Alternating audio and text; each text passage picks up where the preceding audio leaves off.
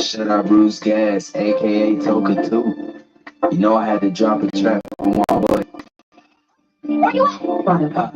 Yeah, I've been in your rapping boys out here telling babies. I'm the hardest doing nigga, I ain't signed to no label. Hey, BruceGas putting them fights on the tape.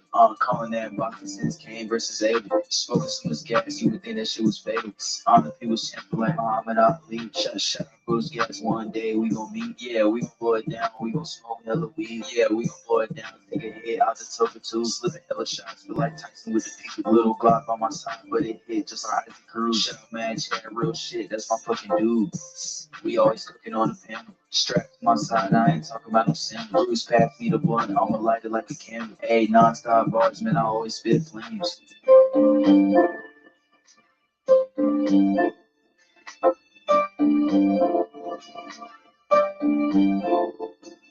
Feel like BruceGas always got a different strain. Bitch, you ain't like me, you can never feel my pain. You win and you lose, well, this a fight game. Don't beef on the net and the shit won't change. Said that on the stream, gotta do it for the game. Said that on the stream, gotta do it for the chat. I ain't undisputed. Yeah, hold on, I ain't undisputed, but I want all the straps.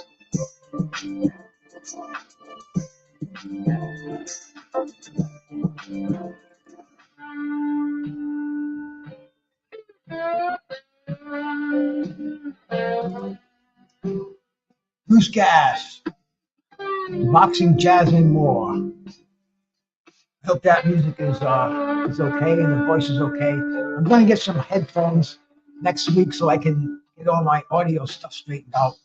I don't want, I was listening to what I did last night, and the voice was popping and the music was okay, but I got a soundboard and I can't really tell how it's going out over the air. So let me know if my voice is too loud or if the music is too loud or whatever. I can mix it up a little bit better. We're going to turn this music down. Yeah, see, I just want that music in the background, like so. And hey, man, we got some boxing going on tonight. Happy 420, I guess I could say. You know, in this fight, man, I think they started this card around 420. There's been boxing going on all day long. You know, they showed the undercard. In fact, I just watched the Revchenko and Vaughn Alexander. Interesting fight, man. Revchenko was fighting at 168. You know, the guy's got he's got a deceptive record. He's got 5 defeats, but you look at the guys who defeated him, man. Danny Jacobs. I mean, the dude has just got in the, you know, he's back again. He put on a great showing against Munguia. But anyway, guys and gals, man, this is 420, and we got the big one coming up here, man. We got Deven, Haney, and Ryan Garcia. Is it going to happen? Is it going to happen, or is it just is Ryan going to cop out? Is he not going to come in the ring? Is he going to pull a no moss like Roberto Duran pulled way back in 1980 against Sugar Ray Leonard at the Superdome in New Orleans? Or is he going to pull a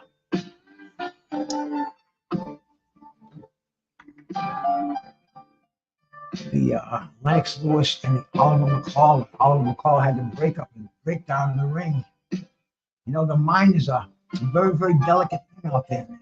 In fact, I'm going to get my mind well tuned here. On this glorious day, I got this crystal clear bomb, nice and clean, ready to do some damage. Saturday night, 420. What could be sweeter than that? A lighter. I do have a lighter. Sometimes you don't have any of those laying around, man. And I got a few of you cats come in here and listen to some party on out and listen to some boxing tonight, man. And we got this. There's some wild stuff coming up within the next few weeks. 2 weeks from tonight, man, we're gonna have the Cinco de Mayo. We're gonna have the Canelo and Munguia fight. Then 2 weeks after that, the undisputed heavyweight championship in the world. And June 1st, man, that's the day I'm looking forward to. That's the day that's breaking all days in boxing, as far as I'm concerned. And I've been around for a lot of these days. This one right here, on paper, it just looks so sweet, man. Turkey a la chic thing, turkey a la chic, whatever his excellency is called. This, I said this a while ago, man. I'm hearing people saying it today. This is the new face of boxing. Go play back some of my shows. I've been saying this for months. You know, since he started putting the heavyweight fights on, since he started just the entertainment factor, you know, in his country. And I don't care where fights are happening, man. You can have them anywhere, because I'm going to be watching, just like I'm watching tonight. It's at Madison Square Garden. That's what is it, about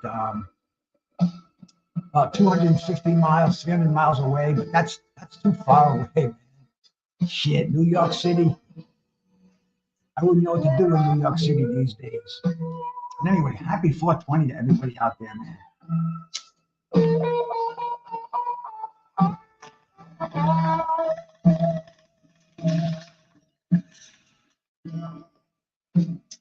I got some good old 420 stuff. Like I said, man, I got a nice little nugget of the blue nuts here to partake in. Very sweet, peppery.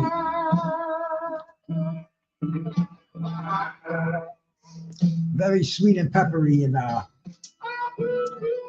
easily too. Check that.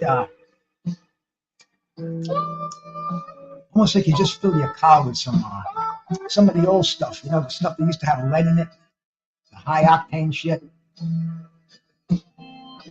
But I got I've got a stream coming in. Cause you know, I got to deal with the pay-per-view people. Get played on the full screen here, man. I'm watching it on Strikeout. Anybody wants a link for it, man? Strikeout.im/boxing. Get you right there. Because, man, I don't know how people can afford to shell out for these outrageous pay-per-views that they put out today. Even today, man, a full day of boxing. We had boxing since 420 on 420. And, you know, most people be sick of boxing. Most people say, damn, I just watched some good fights, and they were good fights too, man. We saw the undercard, man. We had Jonathan Cannabis, man, a young golden boy fighter. Put on a good showing against Marcus Bowes, a veteran, kind of a veteran jobber, but he gives you his money's worth. We saw Amari Jones, man. Amari Jones, definitely something to watch. We saw Darius Fulgham, another fighter on the rise. In that super middleweight division, man, the money division. There's so much going on in boxing right now, man. And you know, I gotta give the matchmakers that Golden Boy credit. I'm not giving Golden Boy credit for putting this up as a pay-per-view, man. But then again, I guess that really means nothing to anybody anymore. Everybody got a fire stick. I never seen a fire stick in my life. I just have my laptops and my desktop, and we tune it in the best we can. And hey, man, I appreciate anybody that stopped in here tonight, man. Daniel Berry, bro, salute to you, my man. AJ64, De Niro, the champ of the quiz we had last night, man. De Niro's a highly educated boxing fan. My boy Ghost out there, salute to you, man. Don't be afraid. Anybody else in here? I see 20 people in here, man. Don't be afraid to drop a comment in the chat and say hello. Sub to the channel. Celebrate to this glorious day of this glorious day of boxing. 420 on 420. Thunder Stud, salute. How you doing, my bros? Good to see you in here, man. I guess they're gonna start this card at 8 o'clock, because right now I'm on that zone thing that just kind of floats around. We used to call it the test pattern back in the day. And the sun is going down too. It's getting dark. I'm even up to turn the lights up, right? I'm at that timing anyway right now. I think the sun sets at 8 o'clock, and it's 7:45 right now. And since I've been doing this show, it's been getting darker and darker. Let me turn the light on. for a sec so I can actually see what's going on. There we go. A little bit of light. Let there be light. Just a little. As we wait for this card to start, I'll tell you, man, that card on the first, just the undercard, the 5-on-5, that's mind blowing. That's mind blowing in itself, and that's not even the main event. That's the undercard.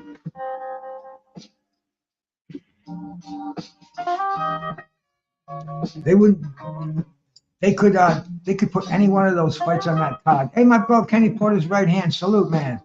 Good to see you in here, bro. I appreciate it. We're getting ready to see this fight, you know, and I tell you, I'm excited about this fucking thing, man. It's a freak show. The weigh-in, everything, man. The pre-show, Ryan getting all freaked out, man. Coming in 3.5 pounds, 3.2 pounds overweight, unheard of for a professional. Going for a belt. I mean, come on. And what do they say it cost them? They better have $500,000 per pound with Deven Haney on the weight. So that's $1.5 million. I heard somebody on there say, hey, what is he going to buy a car? I said, shit, he can buy a house, man. It's crazy. I don't know if that bet is real, if it's just bullshit. But there's a lot of animosity in this fight. Or is there? Or is it an act, man? Is it a salad? Is that so-called slap to the face? Is that real? You know? Are they? From what I understand is, man, that the Barclays is sold out for this fight. And I called a couple of cats that I know, and they're telling me that the pay-per-view numbers are going to be high. So let's see, man. You know, these are all things we're going to be talking about all week long. But man, I'm here for the action of the fight. And the undercard, I don't even know what the undercard is all about in this fight. You know, Arnold Barboza. This is a guy that's he's been sitting there waiting for Ryan Garcia to drop out so he could step into the main event.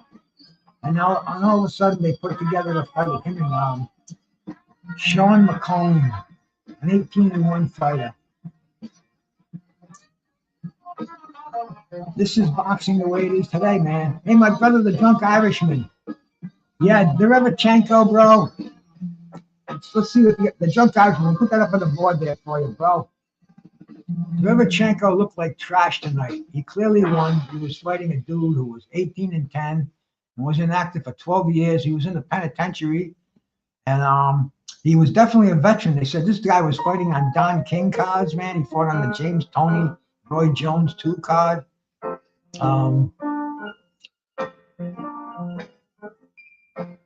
Derevchenko, they gave him an easy touch, man. They want him in a main event. They want to make some dough off him.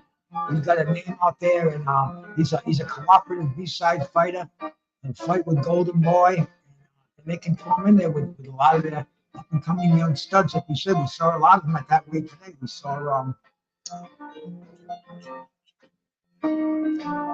Fulgham didn't look too bad. You know, DFG, the nurse, the fighting nurse. Derevchenko, he looked shot, man. He looked shot. He always looks shot. The guy, he had a crazy amateur career. He had almost like 400 fights in the amateurs. So this is 390-20, some crazy record like that. But I mean, dude, he burned out already. After 20 fights, he's ready to be put on the shelf. You know, but he's from that Eastern European style where Derevchenko came from there, and we got a lot of fighters there, man. Bektemir, you know, that Eastern European style. So I got a feeling we're going to see Sergey Derevchenko in there again in a high-profile fight for Golden Boy.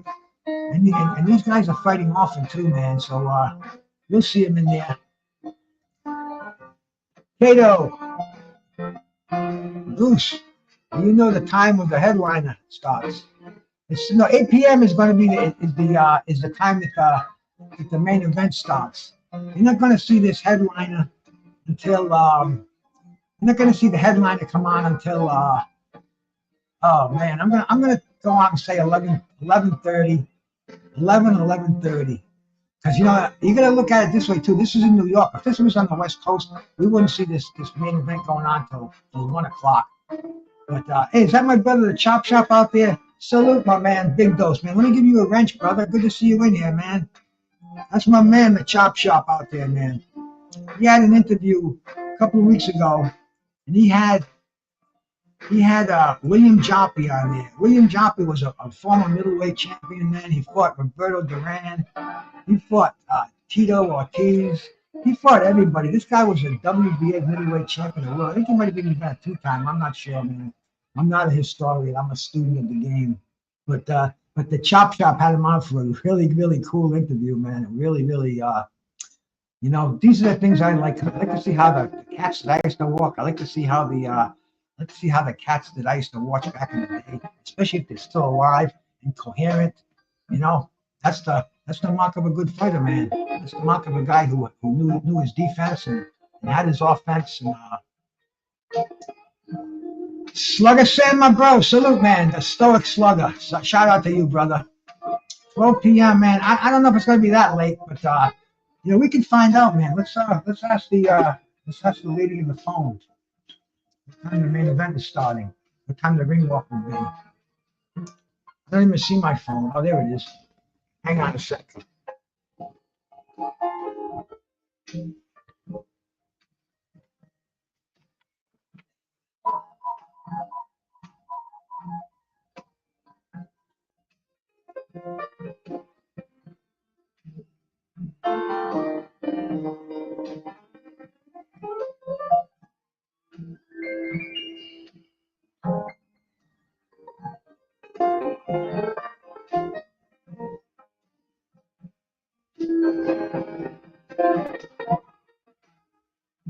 This thing is so slow, I'll tell you that.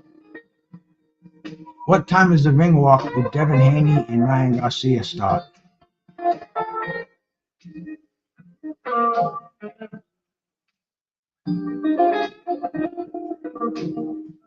Huh. What time is the Deven Haney and Ryan Garcia main event start tonight?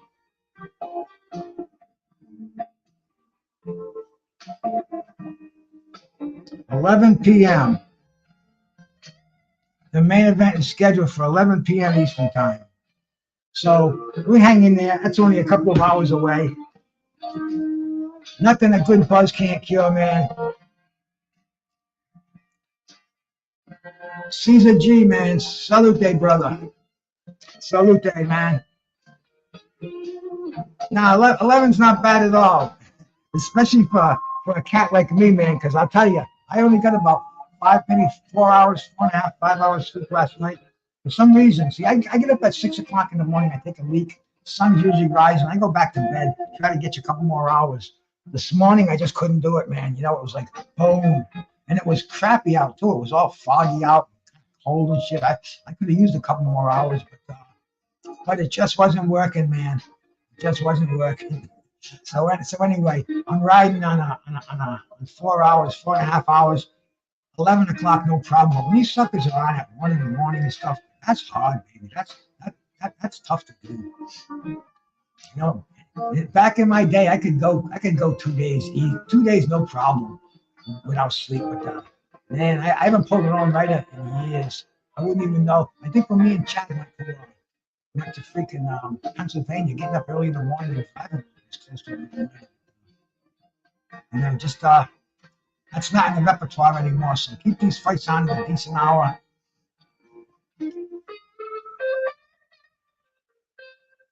I'm definitely excited about this fight, man. I mean, these are two cats that generally don't like each other. Deven Haney, arguably one of the greatest boxers in the world today. Ryan Garcia, if nothing else, man. Hey, all things, man. How we doing, bro? Good to see you in here. I appreciate it. Let me make sure I Tighten you up, my man.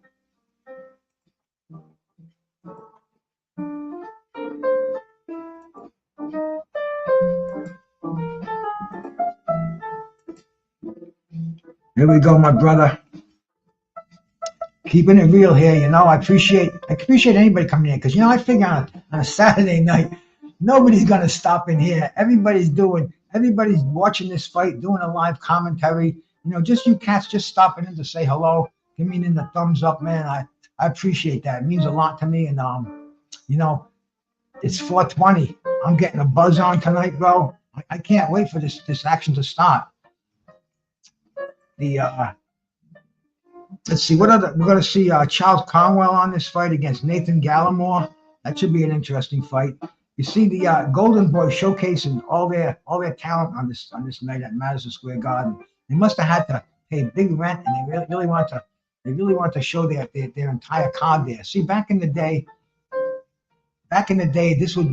they'd show half of this card on like an ESPN on a Wednesday night, and then they'd show the main event part. That would be a pay-per-view, maybe in the early days of Knockout pay-per-view, which was on a Friday. It was like 1995, or it would be an HBO. Not even this isn't really pay-per-view quality. This is HBO quality. This is network quality. But you know, the way things are in boxing today, it's a different business. You know, they're in it for making money, and I guess they're making money with this formula. I think they can make more in other ways, but I guess they want to just jam it all into us on one afternoon. And this has been, like I said, 4:20 on 4:20, so that's kind of memorable for a cat like me who kind of honors this day. I did some edibles today. Me and the old lady, we had 100 milligrams. She made me a really nice dinner tonight. 100 milligrams of we did these grape flavored edibles.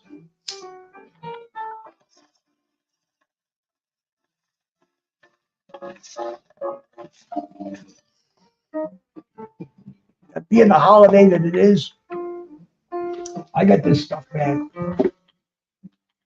I got it online too, bro.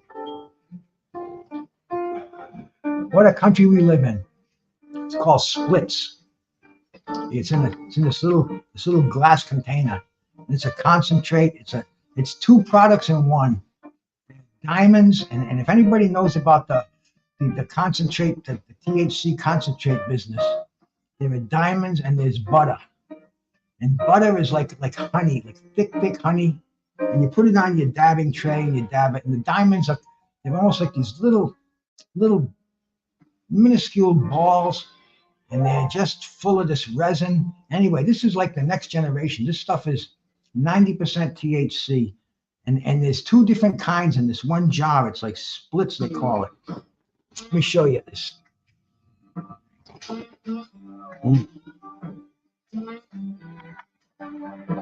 Yeah, it's two different. You got the gooey butter on your left, and you got the diamonds, the liquid diamonds on your right.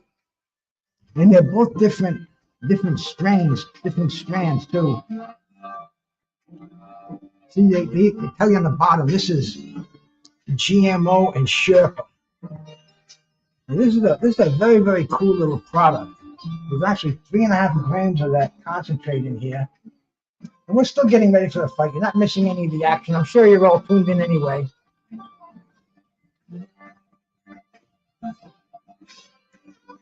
I got a half ounce today for $4.50. 21% THC flower. Wow, man. Wow. A half ounce for $4.50. I'm going to tell you this funny story too in a second, man. I mean, the reefer business today, it's fucking crazy. You know, I grew up in the fucking pot business. Being a pot dealer was a respectable thing. You had to have a good connection, man. And I mean, it was. I think I had maybe a $25 a day pot habit back in the 80s. You know, $25, you get yourself a quarter ounce. And it was good. It had seeds in it, but it was good. But it was nothing like it is today. But now with the dispensaries, they're all having wars with each other. You know, it all corresponds with the story that I got going on here. Anyway, what I'm doing right now is I got this blowtorch, and I'm sparking up this rig I got here, so I can taste some of the stuff I just showed you in that little that little container that I had. I get this glowing red. I got some in the dabber over there.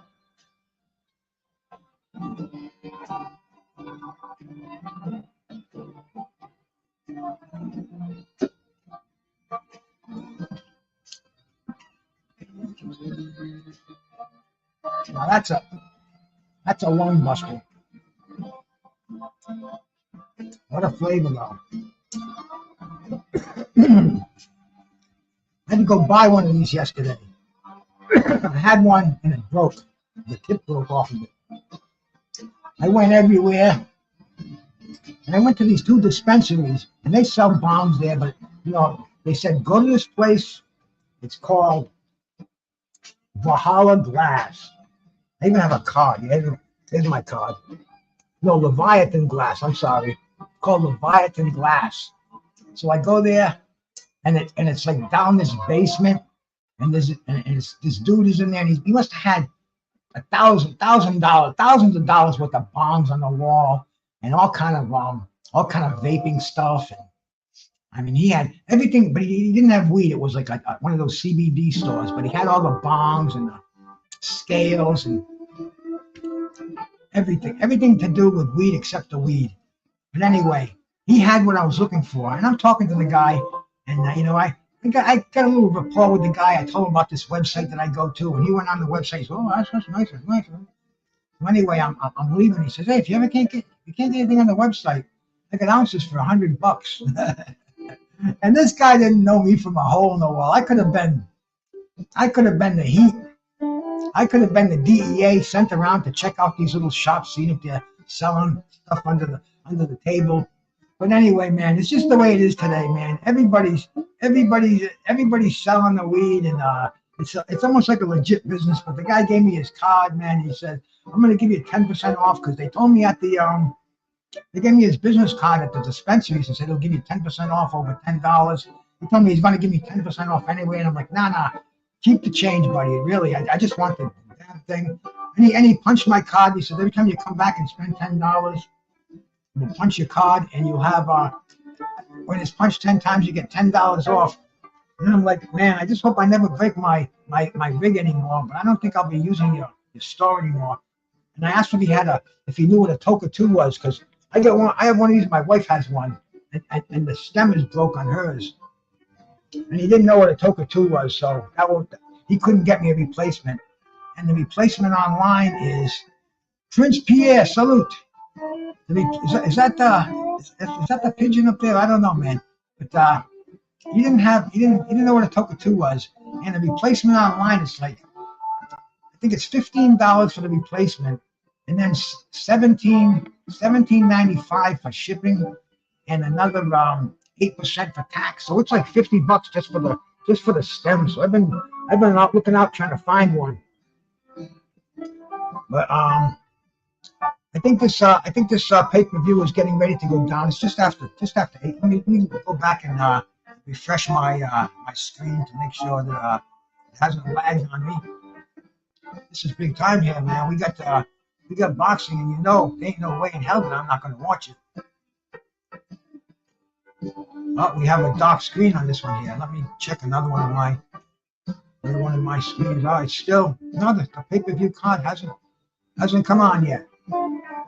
We're still waiting for it. So bear with us, my friends. I wish I could show it. I really do, man. Please don't ask me, because they'll cut me down. See, I'm playing, even this music I play, it's just garbage elevator music. But I like to have at least something going in the background. Maybe I don't have the confidence or whatever it is just to speak on my own. But this stuff, when you go into YouTube, it says copyright-free music on there. And I played a lot of it. But I played one yesterday on my trivia show, and they hit me with not a copyright strike, but a copyright claim, where I don't know, they said something about the rights go to the music creator and blah blah blah blah, and I did the whole thing with the music in the background, but they said there was only 2 minutes of it that were copywritten music. And it was a whole thing, kind of like what I'm playing right now. This is decent stuff, but it's just you know, oh, my man, the Chop Shop, man. I know he does background stuff. He knows how to put music together. Maybe I can talk to you, bro, and find out how to get some stuff I like in the background, some jazz, without worrying about getting a copyright on it. We'll look at that somewhere down the line. But anyway, man, there's so many different options on here, bro, and we love boxing. We stick with boxing. The love for boxing, you can't go wrong. It don't matter where you hang. It don't matter what chat room you go to, who you listen to. If you love boxing, you have your own opinion, man. It's a welcome thing and a refreshing thing. And that's the way it is around here. Ryan Garcia, I think it's starting. I can see the chat on the side of this strikeout site that I'm on. The chat just lit up. Let me refresh it again.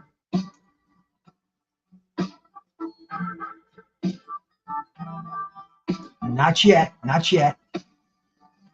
New York must be crazy tonight, man, huh? Low clarity, my brother. Salute.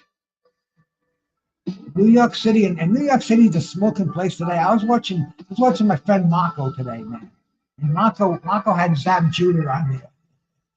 This was about 10 o'clock this morning, and Zab is smoking a big fucking blunt, and he's talking what he thinks is going to happen in the fight tonight, and he thinks Deven is just going to walk right through Ryan Haney. But anyway, he started talking about Mike Tyson because he's New York, and that's the era he was in. He knew Mike Tyson. And he said, in fact, he talked to Mike Tyson. And he said, Mike, is this legit? Mike Tyson said to him, he says, Abs, I'm going to kick his ass, man. He says, this ain't like Roy Jones. This clown's punking me. I'm going to fuck him up. And Mike Tyson's got one more in him, bro. Don't fuck with us old cats, man. You know, we ain't good for the long haul, but, 3 rounds, bro. 3 rounds, and look out. Hagler and Hearns all over again. And I don't give a fuck how old you are. You keep yourself in reasonable shape, man, and maybe you still got one more in you. Let's hope this De Niro, Deven wins it 8-4. Yeah, I didn't put up a poll. I should have done that. Maybe I'll do that. See if I get any willing participants in here, man. Let's see. Bear with me 1 second, my friends. Let me do this hit and take care of this. And then I will find this fight. Make sure we don't miss anything. I know it said 8 o'clock, but it's they're all saying they all got this time ticking down.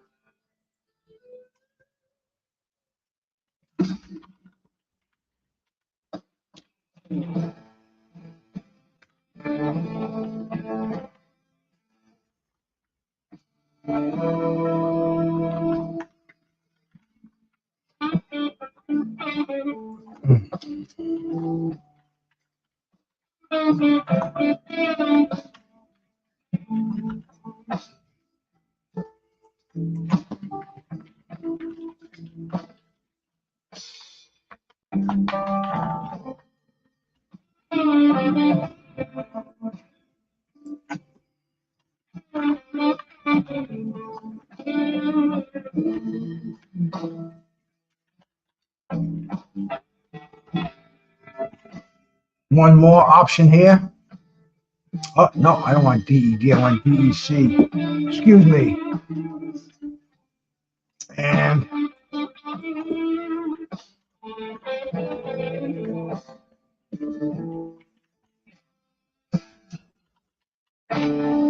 okay, let's check this poll here, man.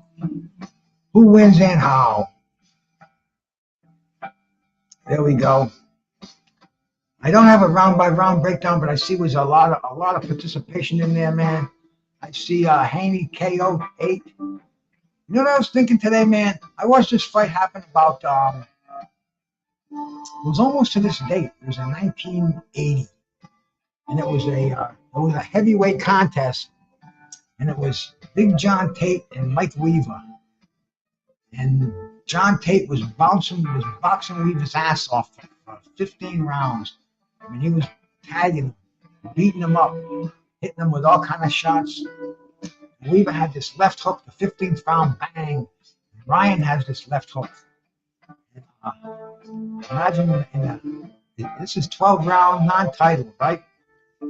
Imagine Ryan getting beat up for 12 rounds and then landing this left hook. He has the power to do it. Ryan knocks him out in the 12th round. Wouldn't that be something? Wouldn't that make us go, whoa, whoa, baby? Is it going to happen? I fucking doubt it. We all doubt it, but who knows, man? This is boxing. This is the sport we love. This is why I'm here tonight. Anything can happen. Is Ryan gonna fucking pull a no moss in that game? No. Getting slapped around like fucking Daffy Duck in there. Or is Deven gonna not have the power? Deven looks really weight training. Weighing. I'm sure he's dehydrated up to his usual 20 pounds. How much is Ryan hydrated up? A nice flash knockdown. That always makes for a very great fight in Nero.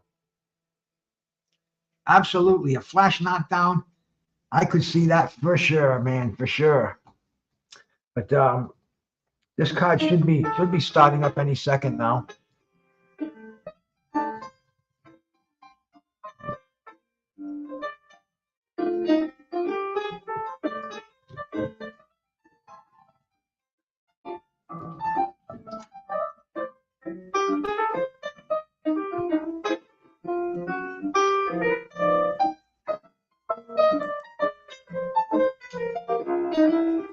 Let me go right back to the let's see, Kevin Haney, Ryan Garcia, Cromwell took that link. There we go. Maybe it just came up and they just put a new link up here, which is possible. No, it still hasn't come up yet. I am certainly not worried about it, but I absolutely want to miss nothing. So we're keeping a firm eye on the on Strikeout TV. I got another one going on Stream East. Stream East says it's not for an hour and 12 minutes yet. So they're saying it's not till 10 o'clock. It's not starting till 10. And I'm hoping a little earlier. You know, I thought it was starting at 8 o'clock because there's a lot of fights going on, and there's absolutely fights happening right now at Madison Square Garden. You know, I mean, they've got how many fighters on this card, man? Let me see, man. Let me count them. 1, 2, 3, 4, 5, 6, 7, 8, 9, 10, 11 bouts on this card. So they've got stuff going on now, but they're not showing it. It's not being telecast. Even though I know the pay-per-view isn't started yet.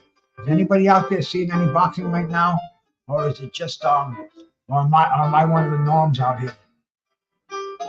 Help me. Because you know what they say, man. Sometimes YouTube doesn't like you, and they throw these bolts at you. They block you. They block your visibility. I hear these crybabies talking about that on here, man. And maybe there's something to it, bro. They had, I know they had him, Iceman, but I'm wondering about I'm wondering if that main event card started yet. If they're making those people in Madison Square Garden wait, because there'll be a fucking riot in there. But then again, it's 420. Everybody in New York is smoking. Maybe they're having a smoke-a-thon like we're having in here, and nobody gives a fuck when it starts. Because that's the thing about the reefer. You don't get aggressive and mean. It ain't like a bunch of drunk Irishmen, not you personally. But weed heads, you tell them the card's not going to start. Oh, man, okay. Let's say, go sit down, have another drink, smoke a little bit more. We call you as soon as the card's ready to start, man. You can go to your seats or you can go to the bar. And this is the reality of it all. What they should be, maybe they're waiting for Madison Square Garden. I mean, not Madison Square Garden, the Barclays Center. I keep saying Madison Square Garden because to me that was the place in New York. Drunken Irishman, what time is it over there, man? What are you looking at, like 1 o'clock in the morning? I guess you're still up late. It's not like you're having your Irish breakfast yet, which to you is probably a shot of whiskey and a Guinness. But you're going for the long haul, my girl, over here. So I know a lot of you cats used to set the alarm clock when Tyson fought. Get up at 5 o'clock or 4 o'clock, whatever it may be. I used to live with a woman from England, and her parents used to call them on the phone all the time, and they'd set the alarm clock. I'd be 10 o'clock. It would be coming on, and she'd be have to wake them up, and they'd have to wake and bake and watch Mike Tyson early in the morning. So 1:15, that's not too bad, bro. But no, it is pretty fucking bad, man. If a card started at 1:15, I'd be fucking rip shit. That means you got to stay up all night. You got to be the fucking the midnight owl over there, bro. That's like working graveyard shift. But then when you guys have your fights, man, I love that because they're on over here at like 5 o'clock, just like the old days, just like Wide World of Sports. So we're in a win-win situation. And when when Turkey Al Sheik has his fights, I believe they're afternoon fights, man. Really early afternoon fights. Because wasn't his last card? Didn't it start at something like 8 o'clock on the West Coast? Started at 10 here, 10, 11 here. So that's gonna fucking throw a whole monkey wrench in boxing. I guess we're gonna have to, cats like me, retired.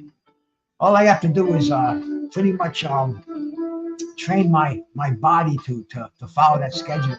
A lot of these poor bastards, they have to work for a living, and work dictates what time you wake and what time you go to bed. So is it going to really fuck up the fights? And they had that last one on a Friday during the day. It was a great card in my opinion. But being on a Friday didn't bother me at all. I like that because we can watch the fights during the day, talk about them at night on YouTube, man. That's perfect for me because I forget so fast, man. Tomorrow I'll probably forget what's going on, will be going on tonight. But if it's like the preliminary we just saw, that we could talk about. Rivachenko, is he a shot fighter? What's next for him? Is he going to get it? Did you catch here today that David Morrell relinquished his title and he's moved up to 175? I heard that today on the internet. I don't know if it's true or not, but it sounded reliable. I can't remember who said it, but it was one of those. Okay, I believe you right now till I find different. Let me get some water here too, man. I had a swig of the water here.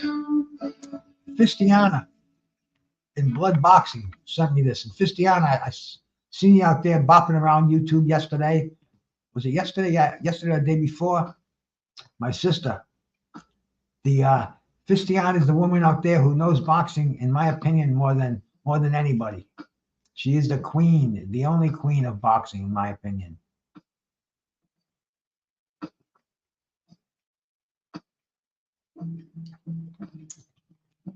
And I mean it.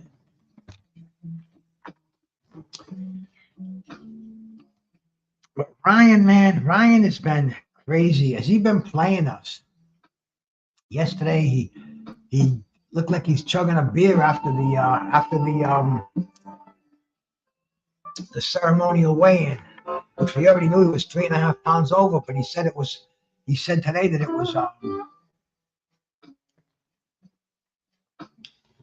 lemon juice and water, and it wasn't beer. Apple juice and soda water, and I mean, fucking guy's a character. Deven said to him, he says, "I'm gonna end this shit. I'm gonna fuck you up."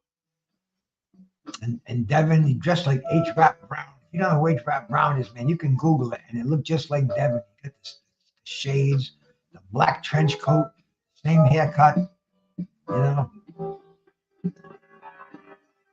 Saudi card times are perfect for me over here, man. Yeah, but they're perfect for me over here too, man. I'm loving them. It's even when they're on at noontime, it's like Saturday afternoon wrestling. When I was a kid, everybody would gather for that, man. That's That's when that was my initiation into combat sports. The old WWF, man. Professor Toro Tanaka with Bruno Sammartino, Gorilla Monsoon. And it all leads to boxing, man. When Ali fought Antonio Inoki, you Google Ali and Gorilla Monsoon. Ali got in the ring, he got airplane slammed by Gorilla Monsoon. I mean, it was great. It was fucking funny. You know, the greatest, Muhammad Ali, gets chased out of the ring by Gorilla Monsoon, and Johnny Rods was at ringside, and Baron Miguel Ciclone. It was a whole work. It's classic. If you ever get a chance to watch that, man, absolutely go Google that one. Give you a good fucking laugh. You know, Muhammad Ali, the showman. Like I said earlier, I thought for sure that this sucker was coming on at 8. Somebody told me the pay-per-view starts at 8. And I would almost guarantee that they got some of these guys fighting. There's, what do they show? 4 or 5 fighters on the undercard. They showed Cannabis. They showed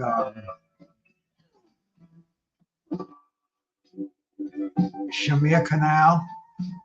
They showed Fulcrum. They showed Amari Jones. They still have to show Cromwell, Kevin Newman, Arnold Barboza, Bektemir. I'm always looking forward to seeing Bektemir. John Ramirez. That's a WBA interim super flyweight title against David Jimenez. 13-0. John Ramirez against a 15-1 Jimenez. But these are super flyweights. What is that? 115 pounds. Junior bantamweight, the same as super flyweight. I kind of think it is. I'm not sure. Anyway, we're going to see that fight tonight, and then we're going to see. And it says in here they still have for the WBC World Super Lightweight title, but that title's off the boards, man. If Devin Haney loses, then then the title's declared vacant. That's the way they used to do it. I'm sure they still do it that way. Hey, my brother, the Black Horseman, how you doing, man? UGC Flame, salute, bro. Good to see you here, my man. So Devin he's got his belt to lose. Ryan's in a no lose situation. You know, he really is. If he makes a good showing, because people are watching this fight. A lot of Ryan's fans. These are the ones that are going to buy this fight. And you know, is it good for boxing? Maybe it is, man. Because today, what's bad for boxing? You can't do anything bad to boxing. Boxing's been through the ring. Boxing's been through the ringers, man. Everything that's bad has happened to boxing. Has happened. You know, they're not going to revert to the matches and shit like that. You know, boxing is it's had its heyday. It's a different environment. It's a business now, and you know. Devin Haney and Ryan Garcia. The thing about Ryan's the only one out of those lightweights that are fighting any serious competition. You know, compared to Ryan Garcia,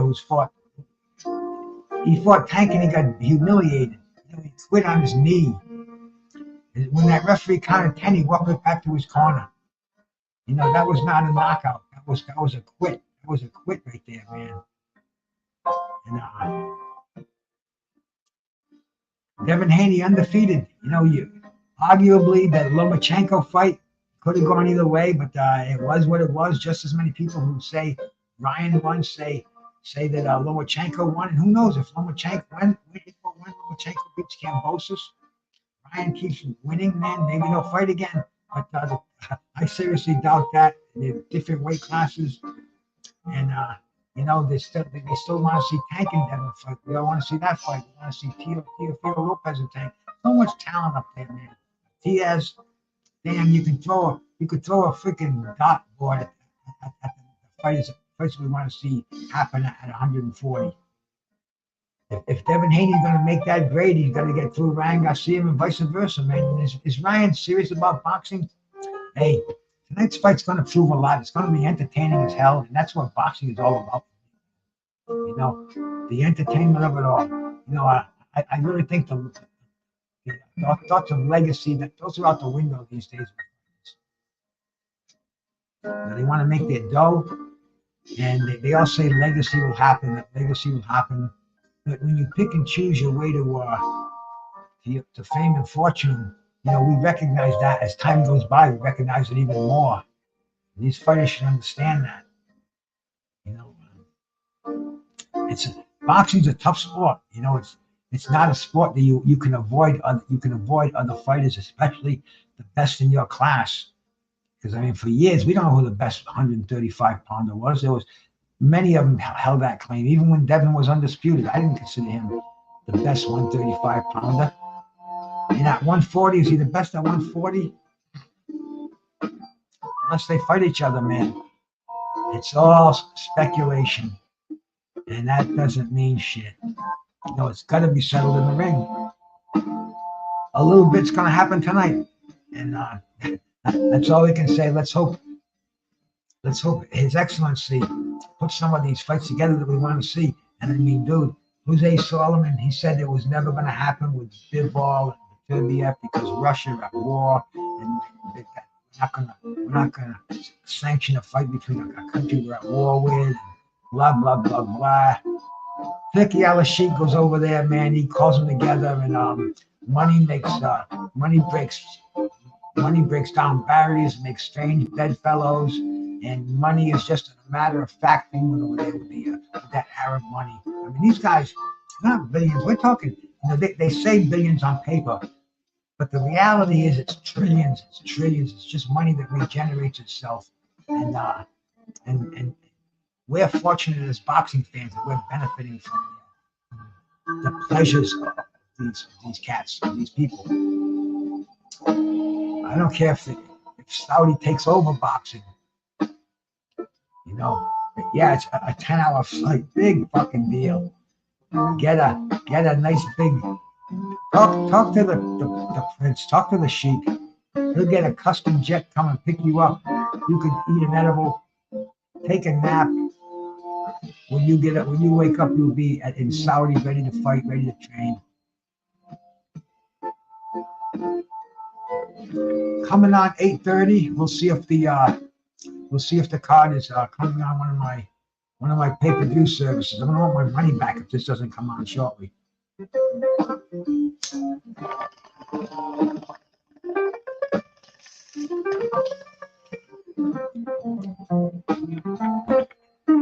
almost sounds like a West Montgomery jazz. I don't know if you cats know the legendary guitar player. He never used a pick. He played with just his thumb and his fingers. West Coast guitar player from the 60s. Great sound. And this is a copy of the style of West Montgomery. Many guitarists try to imitate him to this day. I think the fight has started here. Yes, I do. Yep, we are. Uh-oh. It just went down on me. I'm going to have to refresh it again here.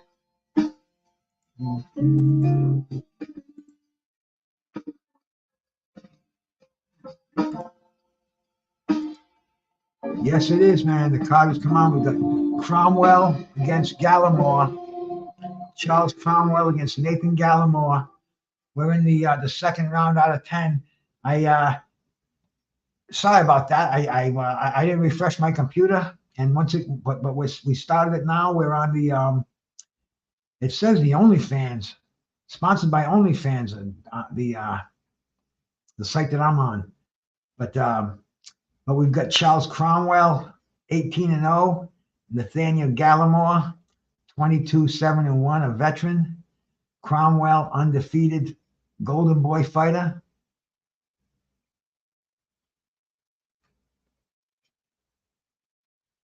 What happened to my background music?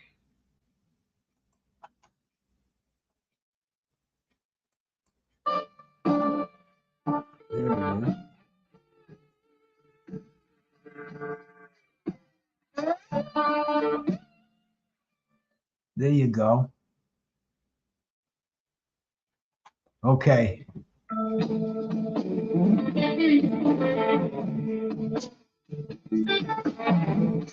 Gallamore shooting out his jab. Charles Cromwell coming forward behind the high guard. Gallamore doing the boxing, shooting that jab out. Cromwell comes through. Left hand, right. Left hook, right hand. Gallamore shooting out the jab. Like I said, Gallamore's standing outside. Cromwell trying to get inside to the body. Shooting out that jab.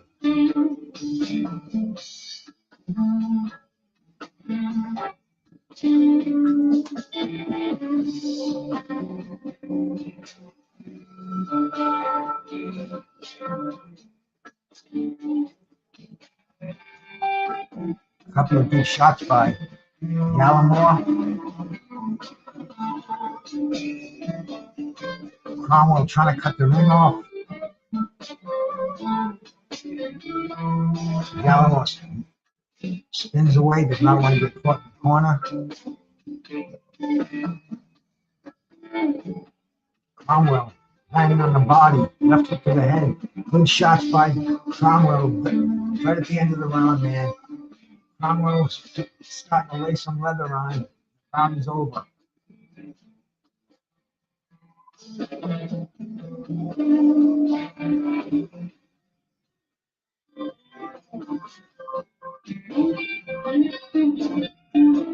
Gallamore getting his instructions.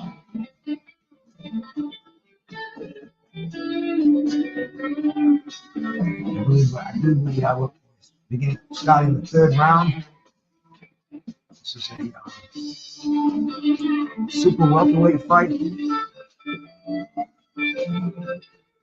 Another card, another weight division. A lot of fights to be made. A lot of talent in that division.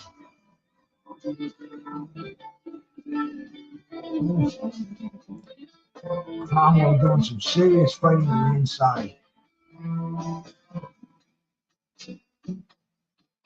Here we go. I believe this is the start of the third round. 3 out of 10. 10 round. Super welterweight. Undefeated Charles Cromwell against the veteran 22-7-1 Nathaniel Gallamore. Gallamore's got, let's check out the opponents he's got in his record, man. Oh, yeah, he's got Bohanachuk, the guy who just won on, he just beat Mendoza. He was knocked out by Bohanachuk. He was beaten by Sebastian Fundora, Eric Rubin. The dude's been in with Patrick Teixeira, J-Rock Williams. I mean, this dude's been in with everybody. He's got the experience on his side. Hector Mercado. I mean, this dude goes way back. He's got a lot of names on his record. Nathaniel Gallamore, absolute veteran of the game. Charles Cromwell, tough little bulldog fighting that Joe Frazier style. Oh, nice uppercuts on the inside. Left hook to the body, ripping through the uppercut. And then the 4 in a row. He's just going crazy with the uppercuts. He's a bigger fighter, and he's ripping the body. When he bends over, shoots those uppercuts. Just do a big left hook, try to end it all. Gallamore's keeping the guard high, trying to protect that body. My screen just froze in the middle of a beautiful left hook, but uppercut.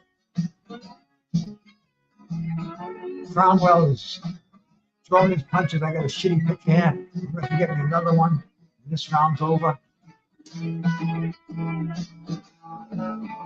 Yeah, this is not going to work. I hope the round doesn't end before I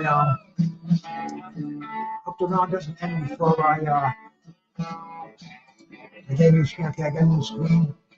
Let's see if I get it in full screen. Boom. Okay, man. I think all crack streams coming through for me. 44 seconds to go in the third round. I don't know how far behind I am. Yeah. Cromwell looks like he's gonna knock him out. He looks like Joe Frazier in there, Carlos.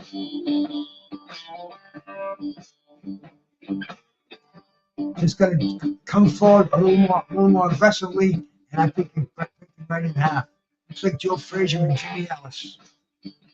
I always put these old fights. I always compare them. Why? I don't know. That's all that's in my brain.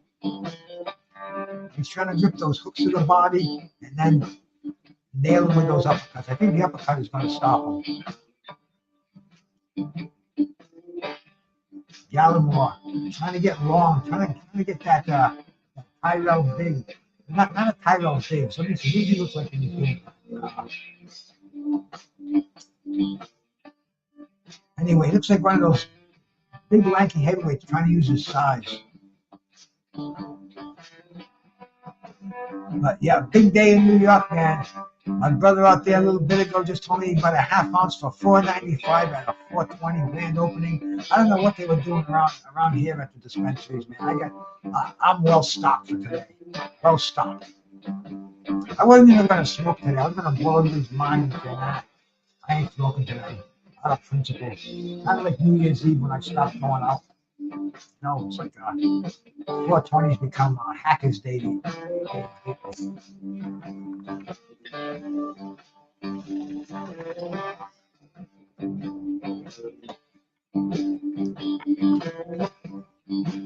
Getting ready to start round number 4. You're very easy to get a good screen here. I got another one here. This one is I don't even know what it is, but I found it just like that. Didn't miss a beat. Here we go, getting ready to start round number 4. And this pretty exciting fight going on here, man. Charles Cromwell, Nathaniel Gallamore, super middleweights, super welterweights.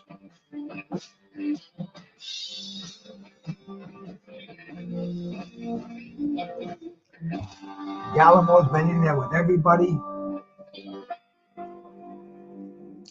It doesn't look like he has anything that's going to stop Cromwell. Cromwell coming in hard, low, left hooks, straight rights, uppercuts.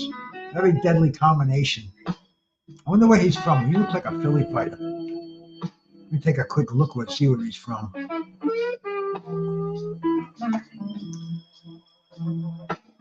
Cleveland, Ohio. Place of birth, Detroit, Michigan. He's got some good road underneath him, man. Ohio runs boxing in Detroit, the home of the Hitman. My man up there. You know, he sent me two pictures, 2 autograph pictures. I got one framed there. I don't know what to do with the other one.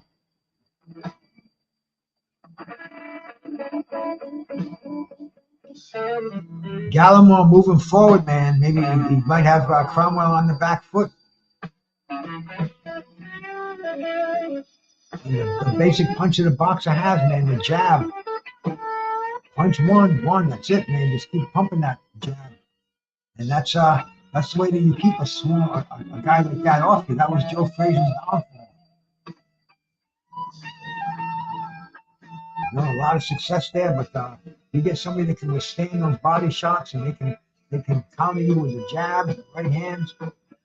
Oh, once again, man. Oh, Cromwell, beautiful work downstairs, and always trying to end it with that uppercut. Shooting out the jab. Gallamore, though, man, tough veteran. He's taking amazing shots. Amazing shots, and he's coming through. Definitely a good scrap coming on here. Hey, BBO, my brother, salute, man. Good to see you. I appreciate you stopping by, bro. Don't forget to hit the like button up there, man. I guess that means something. You know, now that I'm starting to get told by YouTube what to play in the background, and you know, they wanted my street address and all this other bullshit. So I know I got to play by their rules. So I know that those thumbs up mean a lot. Thumbs up, thumbs down, whatever it may be. And, you know, leave a comment out there. Keep the chat going.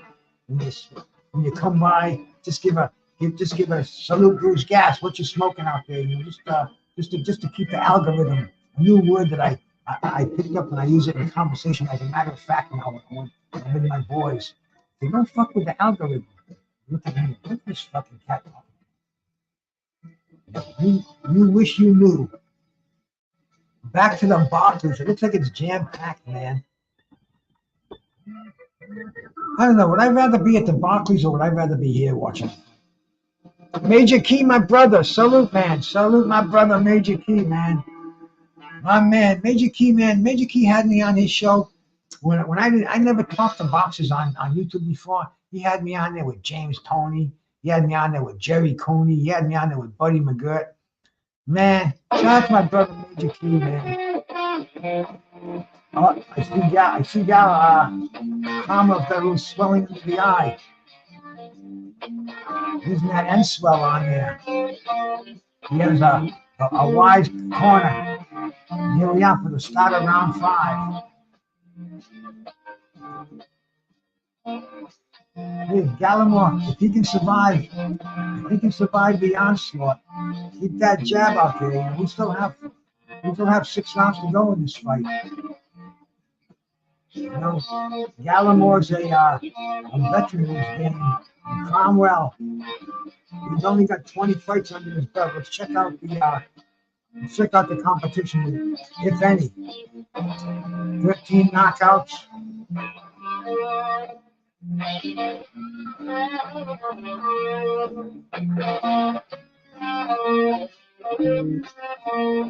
Patrick Day, the late Patrick Day is on his record.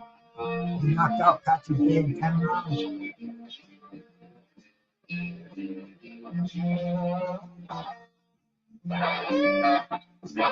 Not a lot of household names on the record of Charles Cromwell.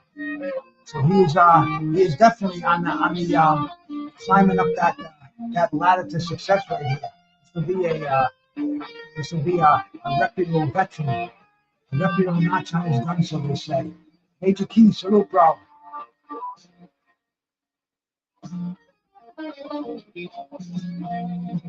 Major Key, anytime, my brother.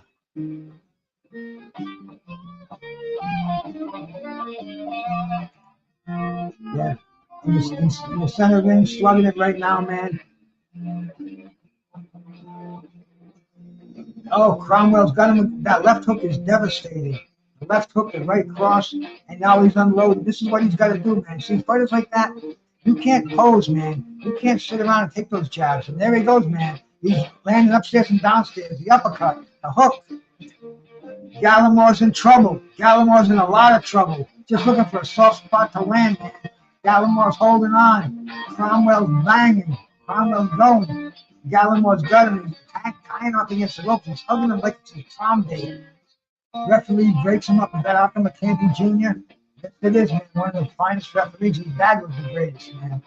He's got an expert referee in here.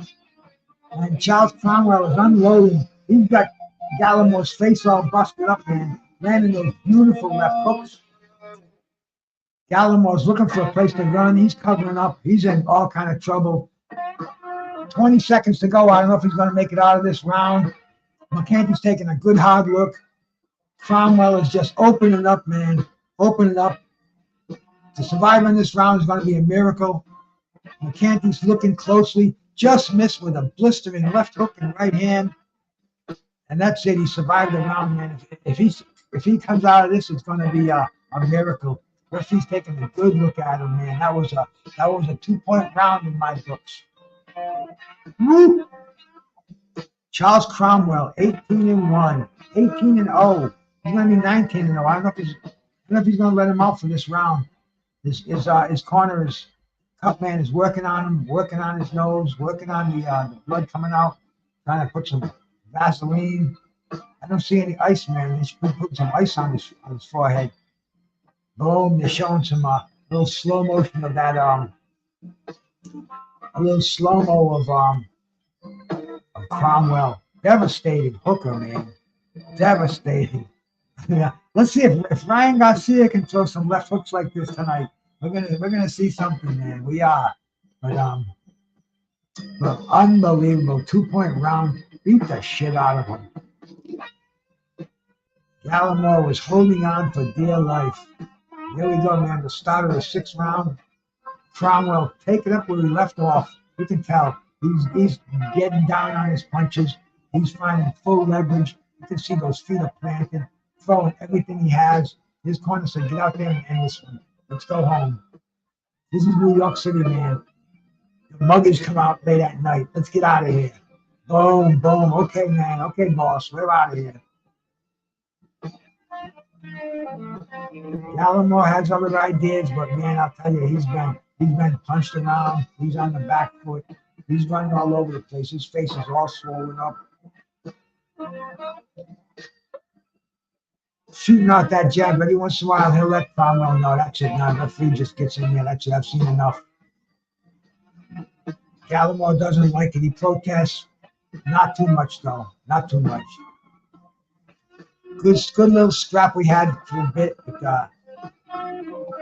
but Cromwell, man, he just he showed the best, man. Cromwell, he absolutely showed his class. Out slugged, stayed in there. He took the best that Gallamore had to offer, but it wasn't enough, man. Youth won, and Charles Cromwell remains undefeated. Now he's 19-0, and with another knockout. I don't even want to go see what his knockouts were. Hey, my brother Nick Hammer, salute, man, salute, man. You staying up for the fight, bro? All right, man, with your sons. What's better than that on 420? Yeah. They're showing slow motion, and you can see, man, you can see the pain in Gallamore's face. Just a mess. And every time he was hitting it, probably looked like it was leaking.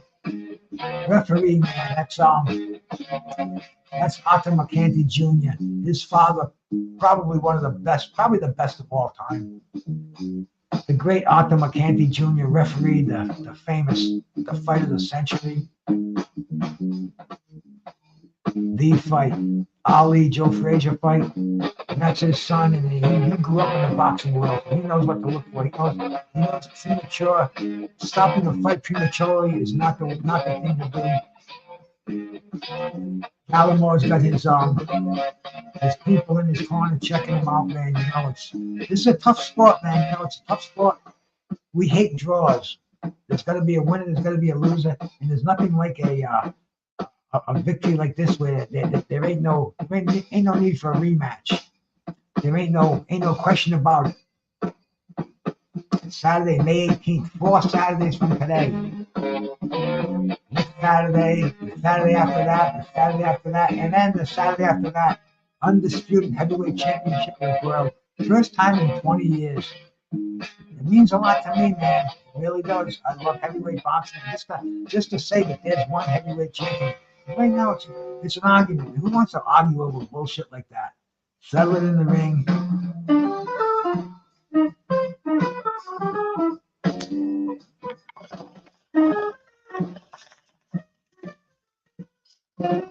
But see, they're going to keep this card going. This is not like a Floyd card. This is not like Vegas, man. This is New York City, bro. You keep this card going, or you're going to have fucking riot in your hands. People don't fucking sit around. New York is a fast city. People don't say hi to you when you walk down the street. They don't fuck. Everybody just pays attention to what they're doing, and they try to get there fast. You drive, you better drive fast. You better, you better have a handicapped friend that you can take with you if you want to walk anywhere. New York City, they're not going to wait around. They're going to go bout after bout after bout until we come to the main event.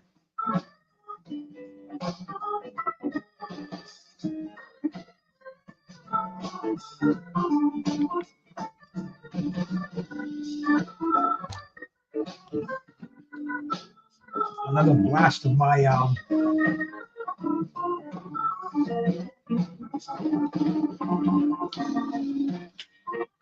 diamonds and sauce. Hey Nick, let me show you this, man. I showed it off earlier, but you being my brother Toka, my Toka 2 brother out there. Check this out, man. The diamonds and sauce. Like you said, it's like dessert that you can smoke.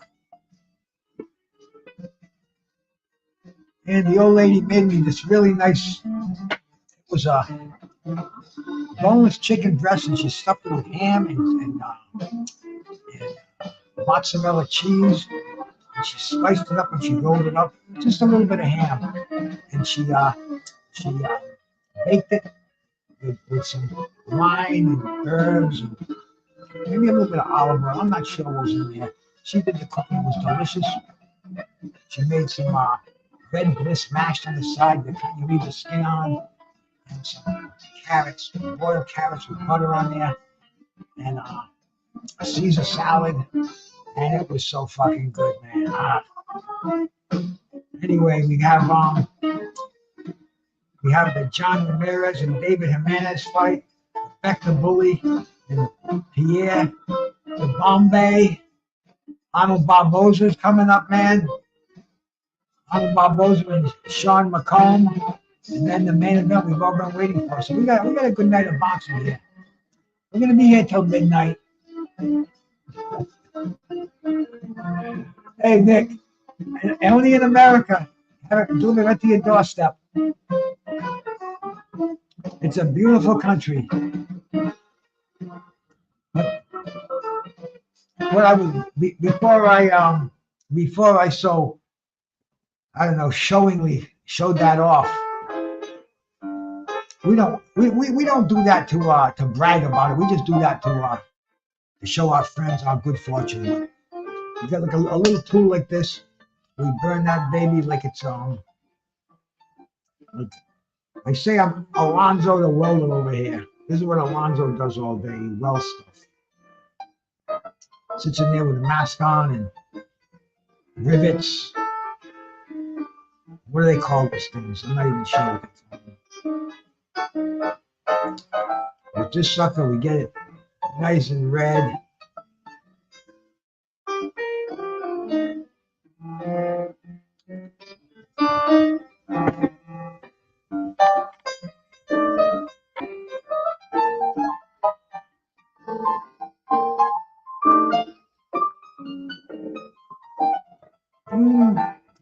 What a flavor.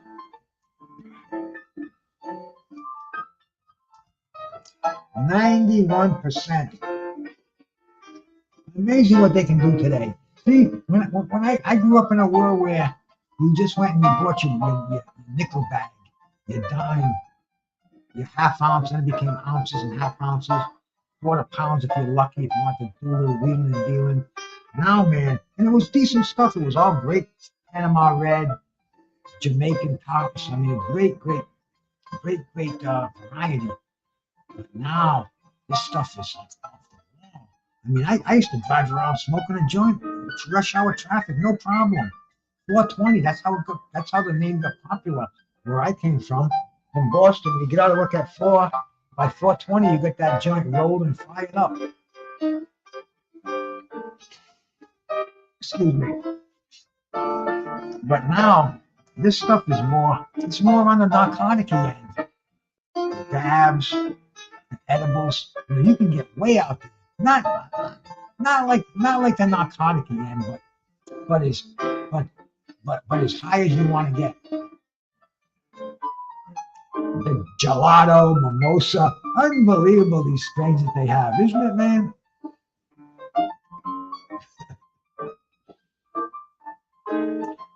Yeah, we can, we can do it. There's a site out there, Nick.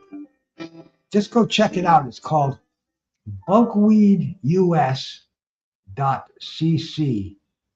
bulkweedus.cc. And bro, it's real, and it's the 21st century, and it's going to blow your mind. I've probably used them a half dozen times, and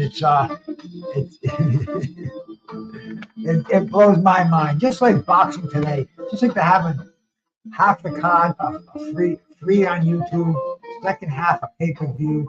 Huh? What the fuck is that all about? So you're supposed to tempt us with the freebie, so we're gonna buy the Ryan Garcia.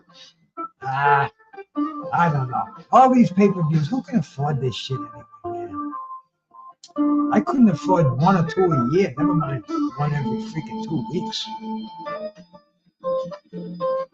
The world that we live in, man, we'll continue to call the fights over here, watch them on these channels that host these fights. You know what I found the other day? I found the IBO channel because a friend of mine, he's now he's the Northeast representative for the International Boxing Organization, and they had the Mike the Bounty Hunter and the fights in Russia last week, and I had the link for that. They came on at 7 in the morning. I got the link at like 10 o'clock in the morning. So I only had the last fight that I could cast live. But I have it now, so when the IBO fights come on, we'll be showing them over here. Yeah, oh bro, customs over there, man. Listen to this, Nick. I do a boxing quiz. I'm not gonna do it every week, but I'm gonna do it a lot. And the first one I had, I gave away boxing magazines, and I have Carlos Mendoza won it, and Carlos lives in Ireland, and so he sent me his name and his address, and I put a bunch of mags together and I wrapped them up, and I went to the post. My wife went to the post office, and she comes back. She says, "You got to fill out this form and this and that, and 2 forms of identification." I said, "Oh man," I said, "All right, I'll do that." And so that's what I have to do, and it's going to take a while. You know, I got to do it, and I got to drive to the post office. But anyway, now I just give them a $25 cash app. But I know what you mean, so I can only imagine you could never use that site that I'm using now, man. You'd end up in the House of Lords, and they'd probably fucking they still use the guillotine over there. But it's around here. Marijuana it's the wild, wild west. Every state is different. Even the ones that are recreational, they don't have any standardized limits on what you can have. You can have in Rhode Island, for instance, you can have 10 ounces, but they don't define that as 10 ounces of the flower, 10 ounces of the concentrate. I get this stuff here called diamonds. This is another variation. I got this online too. Drip diamonds.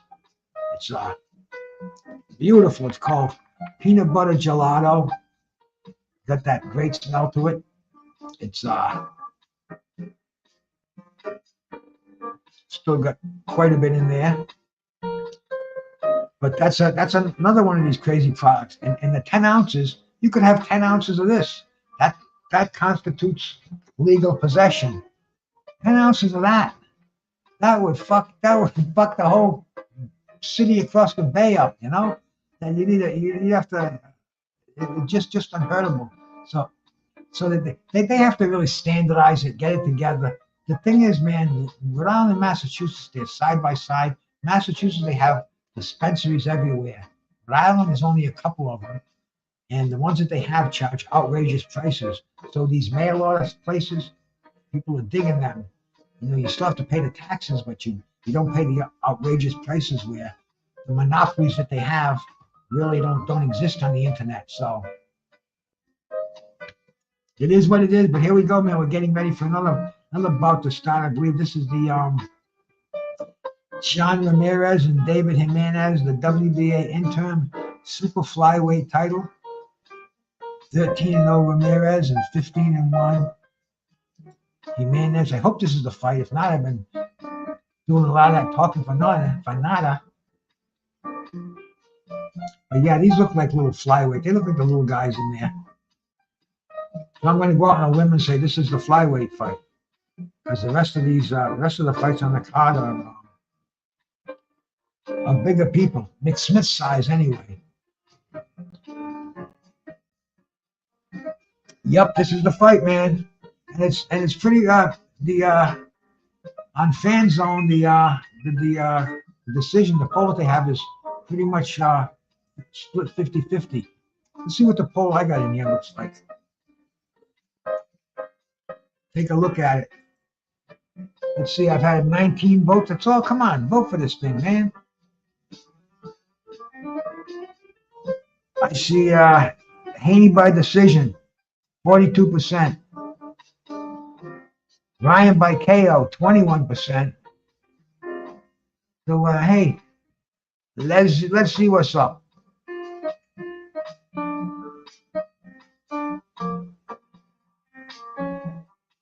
Nah, you wouldn't want to do that, bro. Not till this world gets a grip on itself. Maybe 10 years from now, you'll be able to indulge in the in this. Just it's like something wine connoisseur would have a field day. They do, you know. They go to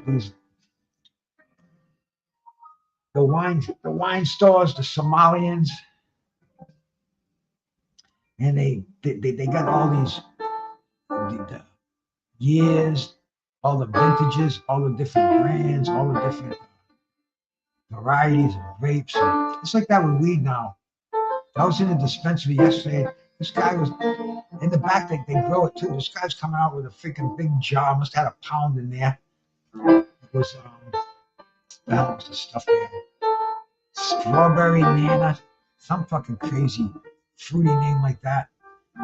And he had a mask on. He had gloves on, like he was handling plutonium. It's a different world out there, and sooner or later they're going to legalize it in Europe, and big business is going to come in and take over. They're going to make a fortune. The thing about it now is around here the prices are starting to go down because they're realizing that any Clem Cadiddle hopper with a field in his backyard can grow this stuff. And if you know how to do it properly, you can grow primo stuff. So these outrageous prices, like $300 for a zip, that's like out the window anymore. Nobody wants to hear that.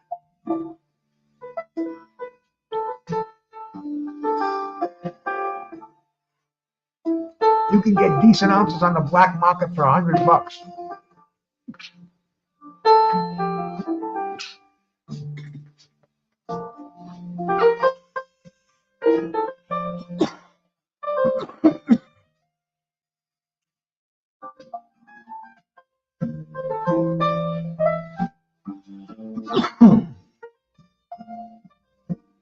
Benji Estevez.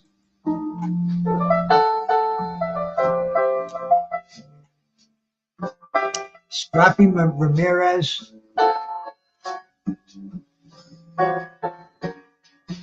(13-0), 9 knockouts, fighting out of Los Angeles.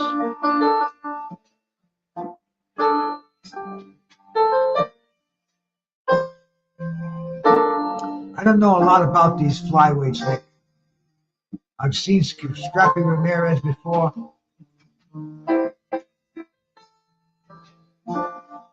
Just when you said it, Scrappy Ramirez.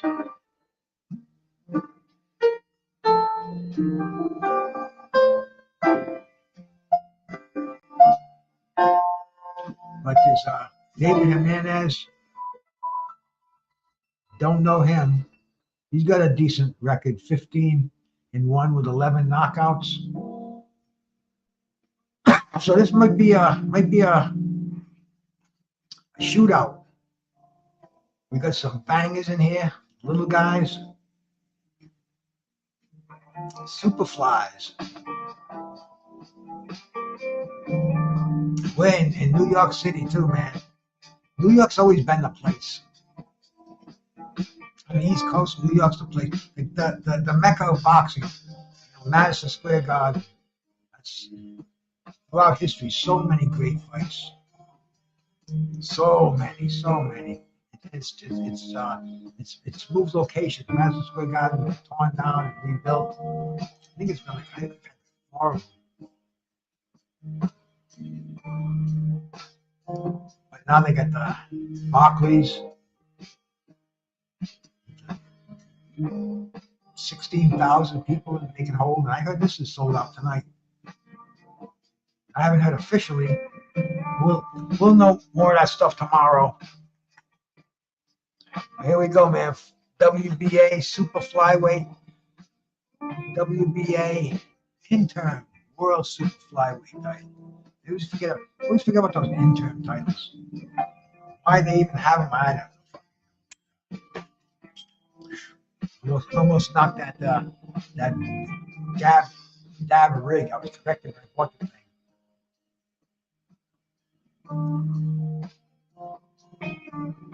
I don't know, Nick. Golden Boy, they have a lot of West Coast fighters there. So I would think otherwise, man. I know Deven is Cali. Ryan is West Coast. It's kind of weird that yeah, exactly, man. Yeah, a lot of fighters are West Coast. So having this fight in New York was almost like they said it was a bad idea. Nobody was going to buy it. I think it's the Devin Haney promotion. I think Devin Haney's the one who wanted to have it in New York for some reason. And this you're going to hear a lot of stuff on. Keep listening to the YouTube channel. There's a lot of shit going on in the back with this fight too. I'm sure we're going to bring a lot of it to the open. It's funny because we hear a lot of things about boxing that we never heard years ago. Now that we're entitled to information on the internet, on YouTube. There's going to be a lot of shit going down this week with this. It happened in this sport. It happened because of this fight, or during this fight. We got two scrappy featherweights in the ring right now. Only one defeat between them.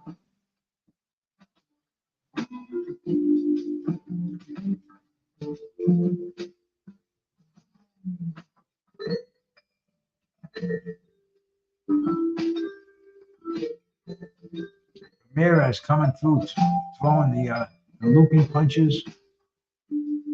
Jimenez walking behind that jab.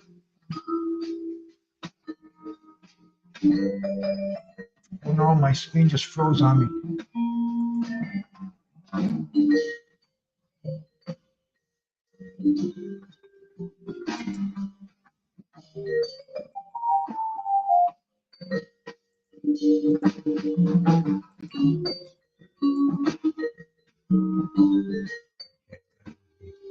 Back on the other one. Between rounds.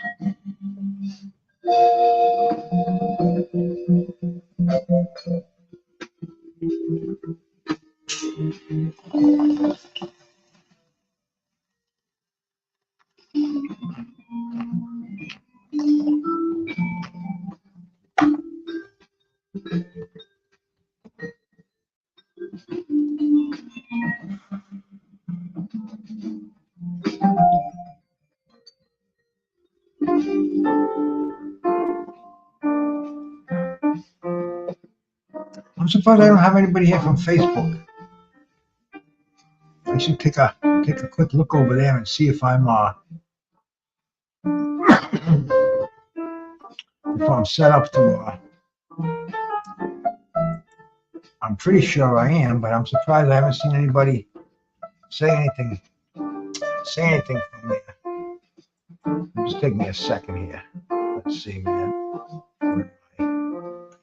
My page. Yeah, I'm there.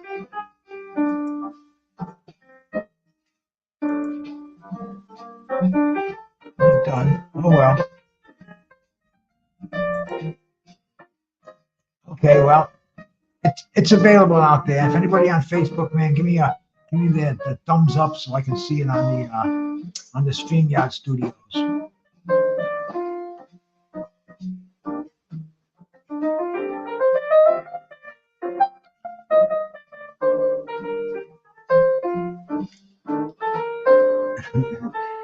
We'll see, bro. We'll see. Definitely, Nick.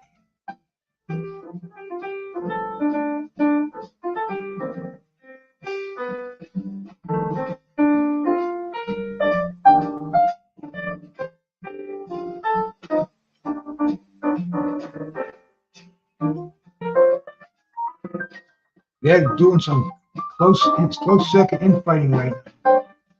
Both of these guys landing damaging body shots. Benji is Deven. This is fast moving too, man. These guys are in high gear. Almost looks like I have it on fast forward. Ramirez going downstairs. What happened to my music here, man? Let me get back on there. Yes, continue. See, on YouTube it says it'll stop. I guess they want to make sure you didn't fall asleep and leave your computer on and you're just recording or something. I don't know, but anyway, it's back again. Even though it's corny music, it's just something to keep my brain functioning. I got a part of it it's based on musical notes. And when something pleasant's playing, this is kind of pleasant. Keeps me bopping, keeps it lubed up to get the rest of the information. Sometimes in the storage way in the back. They're broken up once again. We're in the second round of a 12-rounder. Scrappy Ramirez.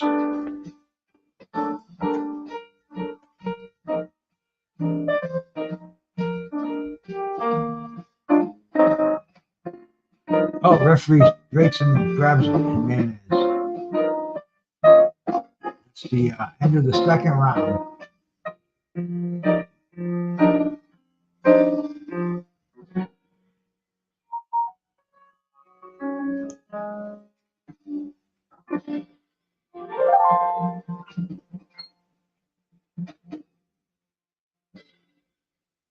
Ramirez talking to his corner, getting his instructions.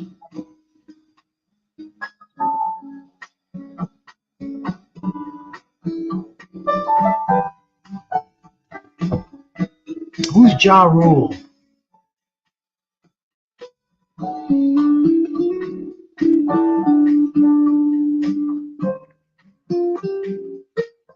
Singer, definitely, right? I'm not familiar with the music. Ja Rule.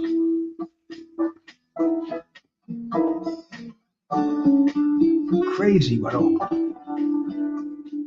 Ramirez doing some landing right now.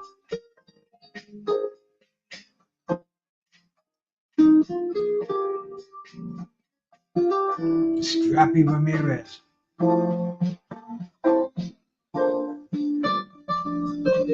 Covering up. Throwing shots to the body. A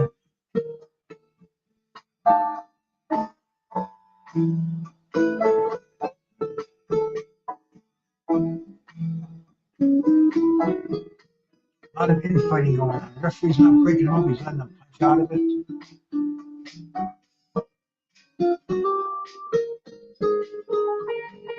Ramirez wants to jab, but Jimenez wants to get inside.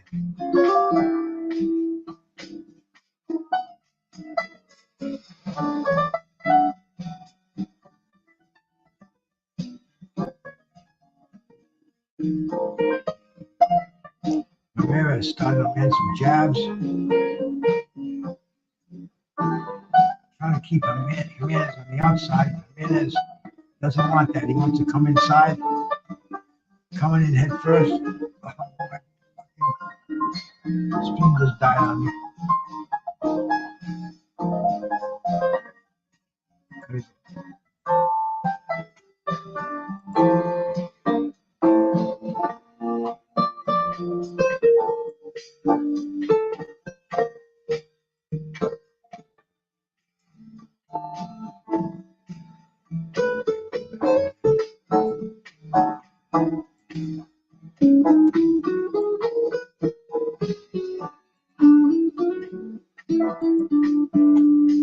We got it again. Okay, we're in the third round. 1.5 minutes gone. That's the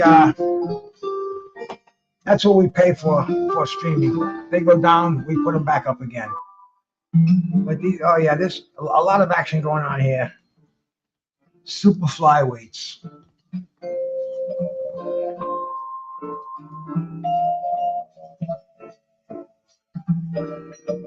Jimenez looks like he's doing most of the scoring. Beautiful left hook upstairs, uppercuts.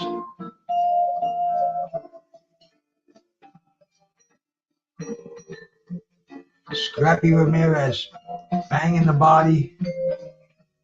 When Jimenez comes inside, Jimenez coming in with his head, strides a big left hook. A little dancing on the outside, coming back inside again. Both of these guys, man, they're doing a lot of hugging the referee. Like I said earlier, letting him break up himself. Referee just breaks him up. Jimenez doing some dancing on the outside, looking for an opening. Back to hugging. Referee breaks him up.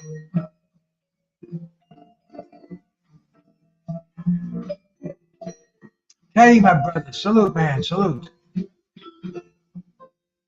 Don't want to miss anything with these guys. These guys are fast. The end of the round.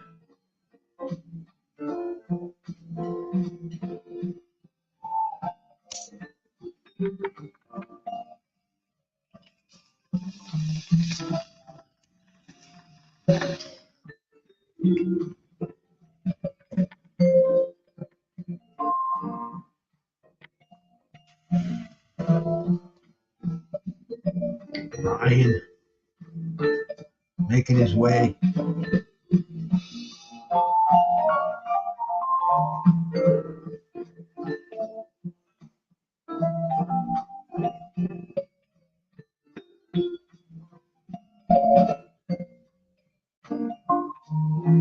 Deven Haney's dressing room.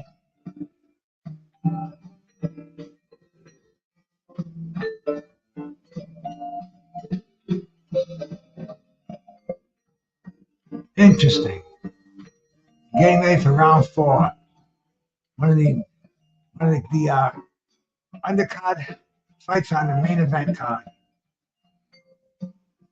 Scrappy Ramirez shooting out his jab. Jimenez is coming in. Jimenez is more aggressive in this fight. I would have him ahead on my card if I was keeping one. But as far as the aggressive goes, effective aggression, Jimenez is absolutely in the driver's seat here. These guys are banging on the inside, body and head.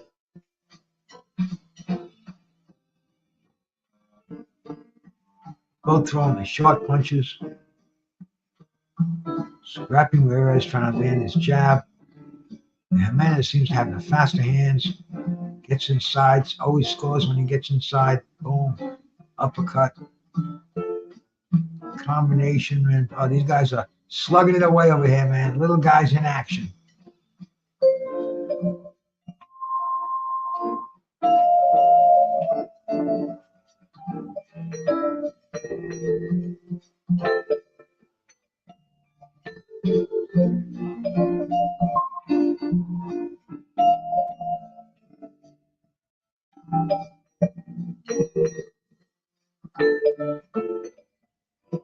Referee's breaking them up, and they just in the center ring, exchanging leather.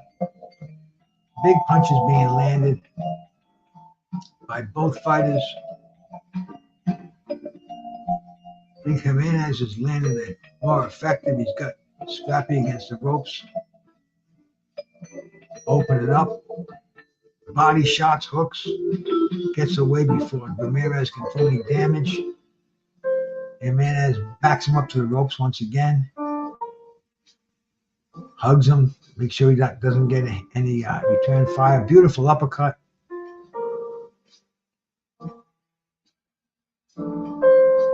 Scrappy Ramirez is covering up against the ropes. Ramirez is pounding him.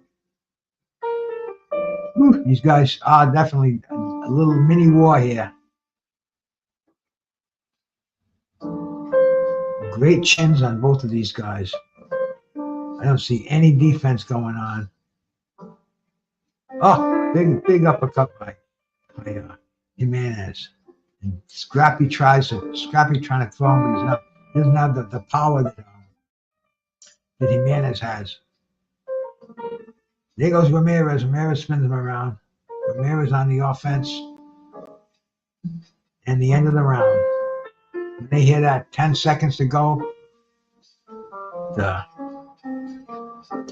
initiated after the fateful Benny Parrott Emil Griffith's fight when the ref didn't know there were only 10 seconds to go in the remaining round. After that, they implemented a new rule, so they knew 10 seconds to go. Referee, keep your eye, make sure no punches are landed after the bell. You know,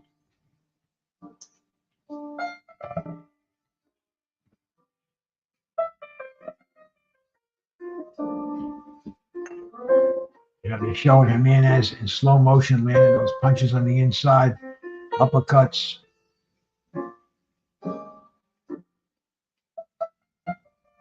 Both exchanging against the ropes. Getting ready for the was that the beginning of the fourth round? The fifth round. 5 rounds out of 12.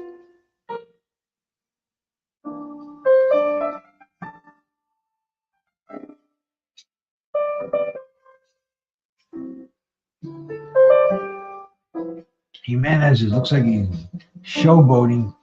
Bounce from the outside, switching stances. Too early in this fight to start showboating.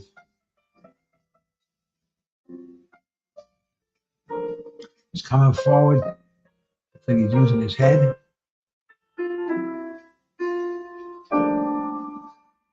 He wants to get inside. That's where he's had his most damage. Shooting those hooks and uppercuts. And it seems to have been the order of the night tonight.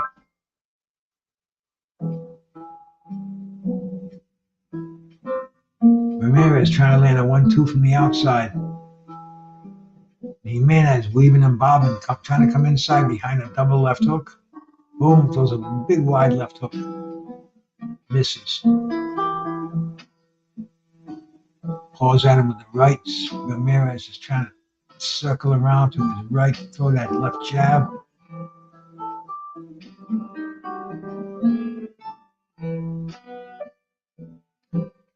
Both fighters hit at the break. Ramirez gets a warning. Beautiful hook and right hand by Jimenez. Jimenez doing some damage on the inside. Ramirez in the form punches back. Now Ramirez gets him against the ropes. So Jimenez goes under, spins out, referee breaks him up. Ramirez does not want to be in the corner. Little headlock going on, referee breaks him up, warns him for it. Keeping it clean. Jimenez moves in behind some great body punches and hooks upstairs, uppercuts. Ramirez firing away with him.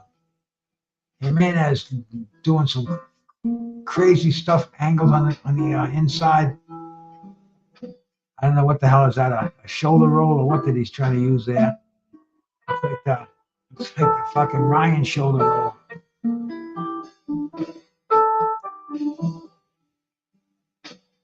Doing some crazy dancing, trying to get Ramirez out of his rhythm.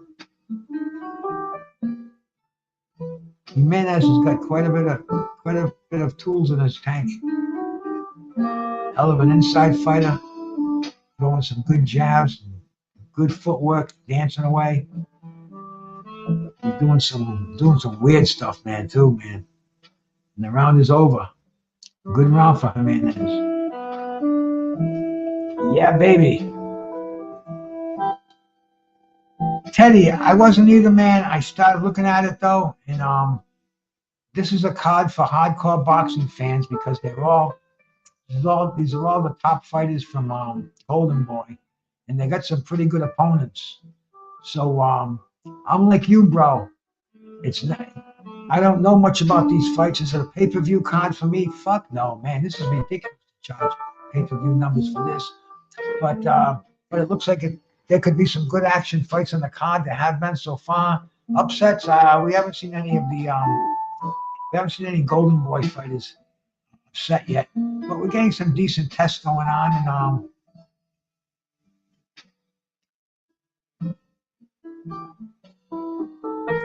306 says I went over my data, so I'm waiting until the main event to add data.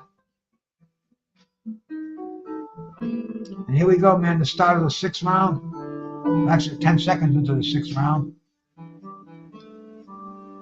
a pretty exciting super flyweight WBA interim title belt for the vacant. Oh, and there goes Jimenez. Some great shots, great uppercuts and hooks. Scrappy Ramirez, tough guy, man. He's got a hell of a chin. He's not going anywhere. Right now, they're hugging on the inside. Referee Benji's going to break him up. They head forward to each other. Jimenez doing some nice dancing, circling on the outside. He plants his feet. He throws uppercuts and overhand rights. And comes back behind, comes forward behind 3 jabs. Oh, low blow. Referee didn't see it. Scrappy Ramirez didn't complain. Ramirez with a nice double hook, right hand to the body while they're on the inside. Jimenez is keeping those hands moving, though. I got to give him a lot of credit.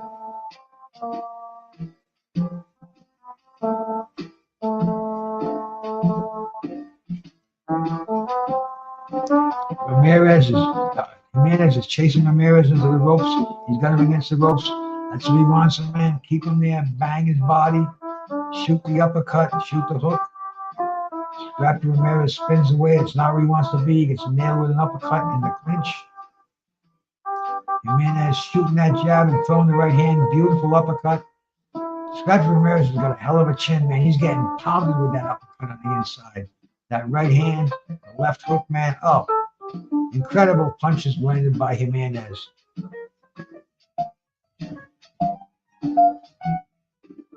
The Mud Files, salute my bro.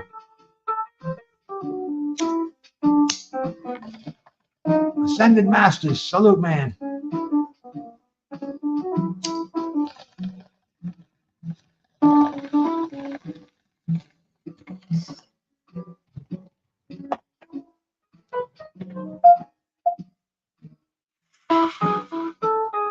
Jimenez is a master on the inside, and that's what most of this fight has been.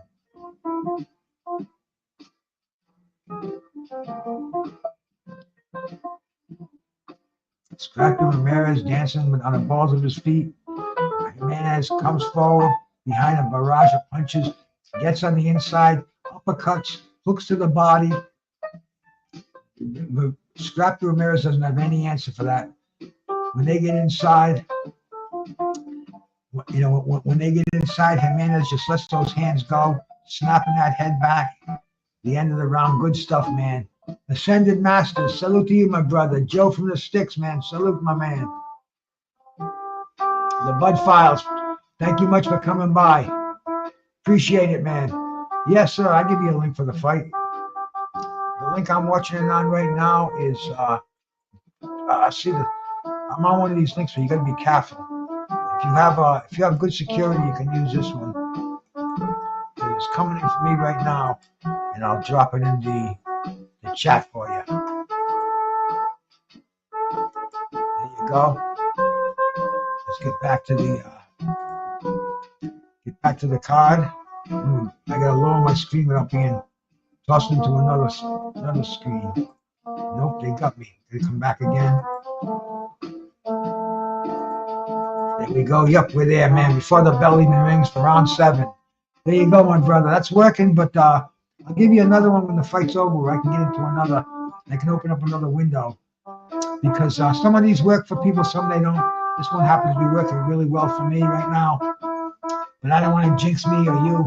And a lot of these links I get, you got to be careful with them because, hey, man, they're stream links. I have good security on my computers, so I don't worry about it. Oh, Jimenez, there was a slip. Jimenez went down. I might have missed a shot. Ramirez moving those fast hands of his. We're in the second half of this fight.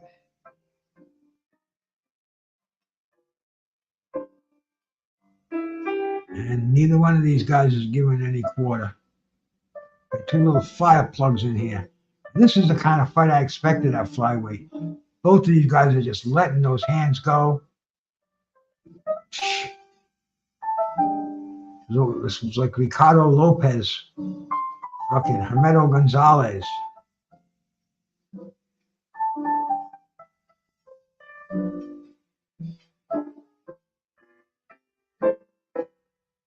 Never stop them. The referee hardly ever has to break them up. You know, they get into clinches, they just punch out of these clinches. 9 out of 10 is how they're doing it. Referee really doesn't have to break much up. Right now they're head-to-head. Great uppercut by Jimenez. Beautiful stuff. Beautiful infighting. The art of infighting. And it's magnified by the speed that these guys have. Great stuff going on here. Jimenez complained about a rabbit punch. Steves doesn't. You can see he's ducking down, and that right hand is going right over his head, and you can see he's ducking into a rabbit punch. So he could very well be getting clipped behind the head, but you can't duck your head into the way of those punches. You gotta keep that head back, keep it protected. Those rabbit punches are killers, man. You see it. One of those early fights on the card. Some Hammer-Nagel. I can't remember which one it was, but it was the guy quit, but he was claiming a rabbit punch. But man, there goes Jimenez. Jimenez is opening up. Ramirez holds his ground, but Jimenez is landing the punches, landing the points. Nice left hook. Steps back, comes back in again.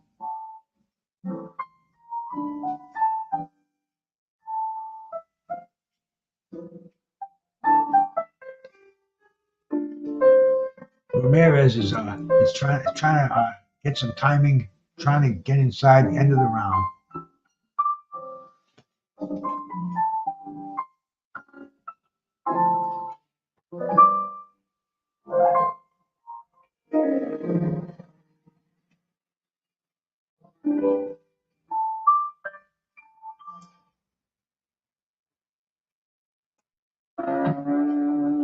This is better. Okay. They're showing a shoreline there. Certainly not my shoreline. This is Miami or something. But let's get back to Barclays Center, New York City on 420. Juan, John Scrappy Ramirez and David Jimenez. It was a slip. But here we go for the beginning of round 8. 12 rounds to go, and they're going by fast too. That's how you can tell a good fight when those rounds go by fast. Both of these guys, they stop where they left off. Jimenez, it seems to be landing more of the punches when they get inside. Scrappy Ramirez, I think he's going for a takedown, grabbing him around the waist.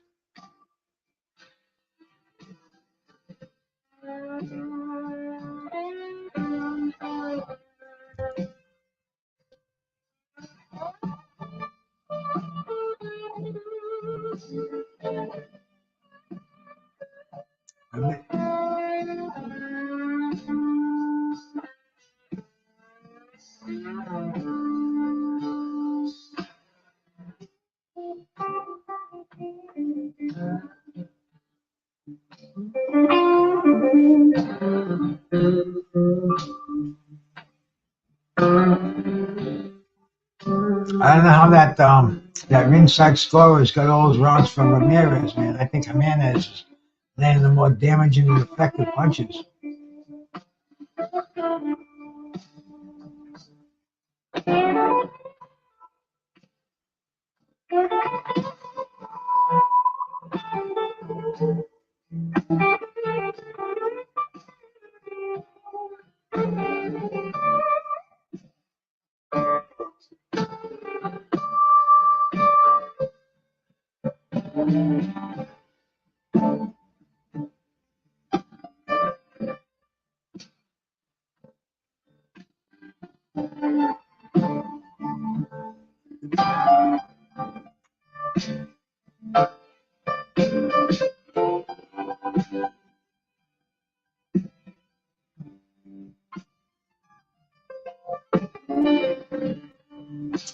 I think Jimenez is holding his own in this fight.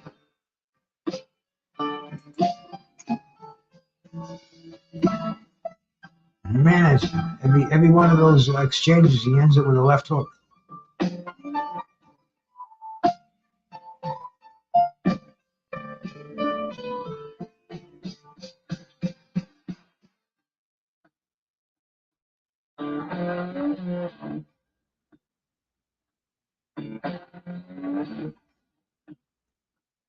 Jimenez working the body.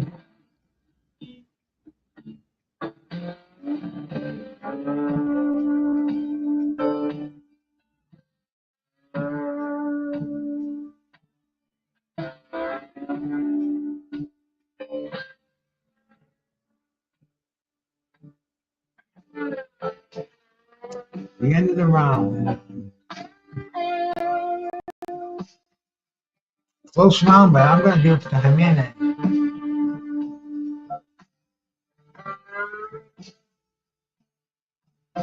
They're showing Ryan warming up with the violins in his room. This guy's a weirdo.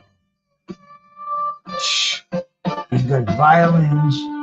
He's got a bunch of water. He's jumping up and down. He's got a string quartet in his dressing room, playing some kind of chamber music. This is weird, baby. I ain't never seen anything like this, and I've been watching boxing since the 60s. That's 7 generations of boxing, and this is weird. I've seen some weird shit, baby. This is weird as they come. And once again, there we go for the start of round 9. This flyweight fight, WBA super flyweight interim title.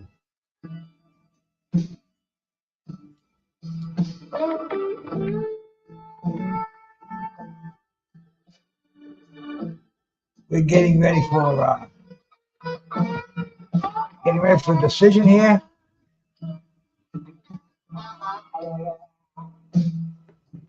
I think so. Scrappy, neither one of these guys has been knocked out, and the one lost to Jimenez was a unanimous decision. That was to an undefeated fighter. The name doesn't come to the tip of my tongue just yet. But breaking them up right now, a minute going in the 9th round. Fairly exciting fight here. Make sure you guys all hit the thumbs up button. I appreciate that.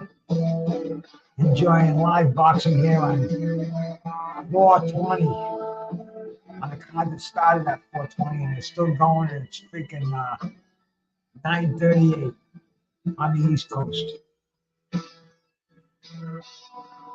They're starting to exchange some power punches now. Those short punches have been exchanged for some bombs going on. Both of these guys know close fights like this, man, you don't want to leave them to the judges' cards.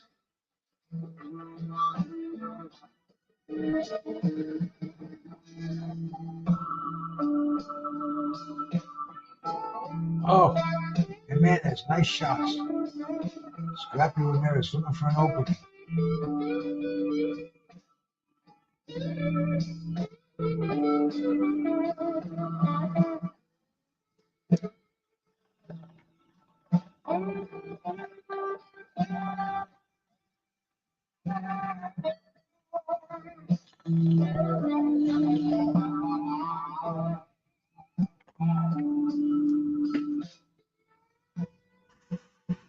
They are going toe-to-toe on the inside right now.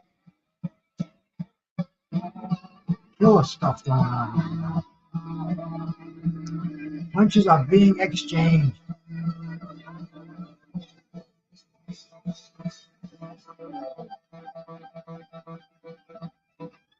Jimenez is doing the majority of the landing here. He's got Ramirez rocking and rolling over here. I don't know how anybody could have Ramirez ahead. Referee, that's it, man. The referee gets in at the end of the round, man. And Jimenez is just moving those hands.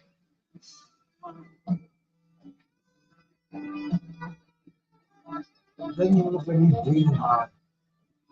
Coming out to the 10th round. Great fight here, man. Great fight. And this is only, we still got some killer fights to go. And I want to see Bektemir Bully. I want to see Arnold Barboza. Stick around, man. Stick around. We got some action jacks. If you don't have a live source to get it, You listen to us over here, man. Listen to me, and I'll get you through this fight. And if you do have one, turn the volume down and join in, man. Join in the party.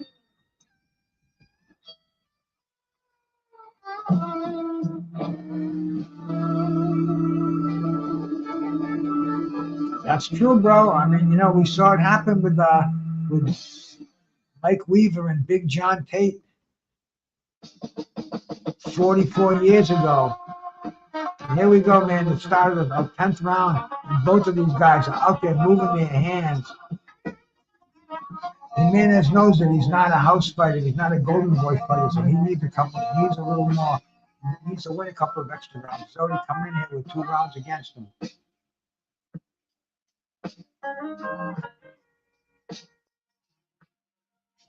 Referee's breaking him up. I guess they're both getting a little bit tired, man. We're in the 10th round. Neither one of these guys has stopped. Nobody's taking a round off.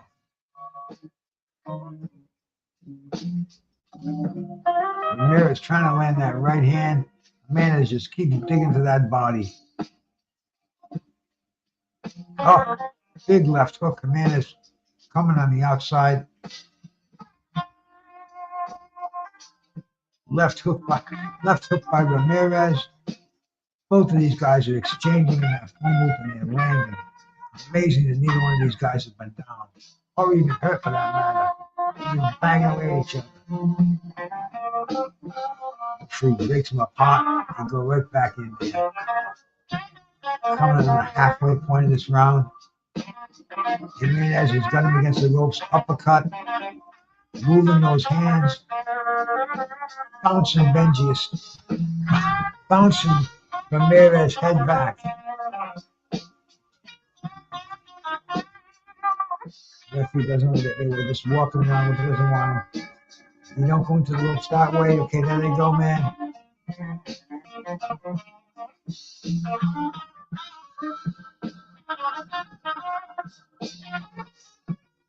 Ramirez is trying to get those hands free to work. Ramirez just can't seem to land any clean shot. Jimenez is all over him, smothering his punches, and then a ton of shots of his own goes on the inside.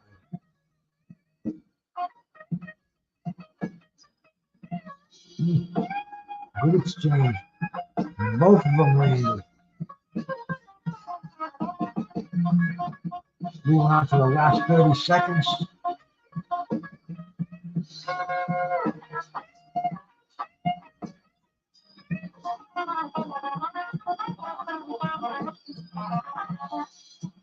Oh, Jimenez sends him back to the ropes. Now Jimenez is opening up with his hands. Possibly hurt Ramirez. Ramirez still throwing punches back. Referees, look, just watch this action going on. The end of the round, another great round, man. This is a good action fight over here. Now we're in the championship rounds, what we call the championship rounds these days.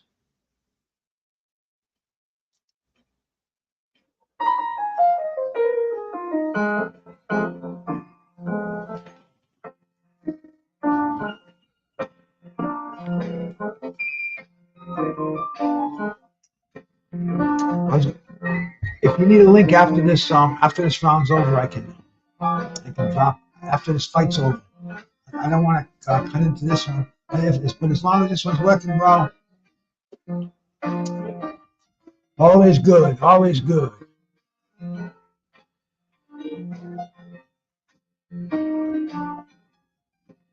New York City is rocking tonight, baby.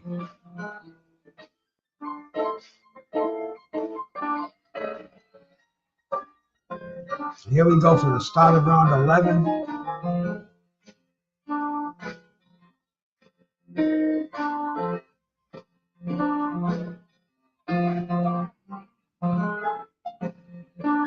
I think we'll see what that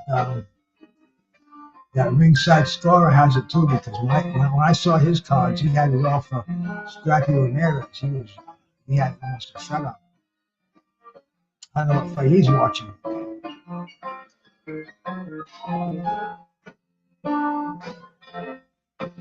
close rounds. Yeah, but clearly I have an advantage for Jimenez.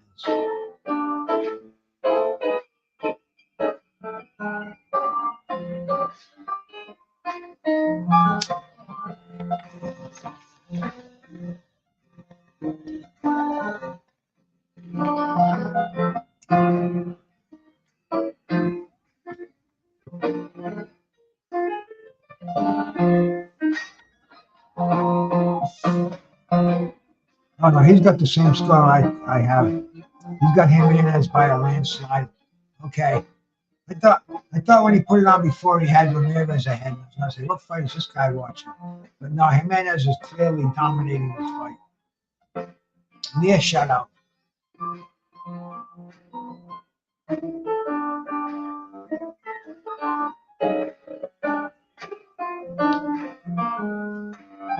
Once again, they're doing a lot of infighting. Referee just kind of moves the hands. He doesn't break them apart. He just makes sure the hands are free, as it should be. You can land some devastating shots on the inside. You can see with his uppercuts. Just lands Jimenez. Just warns Jimenez. Just warns Jimenez for rabbit punching.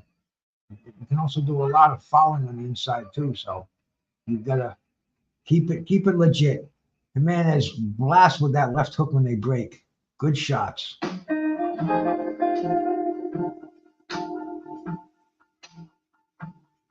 Jimenez pumping out that jab. Got Ramirez once again against the ropes. That's where he does his best work. Boom. Rips the uppercut down. Rips the hooks downstairs. Triples it. Ramirez grabbing his arms, holding on. Referee breaks him up. Once again. Here they go, man. 11th round, winding down. Ramirez doing a lot more holding now. Right, feeling the effects of those body shots.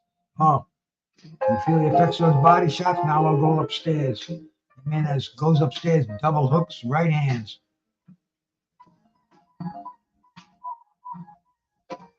Scrappy Ramirez going back to his corner. Yeah, let's see. This card is moving along nicely. They're wrapping the hands of Deven Haney.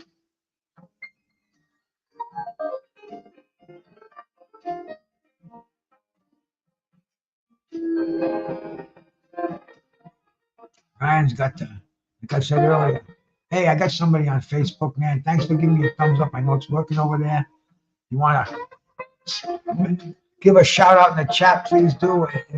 In the YouTube chat or even in the Facebook chat. I can see them over here, man. But appreciate having I'll be on a multimedia platform here. Much appreciated. Maybe we can even have we have some people watching us on Twitter. We're also live on Twitter too. Adam, salute, man. Let's see, man. We have the Bektemir Bully fight, the Arnold Barboza fight.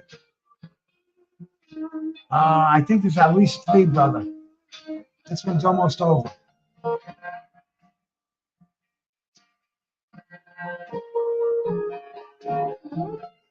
And believe us, we got 3 more.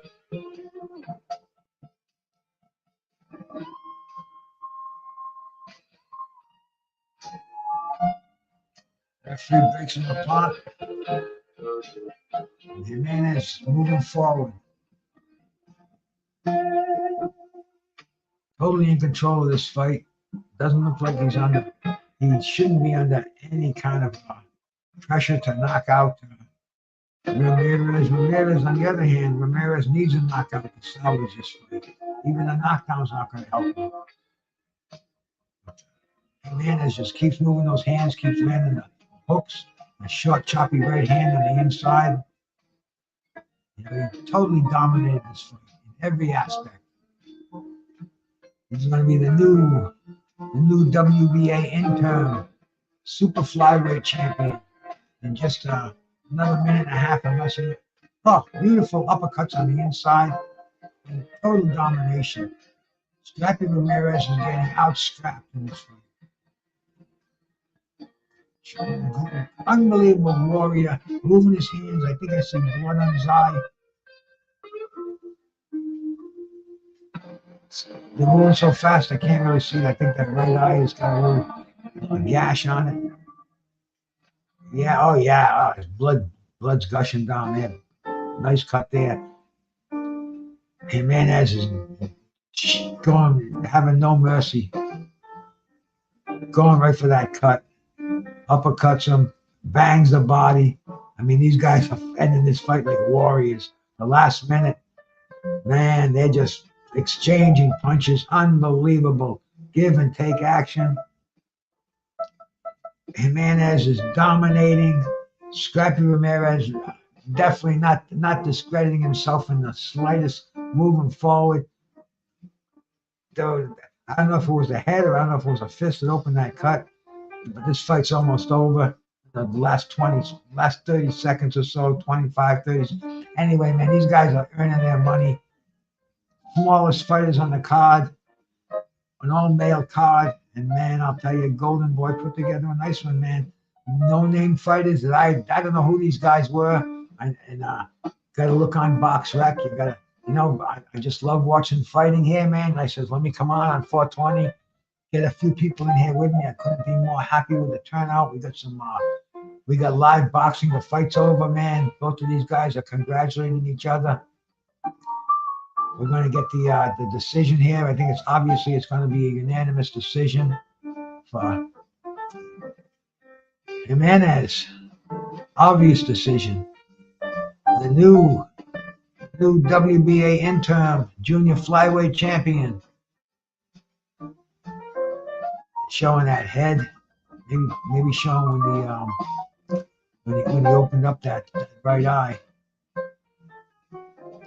A lot of head banging on both of these. Yeah, they're showing it was a headbutt, but there was a clash of heads, unintentional. Both of these guys were Jimenez just clean house, man. I'm watching it in slow motion. Looks even worse. Nailed him with almost everything that he threw at him. Distorting that face.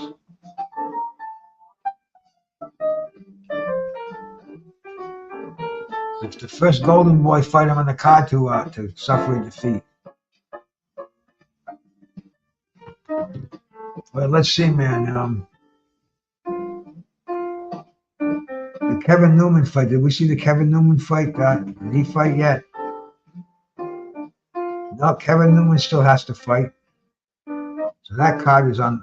That's on the card. So there's three fights that haven't been on there yet.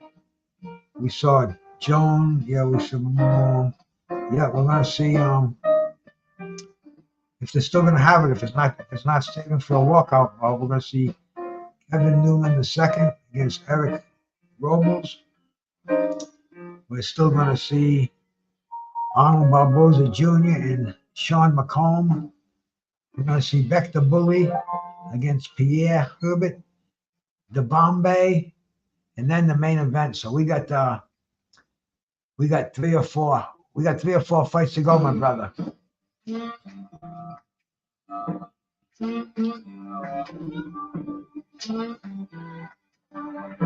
Man, they can't.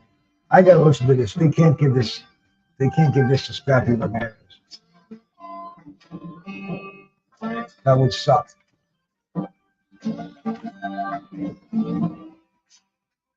Let me check this score out here.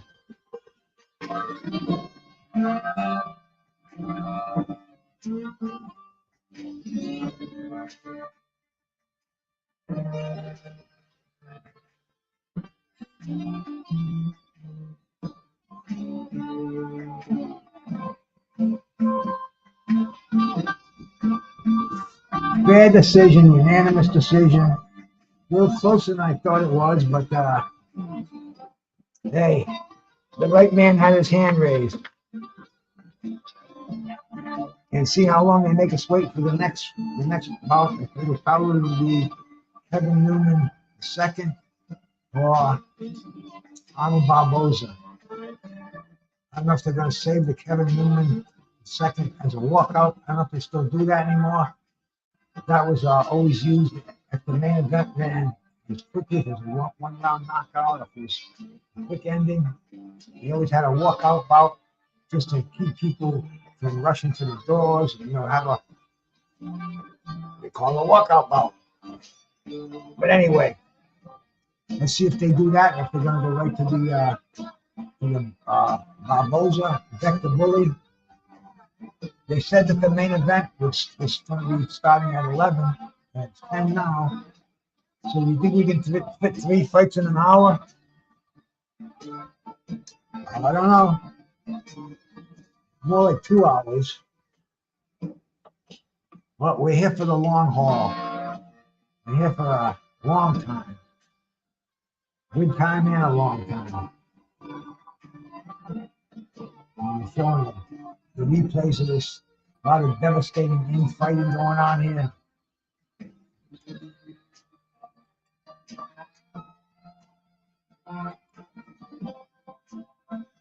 It almost looks like they're speeding up in fast motion.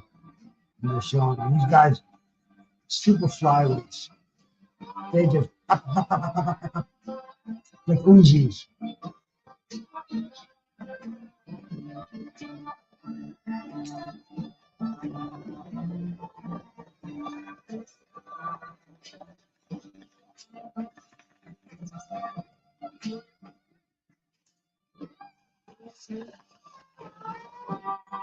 So that's one. That's one Golden Boy fighter who didn't come out with a W. It's a good time for me to fill my water, change my bond water, possibly even take a leak if I have to.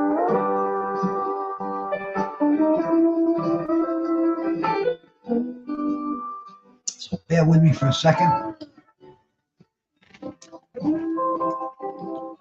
Don't you go anywhere. I'll be right back.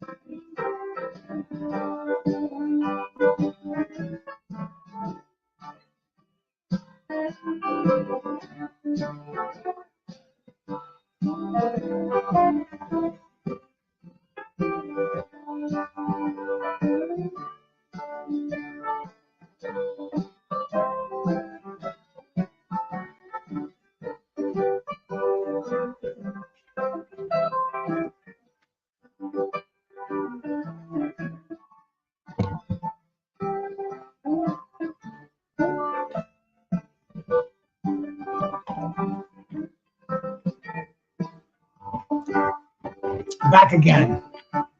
Thank you all for sticking around. If you did. Okay, man. Let's see. What do we got here? We got Bektemir Bully, Arnold Barboza, and Deven Haney. I guess they are keeping the other one for the walk out, or maybe it's not even happening. But Bektemir Bully, that was a fun cat a while ago. You guys remember Bektemir Bully? Super middleweight. He was considered the next big thing. They were getting ready for a Bektemir Bully and Belanga fight, and he ran into Gabe Rosado. He got knocked out. He came back and he beat Rosado. Then he just beat Atlantis Fox, and now he's in with Pierre Hubert, the Bombay. This is for the WBA Intercontinental Super Middleweight title. Another useless strap, in my opinion. The Bombay is from France. 22, 12 knockouts. He's undefeated. So this might be an interesting little scrap we get here, man.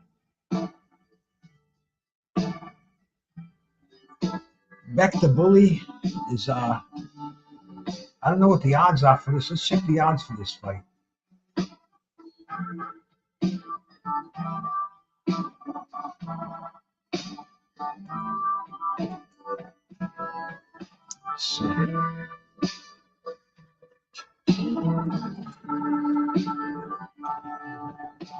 Betting odds.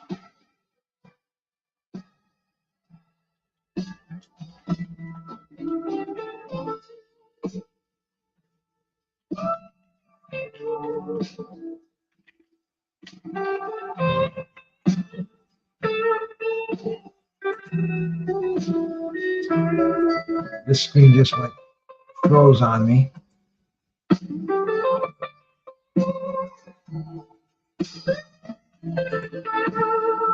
Okay, it's up again.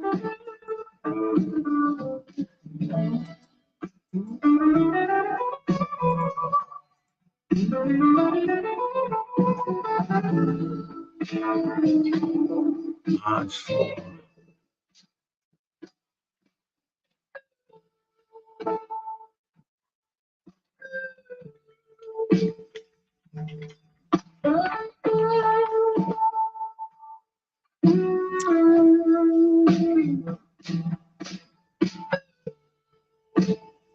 I can't even find it. I can't figure out how to spell his name.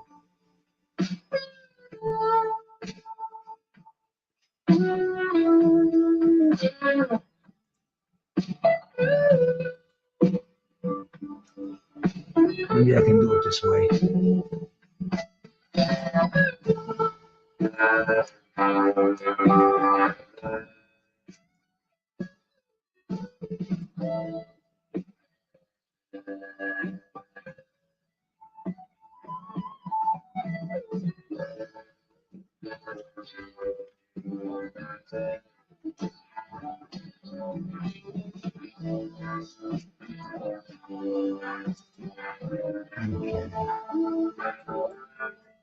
There we go.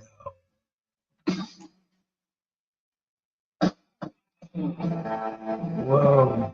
Bektemir Bully is a minus 1,400.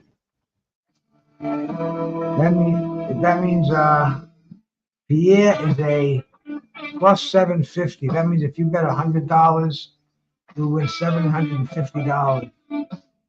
You bet the Bombay. Bektemir Bully is pretty much of a clear Katie Adabo. She's a little hottie. Got them boots on, a mini. Looking good up there.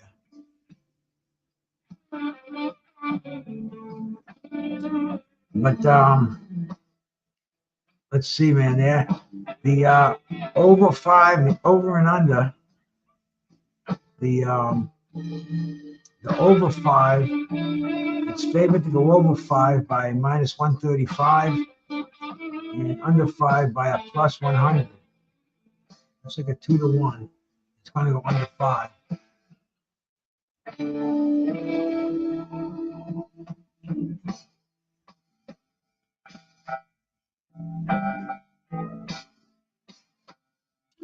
But Beck is an overwhelming favorite in this fight. If this is the next fight, I don't know if it's going to be this fight or the Arnold Barboza fight. We will see shortly.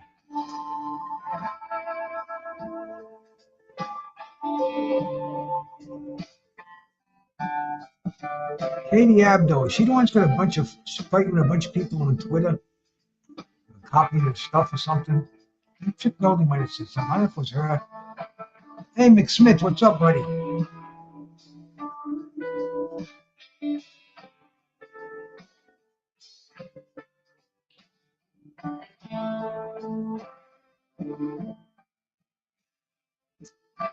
So I don't know what the next fight's coming up here. I don't know if it's the Beck the Bully fight or if it's the Arnold Barboza fight. I would think it would be the Beck the Bully fight because I thought Arnold Barboza was like the co-main eventer here. But hey, what do I know? I'm just streaming this fight and enjoying the hell out of it. On this 420 McSmith. I got about 4 different kinds of shit McSmith. McSmith, check this stuff out. This is called the splits. See this here, man? This is 2 kinds of concentrate. One is called butter, and the other is called liquid diamonds. And the 2 strains are, one is called GMO, and one is called Sheba. They're both indica strains. This is like 90.1%. You see what that's the beautiful little concentrates in there. Look like you got it's split in 2. That's why it's called the name splits. And you got 1 3/4 of GMO and 1 3/4 of herb. Very, very, very intriguing. I'm just so impressed with the 21st century, the way that we consume our weed. Carl Young, my brother, salute, man. That Katie, she's a hottie, man. Oof. But yeah, we got the dabs, we got the concentrates, we got the edibles, we got the freaking flour, of course. So many different ways to do it. And right now, I got almost every one of them at my disposal. But I'm gonna show you how we do that, McSmith, while we're waiting for the next fight to start. Just a lot of downtime over here, and I got nothing better to do than to hang around on YouTube, talk about the fights. I have a bunch of my buds come in here, say hi to me, give me a thumbs up. Get educated in the art of dabbing. You use the butane lighter, the butane torch actually. This thing it's way hotter than a lighter. Burn the fuck out of you. I could write my name on your ass with this. That's how concentrated and hot it is. Anyway, you get this little tube glowing red like I give you a mark of the beast on your forehead, like a brand. And then I put that down out of the way and out of danger.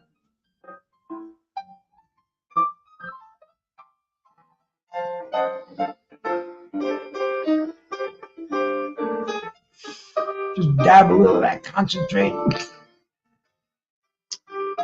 Mixed with the taste is so pure. You can tell that it doesn't have any additive chemicals in there. There's no contaminants. I believe they use butane as the final process of extraction. It doesn't have any of that butane taste. Oh, bro. Nick Smith will explain that to you. See, it's a sharp mind. You must handle the THC. See, you say I can't handle it. Maybe it's the strain you smoked. Maybe it's the vibes you got off of it, the situation you were in. You gotta understand. Your mind is a lot stronger than grass. It's a fucking herb. It ain't like it's heroin. It ain't like it's cocaine. It's marijuana. It's nothing. You control it. It will take you to many, many enjoyable places. And here we go, man. I believe this looks like it's going to be the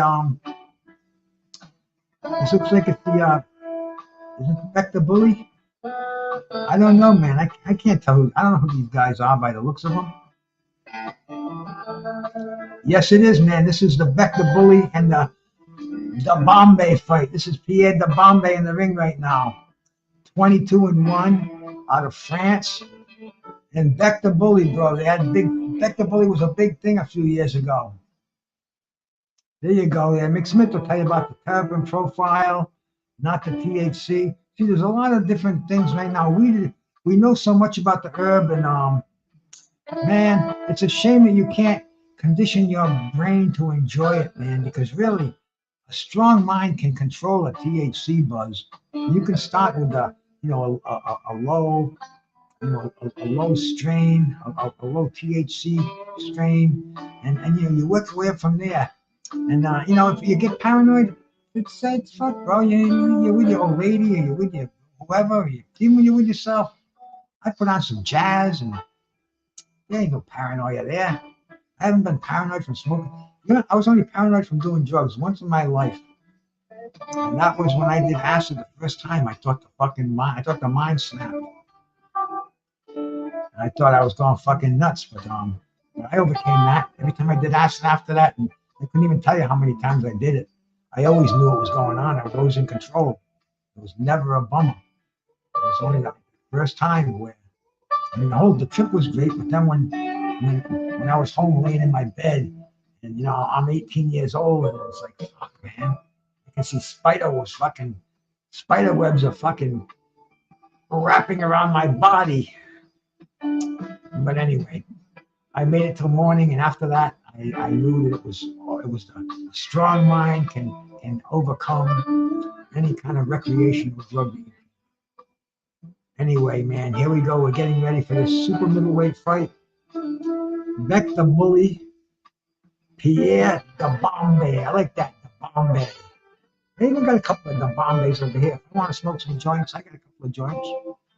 I had some dude was rolling over here the other day, and he said, "Oh, you roll a couple." He said, "No, let me roll a couple for you." He did. I got them in my jar, so if I want to go out there and smoke some of his, and it was exotic stuff too, man.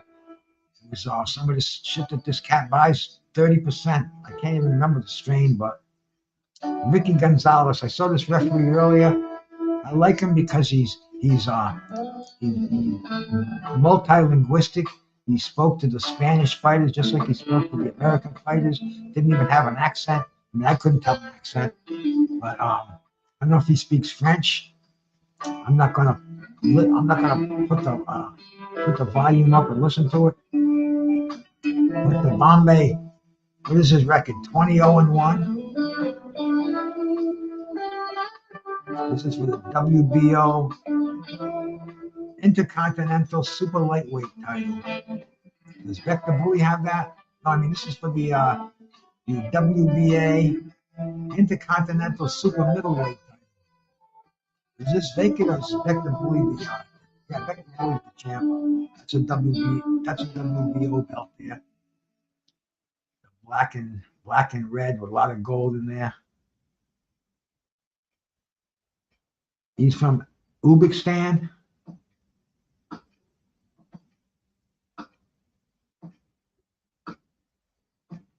What do you figure? A quick knockout or what?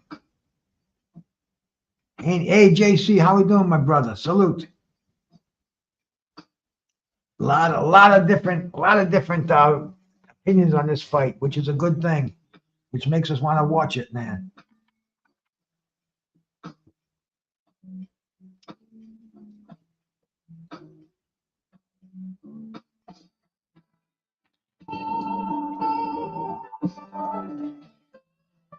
Let's see if Bektemir Bully has anything.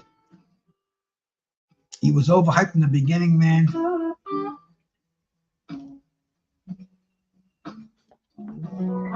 Rosado beat him easily the first time and got decision, and Rosado was old anyway, man. That was supposed to be an easy step-up fight. It went wrong, but he really hasn't shown us much after that. We wanted to see him clash with some of those other younger 168 pounders of the day. He's got this French fry over here, man. Dibombe. Dibombe.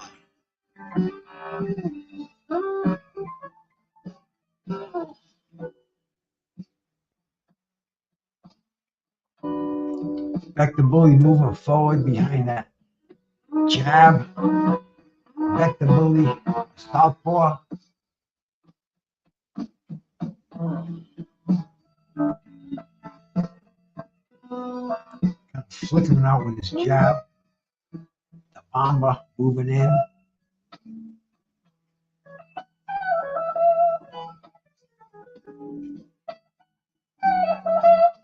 Dibombe going downstairs.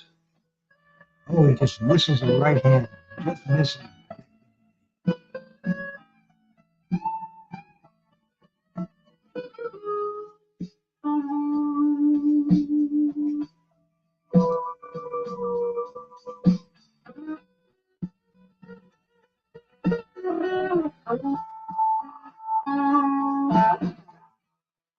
Both of these guys popping jabs out in the center ring right now.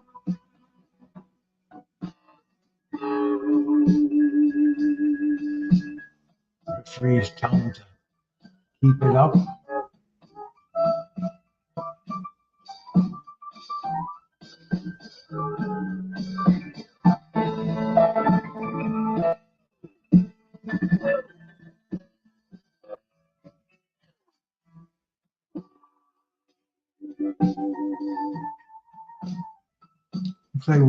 Looks like they're going for broke at the beginning of this fight. I see a lot of offense going on in the first round.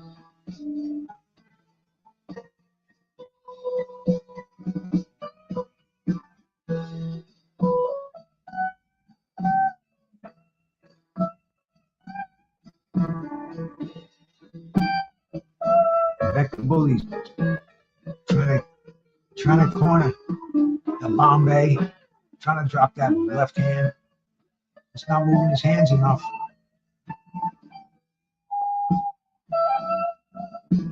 Very early in this fight, I already see blood from the head of the Bombay. So looks like it's high in the hairline from an unintentional butt. A lot of head clashing going on. Oh, my stream just froze.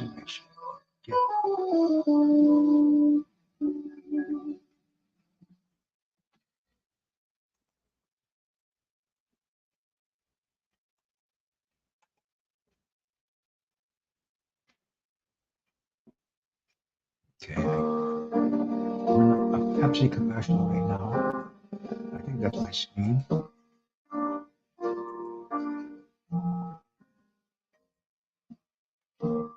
Is there a Pepsi commercial on pay-per-views? I don't know, man. I would really love to see Ryan knock him down a couple of times.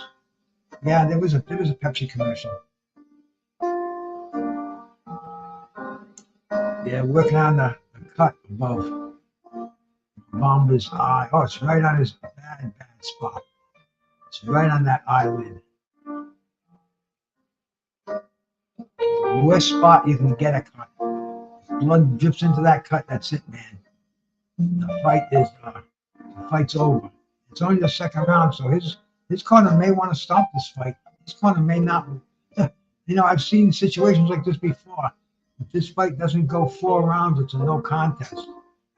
I believe it's 5. It has to go 4 full rounds to be declared either 3 full rounds or 4 full rounds. And I've seen corners actually open that cut up so the fight would be stopped. So it would be declared a no contest, so they could come back and have a rematch. And this is probably the biggest payday of the Bombay's life. Oh, he's just gonna nail with a body shot. Kind of wobbled him a little bit. And they slip. Bektemir uppercuts. See, Bektemir should really go to try to stop this fight. Because, like I said earlier, man, if this fight stopped because of that cut, it's going to be a no contest. In the name of the game, you know, in this day and age, we fight for victories, man. These guys, they don't want that L on their record, and the only way not to get it is by winning. Beck's already got one on there.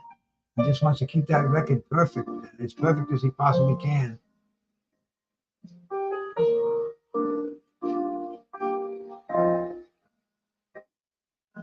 What he should really concentrate on is knocking this man out.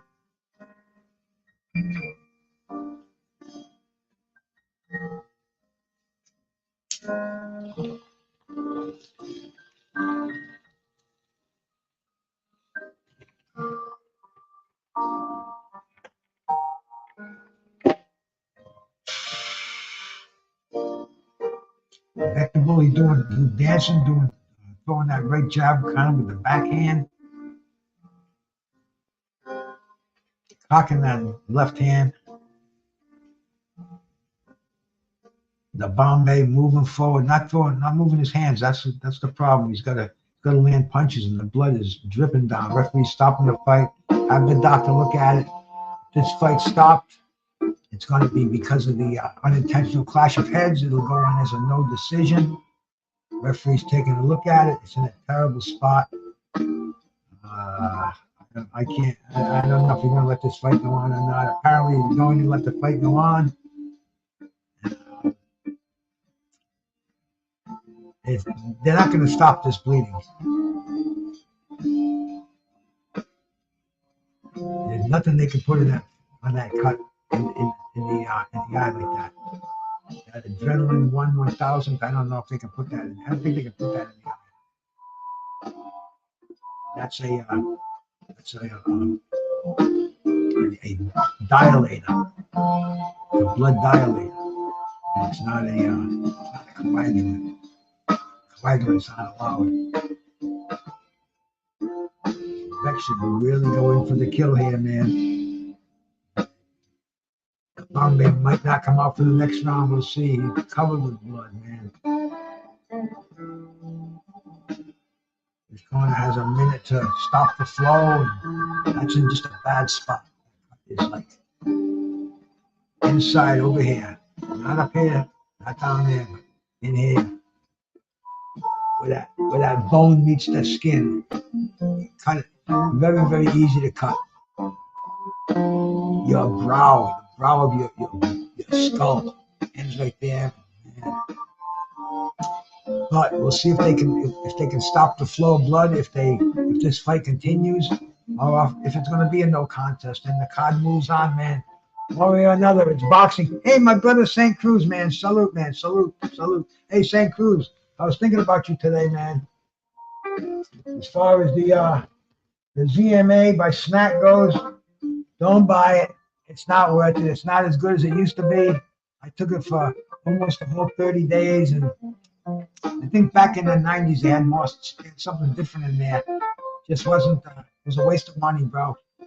Anyway, man, here we are in the third round. Bektemir and the Bombay super middleweight fight for what is this for? The WBA Intercontinental Super Middleweight title. Some crazy fucking strap, right? What do you think, St. Cruz? And you think Deven Haney's gonna want to take this one tonight or what, bro? Everybody around here does, man. I want to see Ryan drop him with that left hook. I want to see us shock the world. You know, kind of like imagine if he pulled what Mike Weaver did to John Tate about 44 years ago. Oh, Beck's got him against the ropes, man. Beck is just very, very robotic.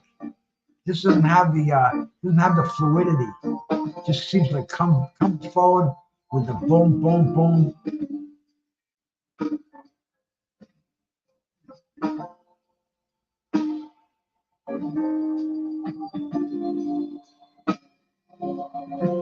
The Bombay got to move his hands more. I don't know if he's protecting that cut or if he's afraid to get counter punched when he does punch, but he had absolutely no offense. Bektemir is not taking advantage. But Bektemir should really go to end this fight, to punctuate it, man. And he's got the power, and if this fight gets stopped before the next round is over, it's going to go to the scorecards. It's going to go to no decision. I'm sorry. No contest.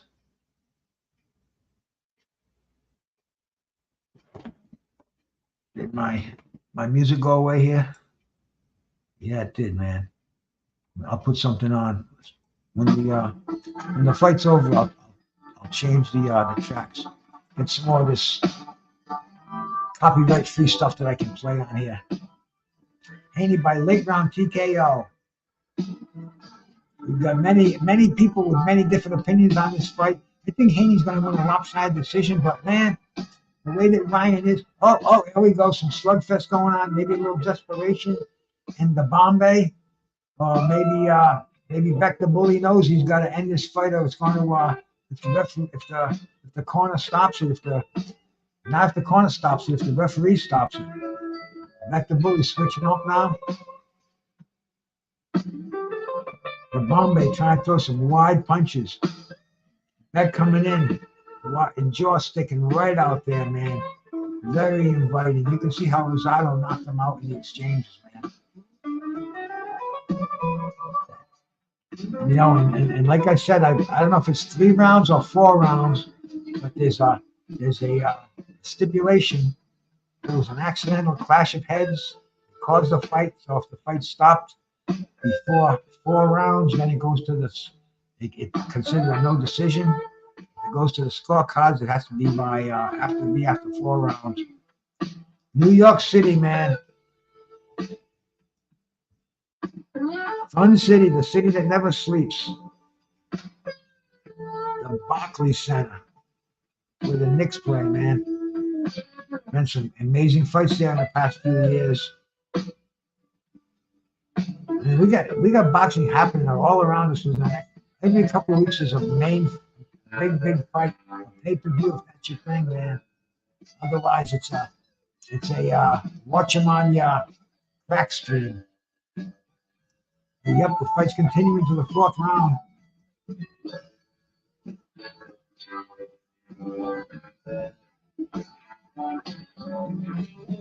He just has that stem of blood stop for just a few seconds, just to get him his eyes cleared. You can count how many fingers the doctor has out, and as soon as it gets hit again, and Bektemir Bully. Oh, there we go. Here comes an exchange. See, when Beck opens up, he can get counted, and that's why he doesn't want to. That's why he doesn't want to go all out and try to knock out the Bombay. The Bombay's got a good counter punch. He just showed it right there. And see when the Bombay starts shooting. Oh no, my screen just froze for a second. I'm good. Thank you, Jesus. It's 4:20.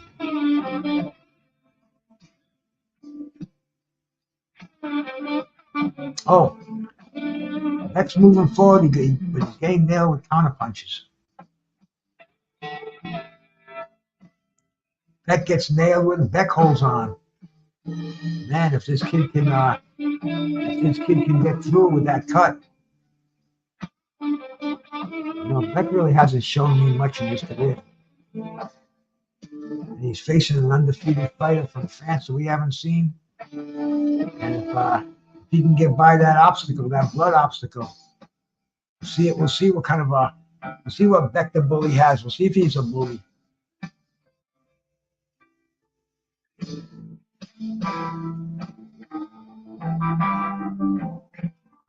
Just nailed him with it inside that nice uppercut.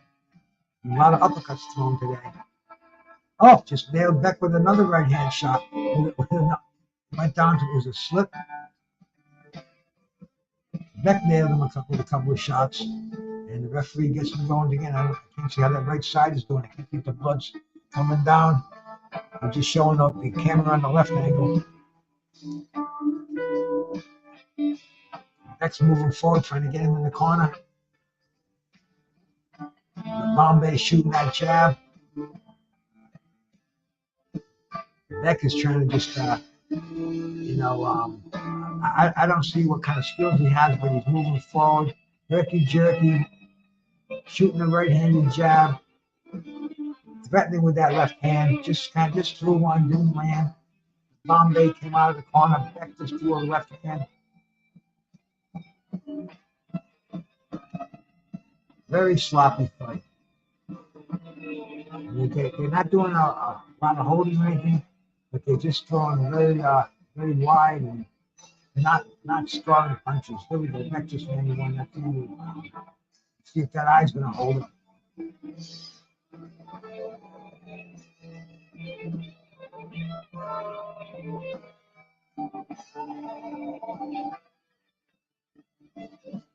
He's got Mike Brazil in there as his cut man. He's one of the best in the game. Mike the mechanic. I just saw that gray crew cut in the back there, and that's the haircut that he's got. But he would be working on that corner. He's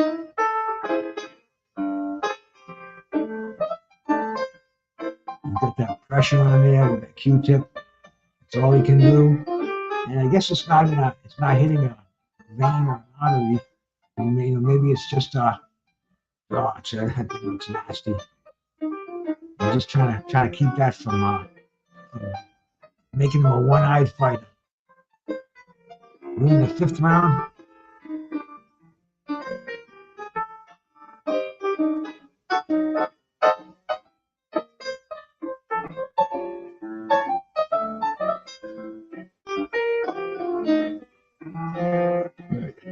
Fight, I believe, yeah. Next moving forward. Hugging each other in the middle of the ring.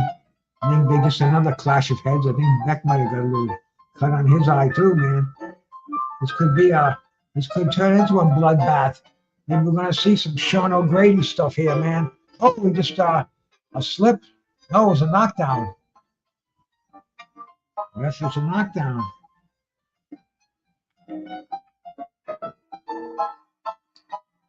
Now that he sees some blood in Beck the Bully, man, this could be a change. That knockdown made it a 2-point round, but we'll see. We'll see if it really matters in this fight. These guys, they don't look like they're looking here to go to the distance. You see the blood is coming out of Beck's right eye now too, man. Both of these guys are leaking.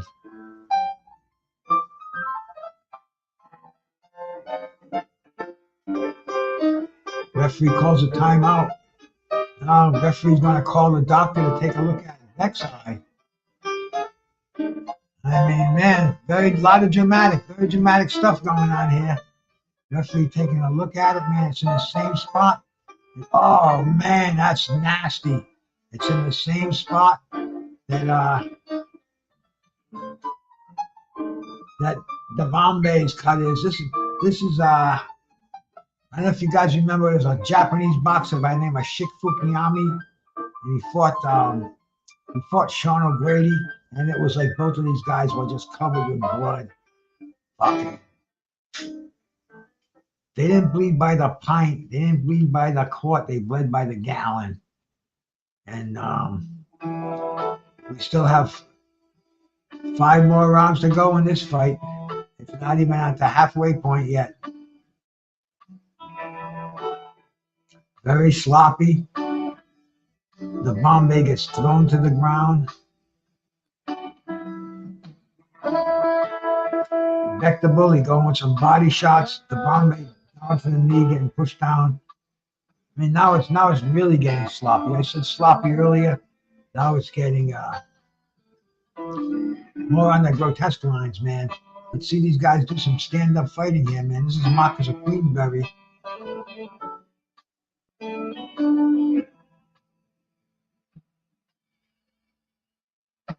Oh no, my fucking screen froze.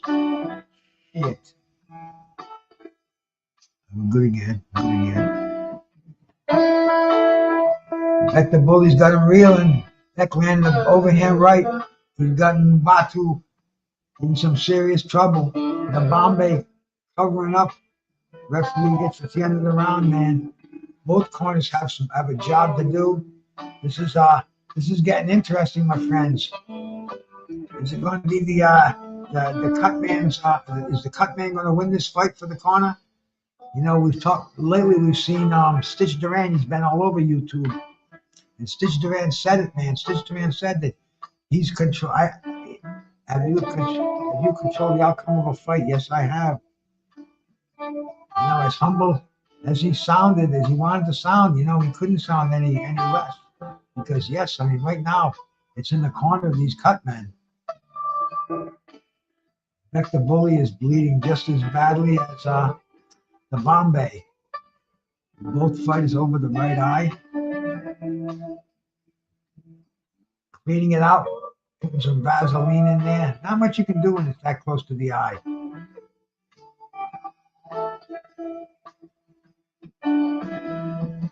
Here we go for the start of round 6, man. Back in the early 80s, they would have stopped a fight like this back in the pre-AIDS epidemic, especially in New York. It was crazy. It was crazy for a while. But here we go, man. The blood sport, boxing. I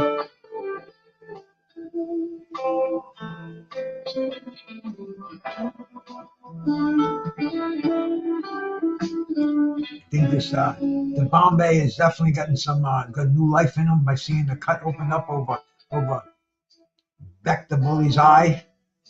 And he's looking to drop some heat on there. Maybe he can get the stoppage in his favor. Boom. Oh, good stuff. Good inside fighting going on now. The Bombay with a body shot and a hook. Beck the bully lands a couple of left hands. Throws another straight left. Another one. The Bombay goes to a knee with a slip. Like I said, it was a slip. Referee just wipes off the gloves. And they continue. Moving into the 6th round over here now, a minute down.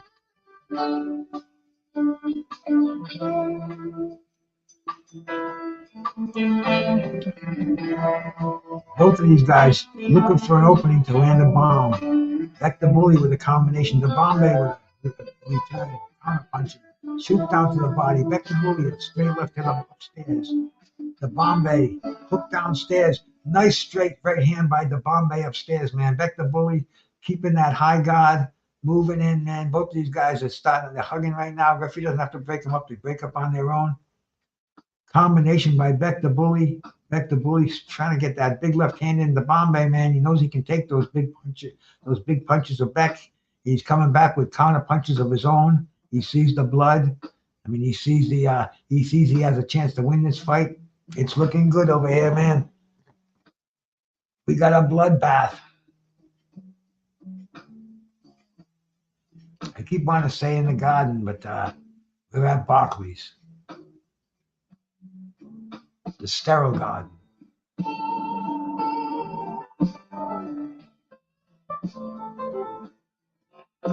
Referee's not even bothering taking a deep look at the eyes, man, because he knows he's had the ringside doctor in there twice. It's like, as long as they can see, they're in no danger. And hey, they can both fight with one eye.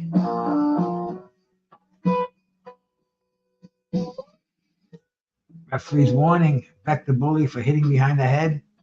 They touch gloves.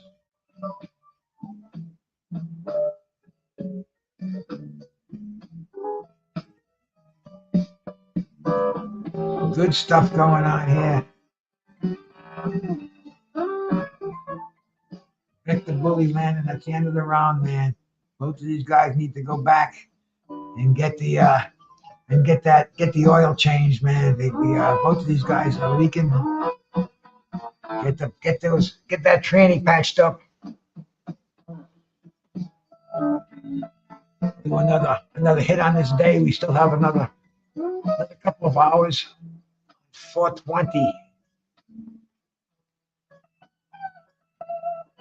Getting a little sloppy now in this fight, but still very dramatic, man. It's a bloody fight. We got the underdog, the Bombay, Beck the bully, coming back, seeing if he's still got what it takes to get into this. I mean, this money-rich 168-pound division. The Bombay getting some encouragement from his corner. And Joel Diaz in the corner of Beck the bully. Sold out Barclays. And we're in 16, 17,000. I don't know how many's in there, man, but there's a lot of them in there. And there they go, man, for the start of round number 7.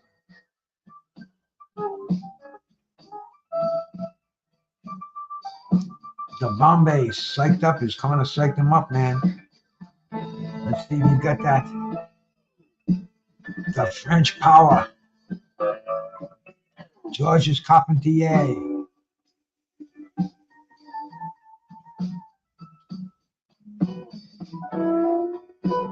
Back to Bully, doing a little bit of showboating, a little bit of dancing right now.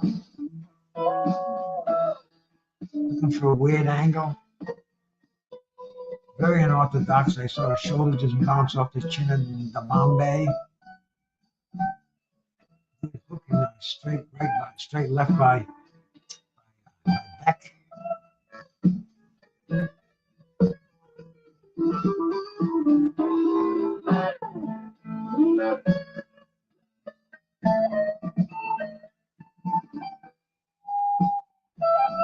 You know, both of these guys are just trying to open each other's eye cut a little bit more. Exchanging some serious leather.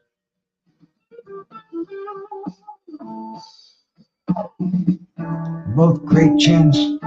I know Beck hasn't been nailed yet. But, just he's coming in. He's sticking that chin out when he's coming in. I can't believe he hasn't been hit with an uppercut. The Bombay should really time that right hand. Oh, Beck is shooting that left hand over though. Beck's got him in the corner. Beck's unloading. The referee might be looking at. Oh, comes out with a nice, nice check right. You got to be careful because the referee is looking for an excuse to stop a fight like this with all the blood. So you get a good flurry going, you hurt your man, you just may prematurely stop it. Man, the Bombay's face looks like it's been through a meat grinder. Back to Bully's eye, it's not bleeding as much as I thought it would be.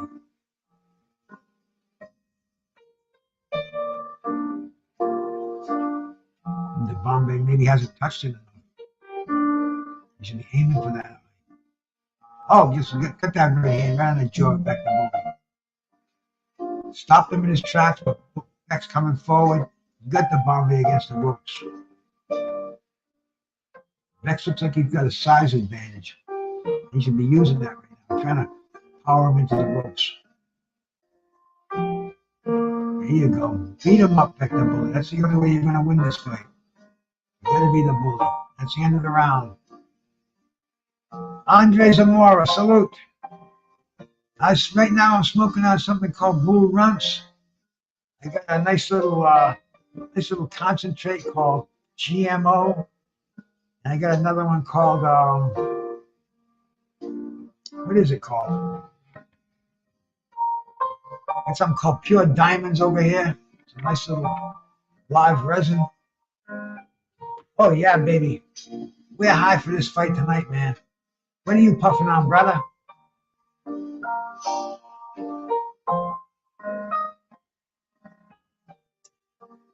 I hope you sub to me, Andre. Least we can do on 420, bro. Big ring, man. You know that, Carlos, because they're going to have a big ring for Deven. Some people say it's going to be boring as hell. Devin's going to dance and run around all night. I hope not, but I just want to see these guys get in the ring. Here we go, man. Round number 8, and pretty decent undercard. I got to say, and I was expecting a shit undercard. I wasn't even going to come on till 10 o'clock, and I said, you know, you never know with boxing. And we've seen the ringside doctor's looking at Beck the Bully. Is he saying stop the fight? No, he's saying let it go. I don't know, man. I think the fight's over. The cameramen in the ring. That's it. They're going to stop the fight. It's Beck the Bully, or they're going to the scorecards. I don't know, man. What's going on here? Let's hear. I got to have to put my earpiece in and check it out. Check out what they're doing at ringside here. Are they going to the scorecards?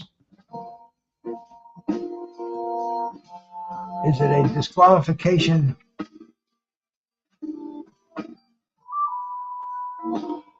Oh man, look at those gashes on both of their eyes. We're gonna go to the scorecards, and I think Beck the Bully's gonna win by decision.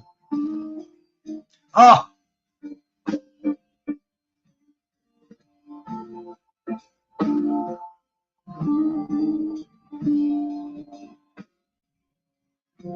Yeah, they're gonna go to the scorecards. I think Beck the Bully's gonna take it. But they're showing it. They're re-showing the clashes of the heads. I'll put this on in a second to listen to the ring announcer. Do a few more tokes on here. What are you puffing on, Andre, my man? Anything good, brother?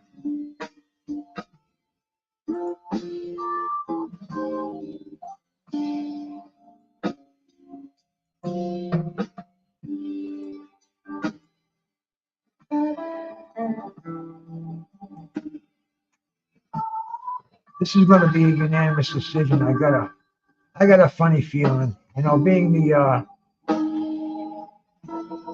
the boxing man who's been watching these fights longer than I can remember watching any other sport on a continuous basis.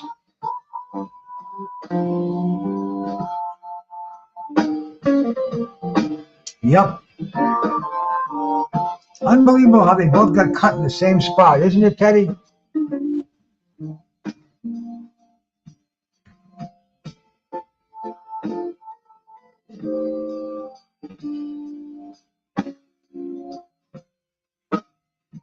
But they're going to go through the scorecards, and I don't know who they got scoring in New York, man. I didn't even see who the judges were. Pink Chemo.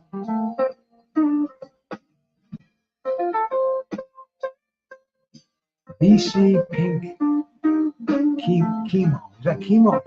Chemo. All these strange men, every day I turn around is a different one. But they're going to the scorecards. It's taking kind of longer than expected, right? I figured to go to the scorecards. They get to collect the scorecards after every round. They should be tabulated, and when the fight stops, they should pretty much know it.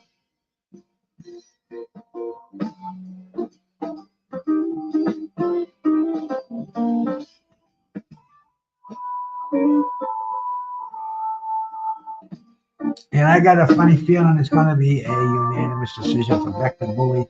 The next fight we're going to see is the Arnold Barboza fight. And then we'll have the main event. So, hey, we're moving right along here, man. This isn't bad for Saturday night boxing. See, you know what it is, man? East Coast. This is why I got to give Bill Haney some credit for bringing it to the East Coast. They're not going to, the West Coast, they wouldn't start this fight till 1 o'clock, and it would be, you know, if they started it at 10 o'clock there, it's still 1 o'clock here. And 10 o'clock is about when they're going to start it, when they're getting it going here. Over there, we go backwards in time. So it's fucked up, man. Smoking on that carbon fiber. Carbon fiber. What's carbon fiber? Is that a strain?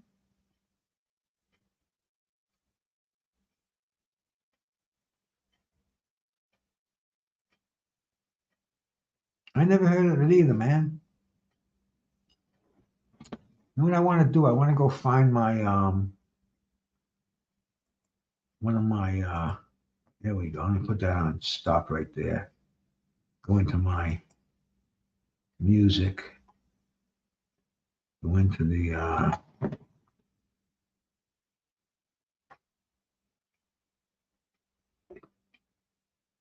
think this is the one without copyright. Yeah, I can. There we go, man. Went to my musical library and I find some stuff I can use without copyright. A little background stuff. And I don't have them. I got so many of them in there. I hope this one's pretty good. Now, this one's kind of fucked up, man. I don't want to have this boogie stuff. Let me go forward a little bit on this. Maybe over here. That's not too bad. I think that moves along a little bit. Kind of a little too much like Dad used to listen to, but But then again, not so bad. Not so bad. Let me get the score here, man. The official score.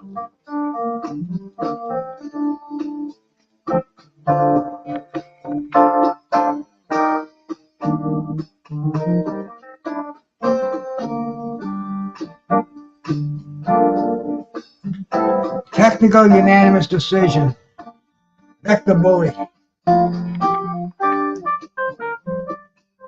This is why, man. See, if he had a good corner, they would have stopped the fight earlier. I don't know, man. I don't know. I'm thinking back to a fight in Providence Civic Center with Marlon Starlin and Johnny Bumpus. Johnny Bumpus was winning the fight in the first couple of rounds, the first 2 rounds. And then Marlon Starlin started to come on big. And Johnny, they had a collision of heads. And Bumpus had this big gash on his head. And Marlon was starting to come on. And between rounds, you could tell Lou Duval was opening this fucking cut. He didn't want to close it. And it was the 3rd round. They had to complete 4 rounds for it to go to the scorecards. And they ended up going to the scorecards, and it was a Bumpus won the first 2 rounds, and he won one of these technical decision like this. Like the corner, Lou Duva didn't try to stop the blood flow. And I was talking to Marlon Starlin not long ago, and I mentioned that. And he, Marlon's been to the ring wars. So, you trigger some stuff in his mind. And he says, "You remember that?" I said, "Yeah, man. I remember that. You were there?" I said, "Yeah, baby. I was there, Providence Civic Center, 1980, maybe 81. But anyway, I said, man, you got burned in that fight. Man. You should have won that fight. You were starting to bump his ass. And all of a sudden, they stopped the fight. Lou Duva said, the cut's too bad. Stopped the fight. And he's like, you remember that? I said, yep. And, he remembers it. The Biscotti Cross. We can look that up easy enough, man. You know how I like to do that? Let's see. Carbon fiber.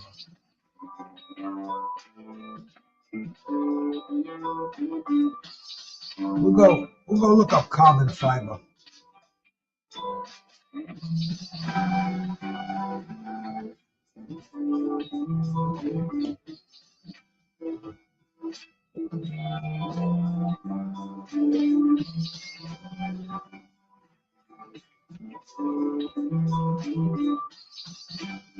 Carbon fiber strain.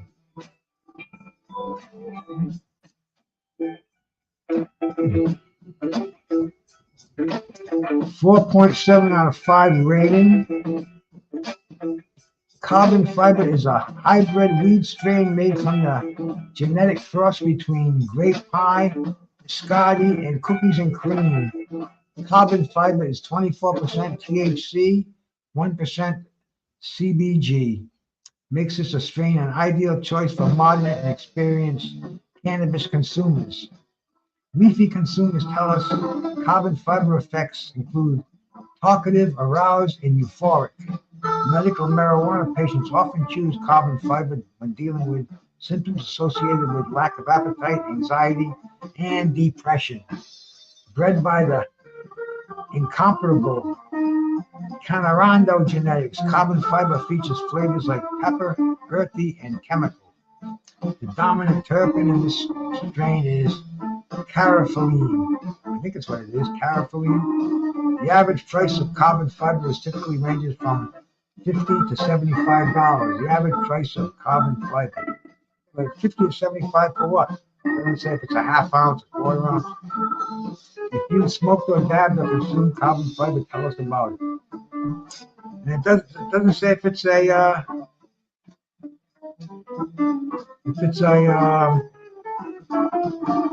sativa or an indica. What is it? Is it a sativa or is it an indica? Oh, we're getting ready for the Nah, they're not starting it yet. They're teasing us a little bit. Let's see. Miles sent me a bunch of stuff. My buddy Miles Bailey, good dude. Likes to send a lot of pictures in the. Likes to send a lot of pictures in, over the phone. But this is right today, man. And we're gonna ask. I don't want that. I don't want my camera. It's carbon fiber strain, indica or sativa.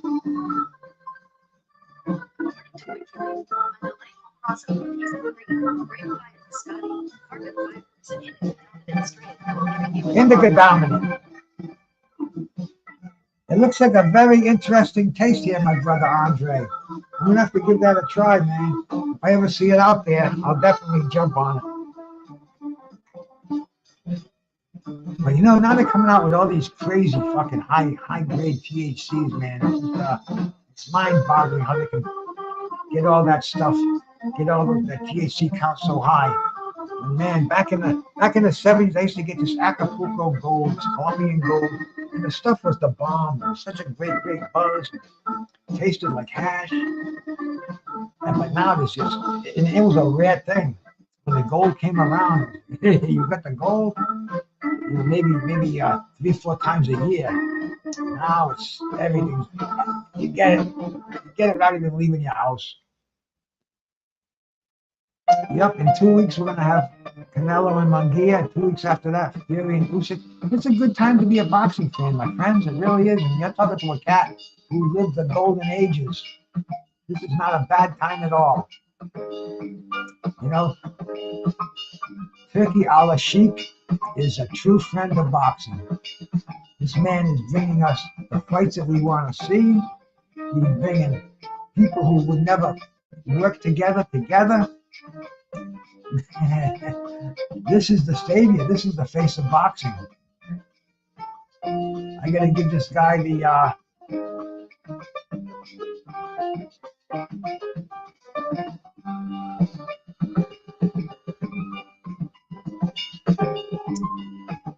Arnold Barboza.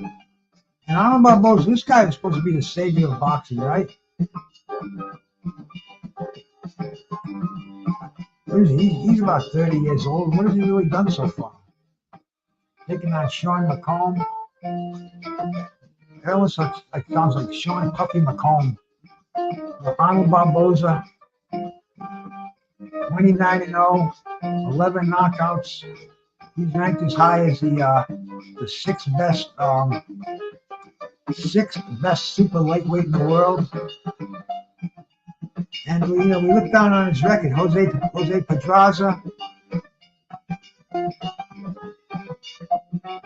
Alex Aceto. Now, not a lot of it jumps out at you. It's definitely time for Arnold Barboza Jr. to make a big move in the junior lightweight division.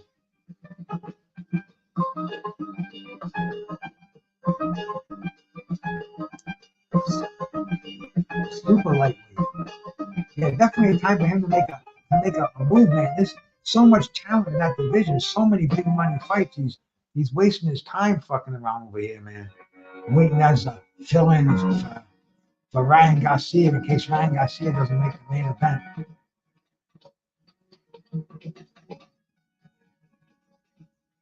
I think I'm going to find a backup speed, but this one right here just let me down.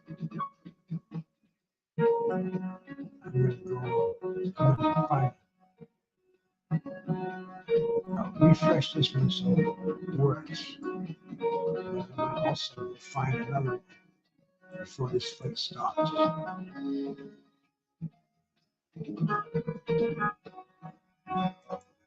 And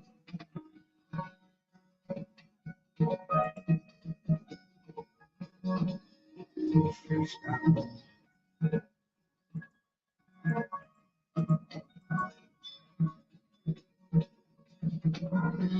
Okay.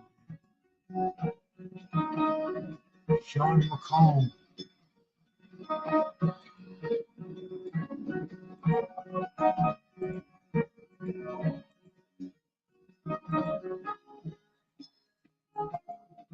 get this fucking full screen on here. Okay, just don't freeze up on me. Old school Acapulco, oh, Thai sticks. That was my boy, Teddy, man. I used to love those Thai sticks. And those are a rare treat. You know, maybe you get, you know, you bump into those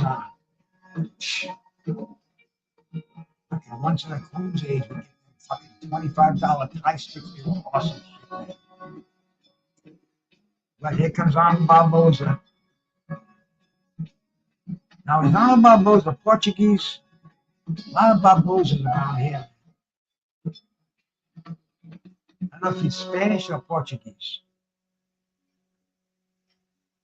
But he's a 72% of the people picked Arnold Barboza to win this fight. Only 28% picked Sean McComb. And Sean McComb is 18-1 record.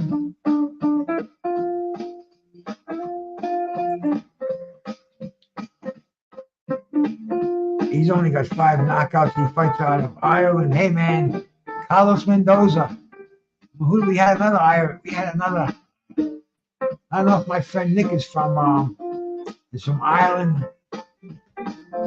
This isn't the kind of music I want to hear. This sounds kind of fucking gay over here. But, let me forward that a little bit, get something more.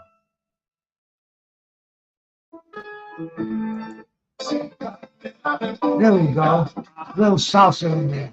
Okay, man. Joe Martinez is announcing this fight right now.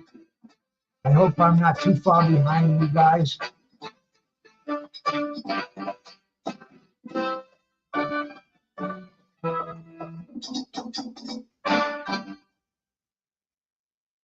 Me too, bro. I'm into grow hybrid. I'm not big on that sativa. And I can find it, but it just kind of it's not. It doesn't relax me as much as the indicas and the good hybrids, especially the indica dominant hybrids. And this the concentrate I got is all indica. Indica dominant indica anyway. I think it's 100% indica. There's Sean getting his announcement here on my screen. And this fight's going to be happening very soon, bro. If it hasn't already, man. I don't know if mine is lagging a little behind, but it's live to me. And I appreciate anybody who's still in here watching it with me, man. We're winding the last hour of 420 down here. And what better way than with the Toka tube and the flower, the blue runts. 24 to 28% strain that I picked up last week.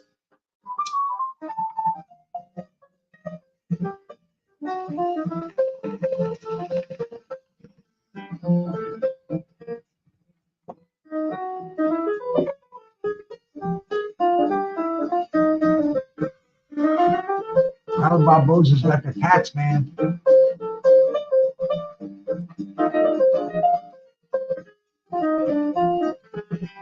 Where's Arnold Barboza from? Let me check out his place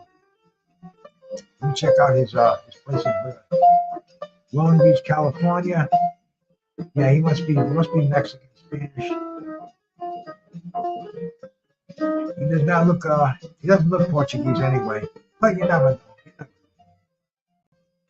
But like I said, man, a lot of Barbozas around here, and around here they're definitely not Portuguese. Brian, the fighter, former fighter from Rhode Island.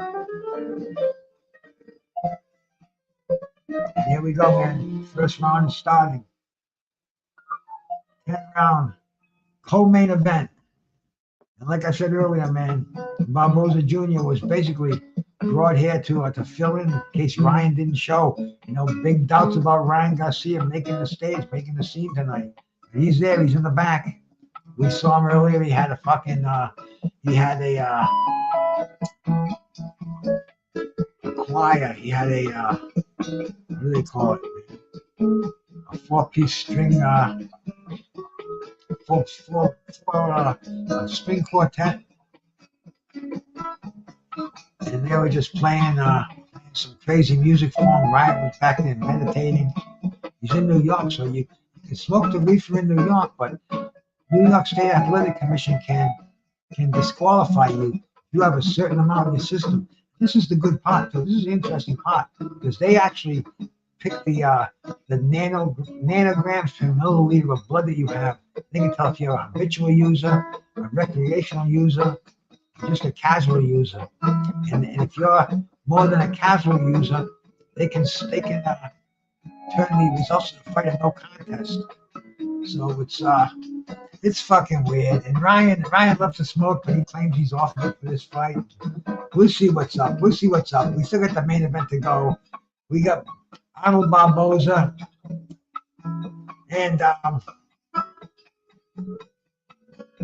Sean McComb.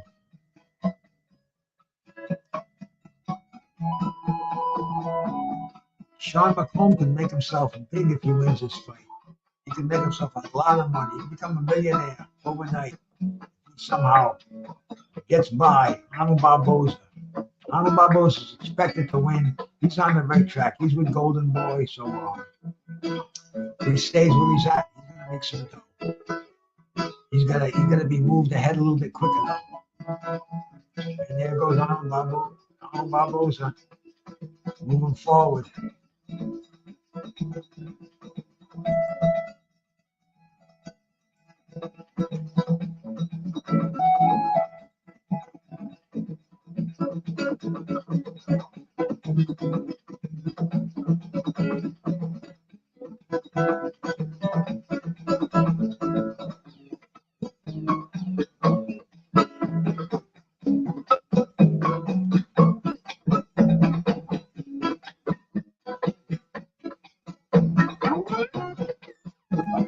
Barboza's trying to keep McComb in the corner.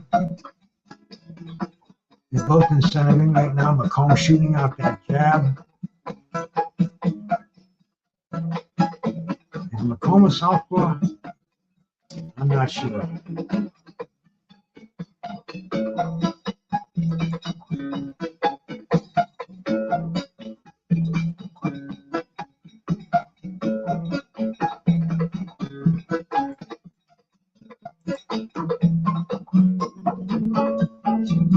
Yes, he's a southpaw.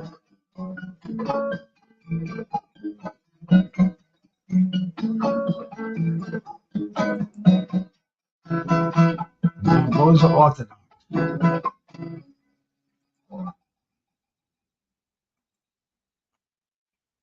So he's shooting out that right jab. See how much experience Barboza has with a southpaw. But Barboza nailed him with that overhand right.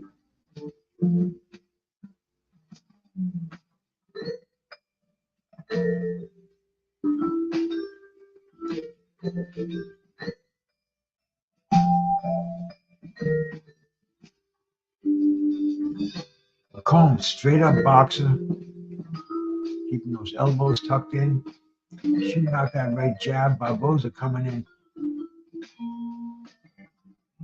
He's throwing a lot of jabs. He's trying to keep Barboza off of him. Barboza very strong. McComb is, like I said, man, he's just trying to keep Barboza off balance. Lost him that occasional straight left, throwing that right jab. Barboza's not coming in so reckless.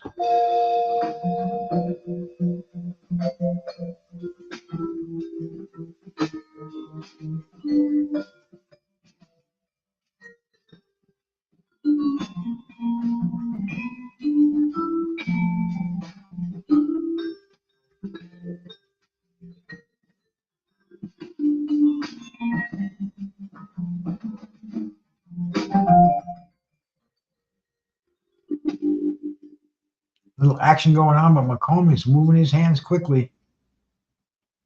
He just keeps scoring, not hard punches, but scoring punches, and that's what he has to do.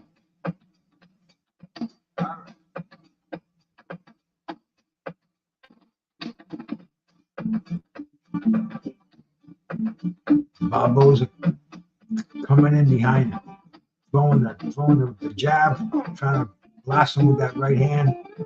McComb just keeps throwing those punches, keeping Barboza off balance.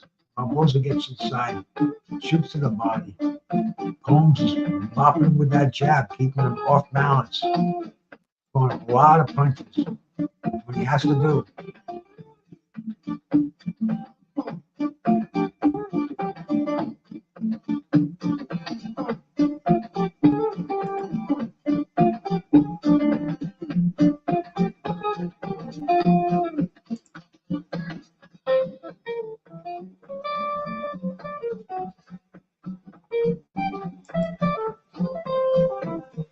Barboza trying to work downstairs. Good straight right by Barboza.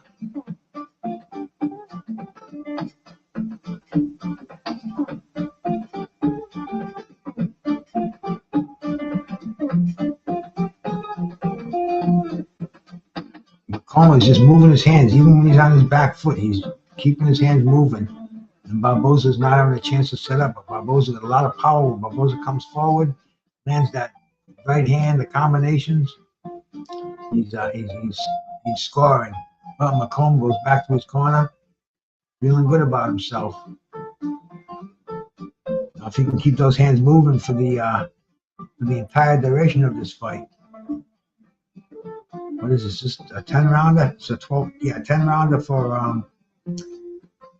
the let's see what this belt is. The WBO Intercontinental Super Lightweight title.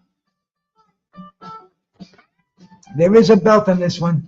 Hey, Scott, my brother, how you doing, man? Thank you so much for coming by, bro. Let me ask you, Scott, who do you think's gonna win this fight?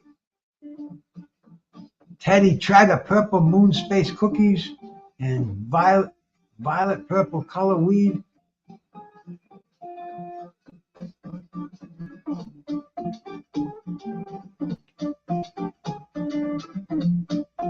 Yeah, this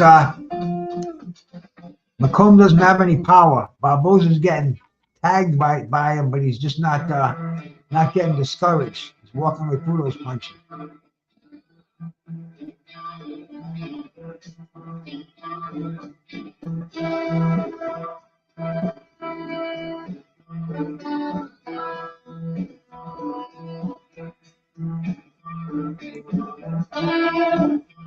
Good right hand by Barboza.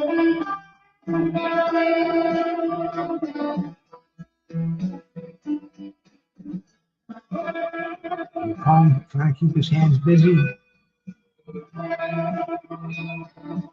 Barboza nailing him on the inside.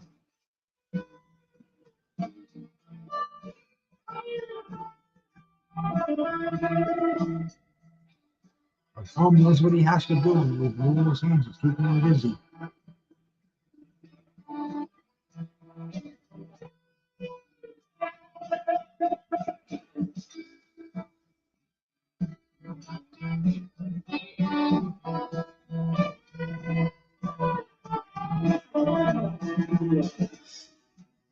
Barboza should be landing a few more punches.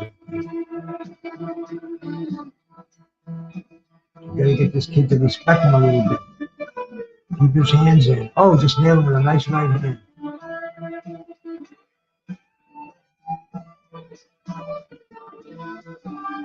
Against the southpaw, that's the most effective shot, man. That straight right hand. You never know what's going to happen with Ryan, man. I don't want to take my eyes off this because I got a feeling if Barboza lands a big shot, he could put McComb on his ass. Doesn't been a lot of knockdowns tonight.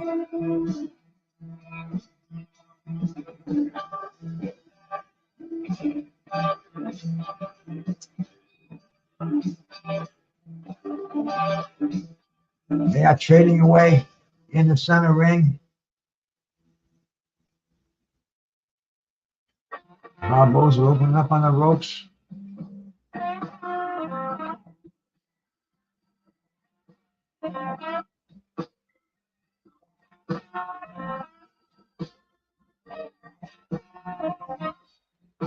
McComb is moving his hands, catching Barboza every once in a while. Referee warns him to keep that head from leading with that head.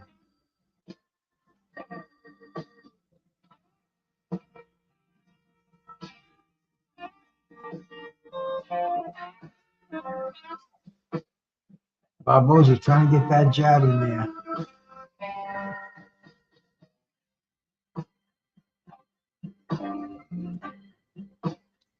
End of round 3.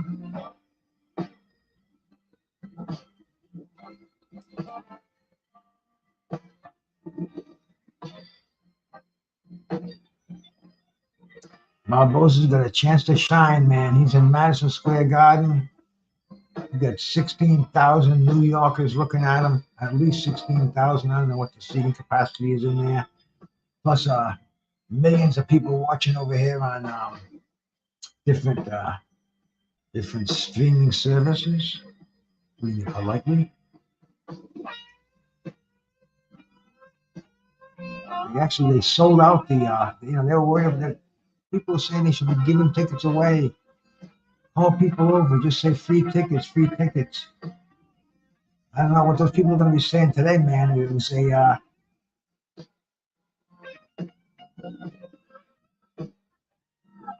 was free, sold out this morning. Amazing. I didn't think it was going to happen myself, but you never know in boxing.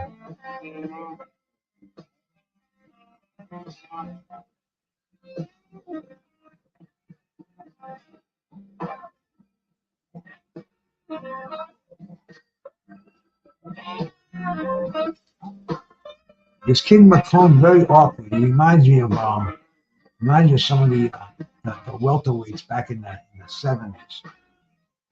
They were just hard to fight, hard to figure out. And especially being a southpaw. Stand straight up though. I think if Barboza can duck that left, come inside with a straight right hand, could change the course of this fight. Yeah, that chin, he's sticking that sucker right out there, Scott.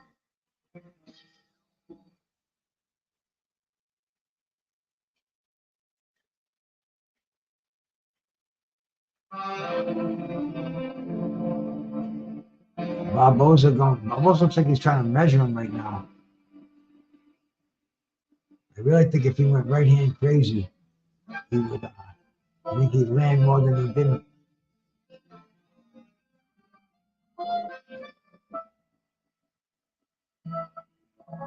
Overhand right. That's the key. That's the key, Barboza.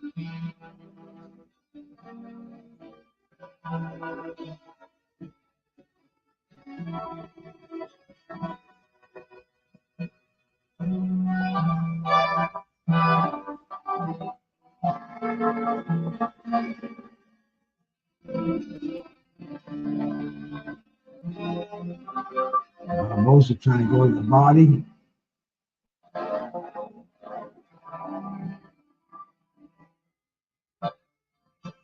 McComb landed a few shots. Kind of spear him with that jab. He's a tall fighter. He's hard to hit, man. And he keeps that chin up, but he keeps that body kind of tucked back behind his knees. And like I said, he's just hard to connect. And Barboza doesn't have the longest reach. Here we go. Barboza's got him against the ropes. Trying to open up. McComb dances away.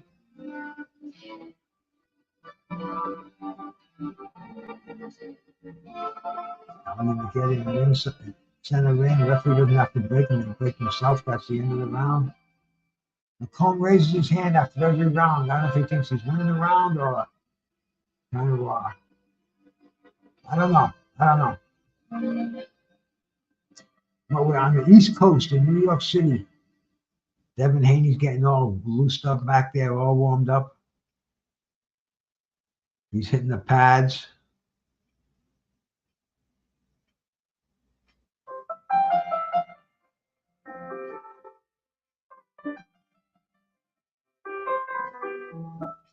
It's going to be a fast ending. There's Ryan sitting in the room. Does he have the chamber orchestra playing?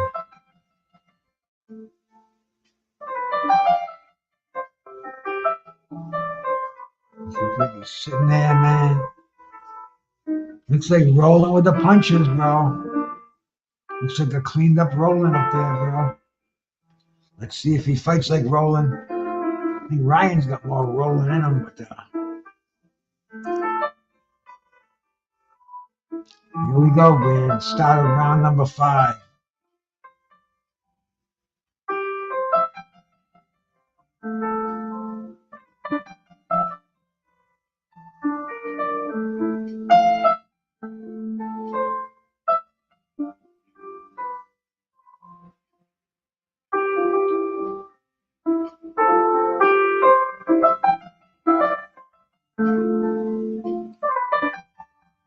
Exchanging. Nobody's taking a dominant lead. Nobody's dominated this fight so far. You know, I got Barboza ahead, but like I said, not dominated.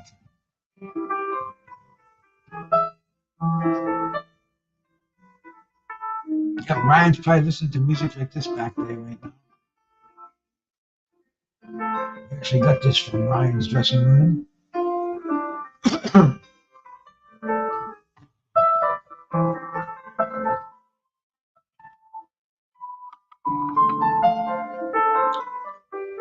Not a lot of action in this fight.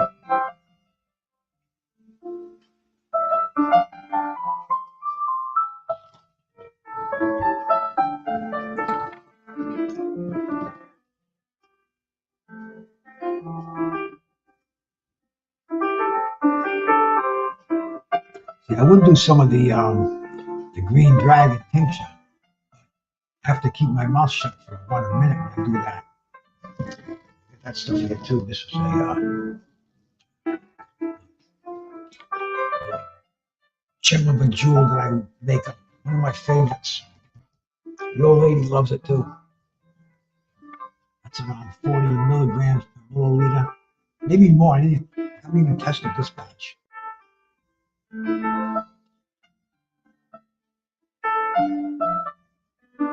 Barboza's got him against the ropes. Not doing anything though. McComb spins out with an uppercut. Maybe he's getting a little brave. Like I said, neither one of these guys has dominated so far. And you never know, McComb might catch him on the end of one of those wild combinations of his. You just keep moving those hands. Not get hit. You get that chin sticking out. Barboza should just concentrate on that overhand right, man. Because I think he can nail him. Straighten him right out. That's the end of the round. In this big ring, Carlos Mendoza was telling me that earlier.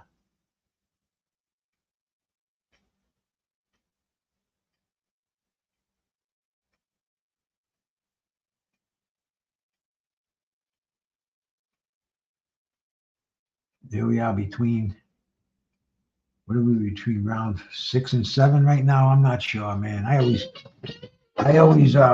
forget these. You know what I think I will do? Do you have any more in here? I think I'll do another blast of these diamonds and sauce. While this fight's still on. I appreciate you cats in here. Please hit that thumbs up button. Do us a favor. Keep them algorithms popping. Yo, for the beginning of round 6.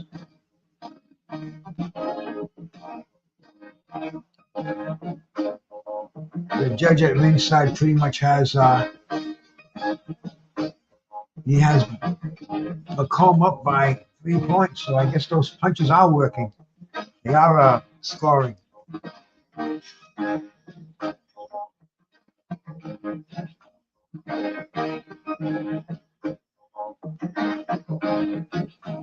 Oh, McComb, we could see an upset here. Upset happening. McComb just keep moving those hands. He's scoring punches according to the judge at ringside. You never know, man. These judges are all over the place in these New York fights. Barboza's got to unload. Barboza's got to throw that right hand. There we go. They're up against the ropes now, throwing some nice flurries. Barboza with the uppercut. McComb just keeps moving those hands and keeps scoring. Keeping that right jab out. 2-3 right jabs and the straight left. He's eventually going to mark up the face of Barboza. He keeps landing those punches. We're in the 6th round right now. Exchanges are getting pretty heated.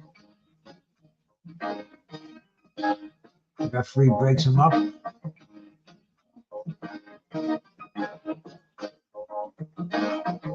And once again, when they're at center ring, that long jab of McComb is scoring the points. And it's keeping Barboza off balance. Barboza can't get set and land his punches.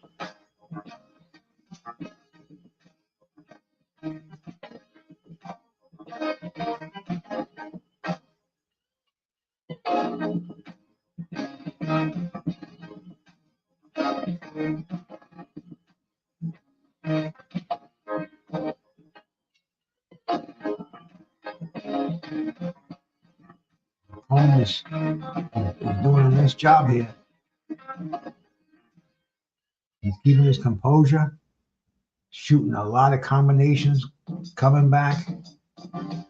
He's not getting caught at the wrong end of exchanges. Barboza's trying to land that right hand.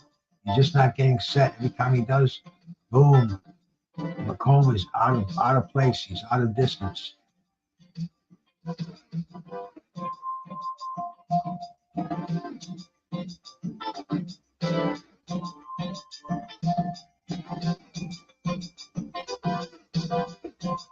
Could be 2 upsets on the card tonight. And you never know, man. We're going into the main event next, so we still got a ways to go in this fight. We don't know how the judges are seeing this fight. Pretty close with a slight lead from McComb, maybe. I don't know, man. That's why they pay these 3 blind mice to sit at ringside. Next Saturday, Ramirez and Bartholomew.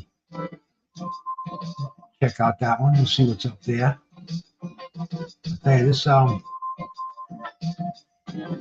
Ortiz Jr. and Delorme. Virgil Ortiz finally back in action against him. Delorme, though, come on. That doesn't sound like it's the appropriate opponent for Virgil Ortiz, man. We'll take it, but we won't like it. And Barboza's getting his instructions from his corner. I don't know if they're telling him that it's getting a little desperation here.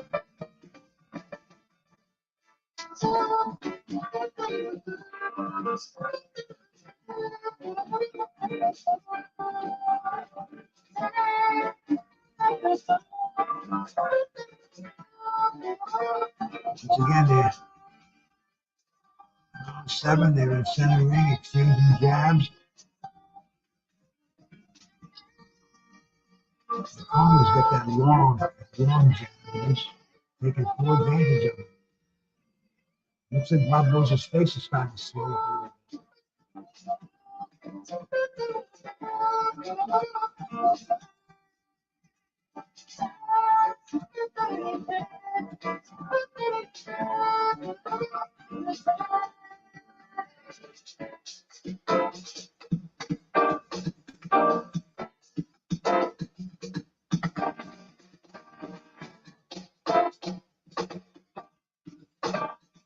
Barboza tries to shoot a combo. Comes up a little short. Good head movement by McComb. Barboza's ducking inside. And Barboza just can't time those shots.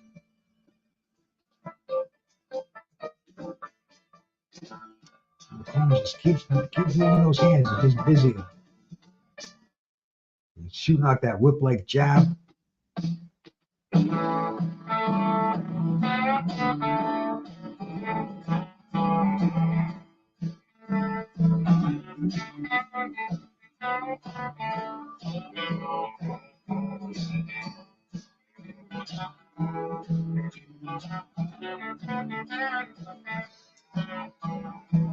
Barboza does not want to stand outside the exchange jabs. He's coming up short in that department. He's got to get inside. He's got to feint. He's got to get inside. He's got to blast that body. He's getting peppered on the outside.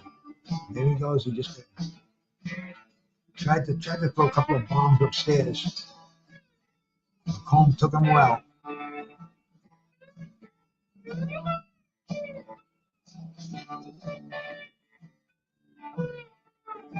Barboza trying to walk McComb into the ropes.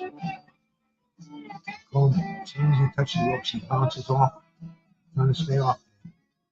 McComb, nice shot, spins away.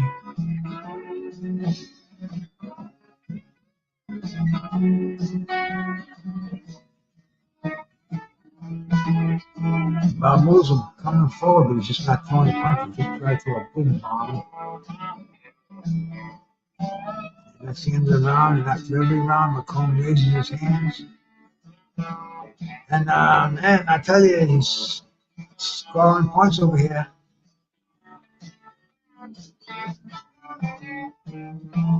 The co-main event before the main event over here. Another half hour to go on the 420, the day all you weed smokers celebrate.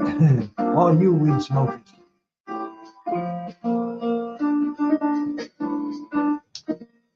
I hear you, Scott. McComb. I'm not keeping score, but I'm seeing McComb with an edge.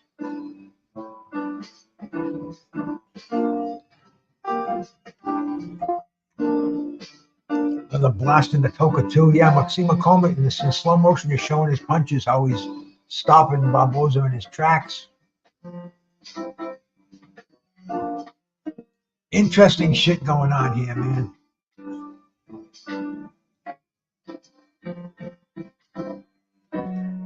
Here we go, man. The start of round number 8 in the 10-round fight. 3 more rounds to go.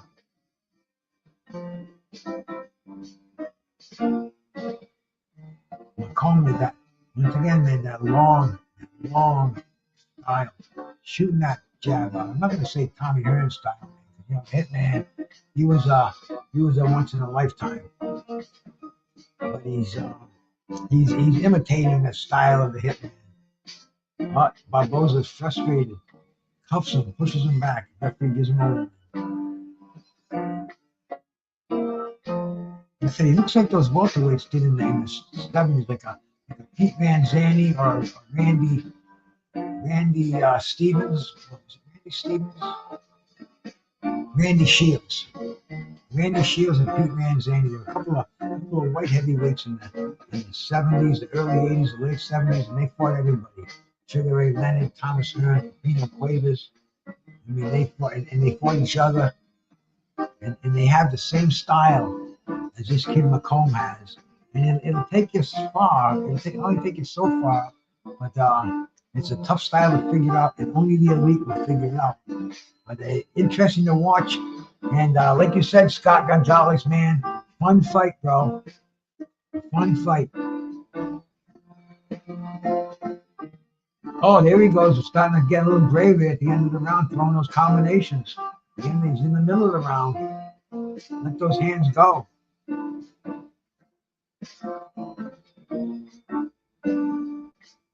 Barboza trying to get him in the ropes, trying to hit him to the body, to the head, anywhere that he can land.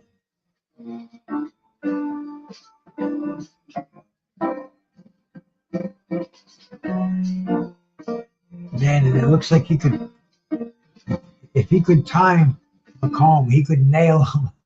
He just seems that he's keeping that chin right out. He's just boom, boom, boom. It's almost like if you could just get him between that third punch and that combination, I think you could put this man to make him be looking at the lights upstairs. But instead, he's on his toes. He's shooting that right jab out, and Barboza's just not able to land anything right now.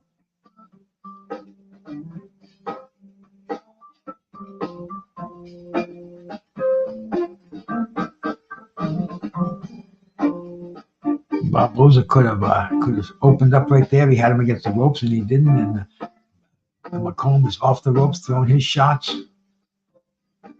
Barboza's got him against the ropes now. Got Got to keep him there. Now you got to unload, man. Now you have to hurt him, Barboza. Come on, maybe. Come on. At the end of the round. Once again, that same after the round is over. McComb, he goes back like this. Gives it the old pump. The old fist pump. I'm going to do the old hooker two. Waiting for the next round to start here from the Barclays. New York City, baby.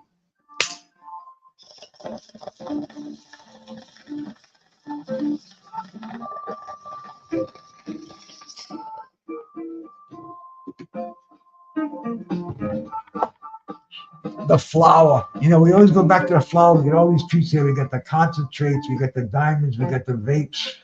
We got the tincture. But that flour, nothing quite like it, man. Here we go, man. You know, McComb is getting the talk of the lifetime in the corner. They're saying, baby, come on, this is it, man. You got millions of dollars if you win this fight. And the way things are going in Saudi Arabia, they're gonna need B-side fighters for these amazing fights that they're gonna put together in the lower weight classes. And you know that's gonna happen, man. Turki Al-Sheikh is in New York right now. I believe he's in for a medical procedure. This is what I heard.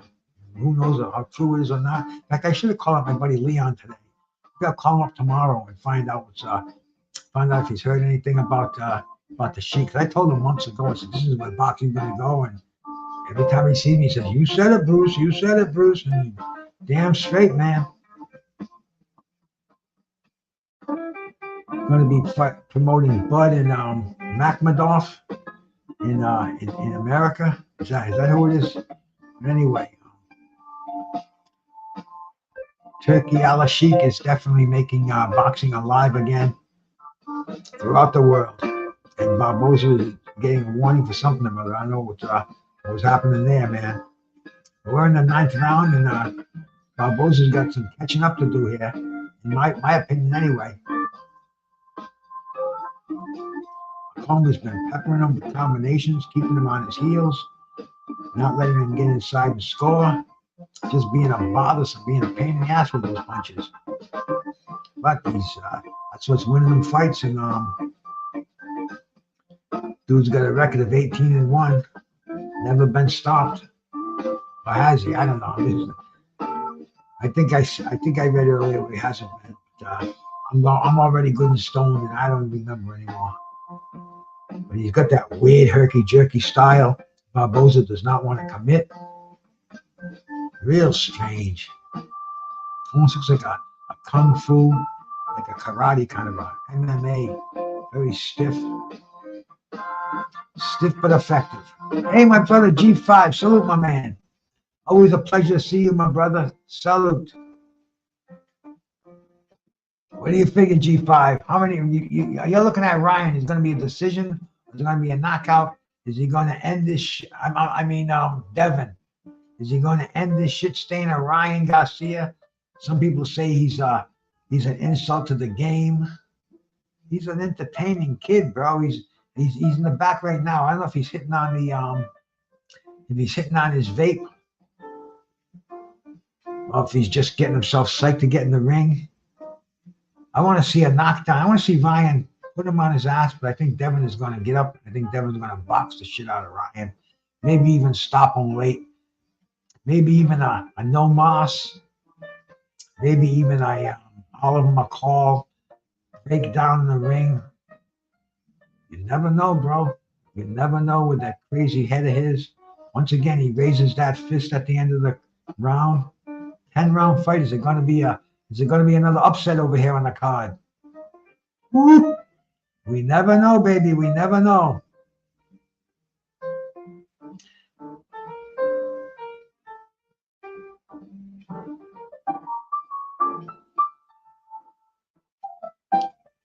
Man, you know, wouldn't it be funny if Deven just came out and fucking knocked him out early?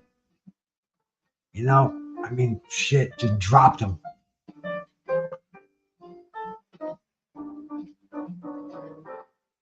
That's why I love boxing. You never know. Anything could happen. Anything can and will.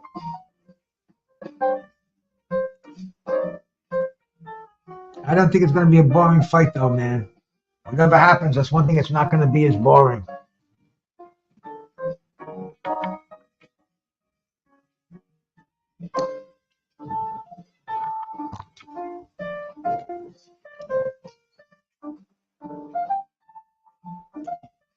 The ringside scorer has Barboza up 83, has Barboza down 83 to 88.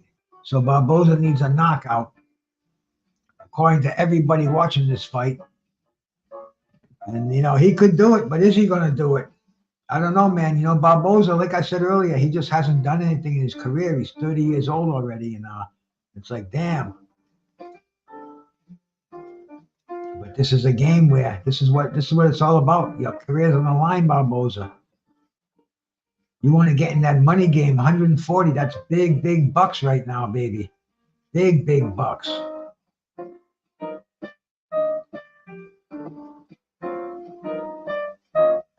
It's like, right now, it's fuck it time. You got to sell out. You just got to let those hands go. You get tagged, you get tagged. This kid ain't got no power. What are you worried about right now? This fight's almost over, man. Your career's on the line. And watch him raise his hands at the end like he thinks he won the fight, too.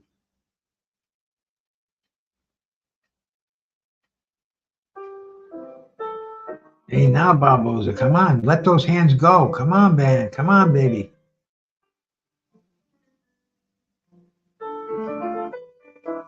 You've got half a round to do it. But McComb, he's never been on a stage like this in his life. This guy's he just won the lottery ticket, man. He stays on his feet. He keeps that peppering with that fucking right jab that he's got, man. That pesky right jab. And Barboza can't do a thing. You figure he'd cut this guy in half, fold him up like a fucking cheap lawn table, but nope. It's not happening.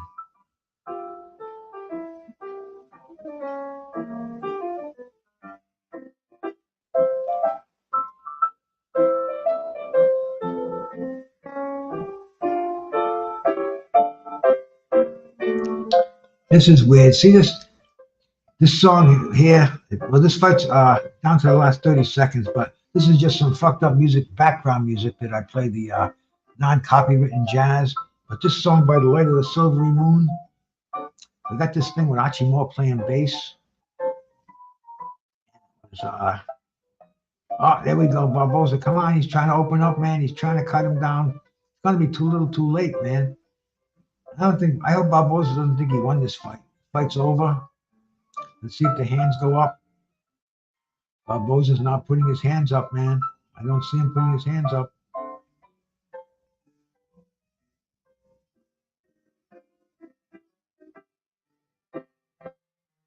Look like there's a lot of celebration in Barboza's corner. But anyway, man, this song, By the Light of the Silvery Moon, Moore played bass. And after he got knocked out by Marciano, he had the shiner.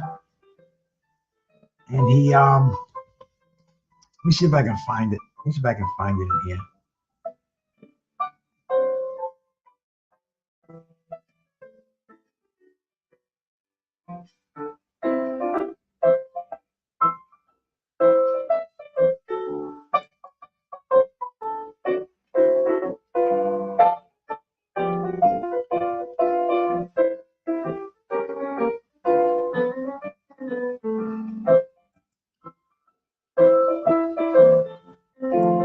Hey, I got it right here. Check this picture out.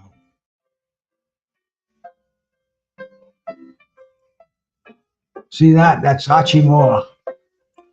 After he got knocked out by Rocky Marciano, he went to a club and played bass. And he didn't want to play this song, By the Light of the Silvery Moon, because he had a shiner. Isn't that kind of funny? I always got a kick out of it. And Archie's daughter did too, man. But anyway, man, they're showing the highlights. We're going to get the decision of this fight. And then it's the main event. It's going to be before midnight. It's still a little bit later than I was kind of hoping on. But if this was on at an hour later, I'd still be here like a moron watching it. And like I said, I'm riding on 5 hours sleep last night. Smoking some good weed, G5. Hey, Mahogany Roots, my sister. Good evening. Welcome to boxing. We're down to the getting ready for the main event, man. Rockin' Ryan Garcia against dangerous Deven Haney. I mean, the dream against the crazy man. We've been waiting for this fight for a long time, and here it is, man. Here it is. I'm gonna have to pull myself up under the bud just for the occasion. Let's see here. Let's see.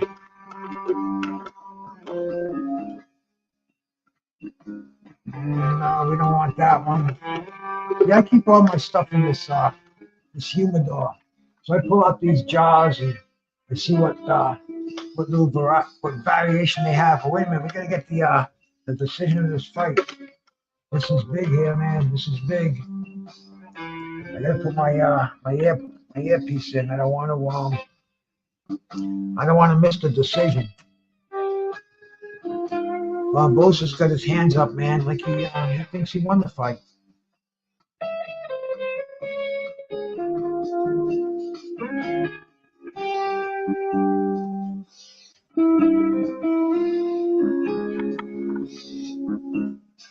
No. Barboza by a split decision. That was bullshit, my friends. What did you guys watching that fight, man? What did you think? Right, this here is something called Gary Poppins. This is a nice little indica. I think it's a hybrid, but I gotta butter this in here. I'm gonna pull this out to toke for the remainder of 420, which is a national holiday for us weed heads.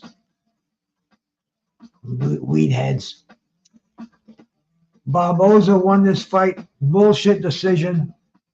I guess Oscar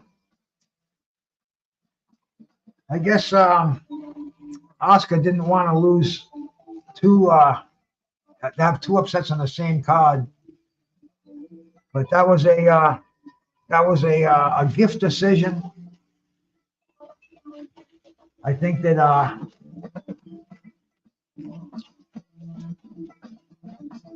terrible decision. McComb should get some more fights out of this. He should. A rematch would they're not going to give it to him. I'm not going to listen to the interview anymore. Just going to get ready for the main event, the fight we've been waiting to see. And like I said, man, I keep all my weed in this humidor. I keep them in these jars, these old medicine jars that I got, pill jars, because they're airtight and they're light proof.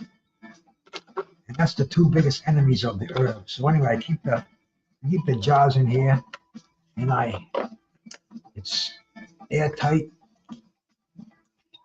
Seal it up, burp it, let the air out of there, and that just kind of that's my stash.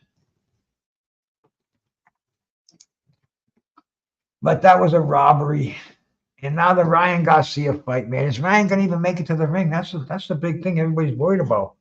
You know, Ryan put on a show this week. I mean, he was quoting scripture. He was telling people to suck his bang. I mean, he's just, the guy's, see, I'm trying not to use F words on my show anymore if I can. But Ryan is an effing nut. Ain't no two ways about it. This man he's a nervous breakdown waiting to happen. It could happen tonight in the fight. Ryan was drunk. No, see, Ryan said they said that was apple juice with soda water mixed in it. It wasn't real. Hey, Andre, on Facebook too, bro. Shout out to my Facebook fans. I got 80 of them on the YouTube and the what's the other thing I'm on? Twitter. X, I guess it's called now. And I got one on Facebook. But anyway, appreciate that, Andres. Come over to YouTube and give me a thumbs up. But Eddie's on the ground over here, man, and Eddie's pissing off a lot of people, man, you know. But hey, controversy equals opportunity. That's something you got to remember. And Eddie's taking full advantage of that. Hey, my brother, Rascalot. Nad. I probably will never stop. I'm sure I'm going to let a few F-bombs out, man. It's just in my vernacular. I can't help it. But I'm not going to do it like, I mean, some people, this, F that. I've even had, like, I got some of my, my best YouTube buddies. They come over here, and I've got some guests that say they don't want to come over here. They're here because their kids watch the show and too many F-bombs. But I'm trying to clean it up a little bit. I don't want to get copyrighted, taken down for swearing too much. That's true, Rascalot. Sometimes we must do this. But F and Eddie, I think he's doing the right thing at the right time. He's hooking up with my favorite man in boxing, Turkey Al Sheikh. June 1st, man, the fucking card. Talk about an undercard, man. Damn, Danny Dubois and Herzberg. Fucking Wilder and Jilly Zhang. Ford and who's he fighting? He's fighting the cat from England who was just in that knock him down wrestling match there. The fuck was his name? But anyway, all the cards on there are worthy. They're all main event status, but they're undercards compared to the main event undercard. The Turbieff and Bivol. I mean, dude, this is cool stuff. Yeah, I thought so, Iceman. How you doing, my bro? El Cuatro. Salutes, salutes.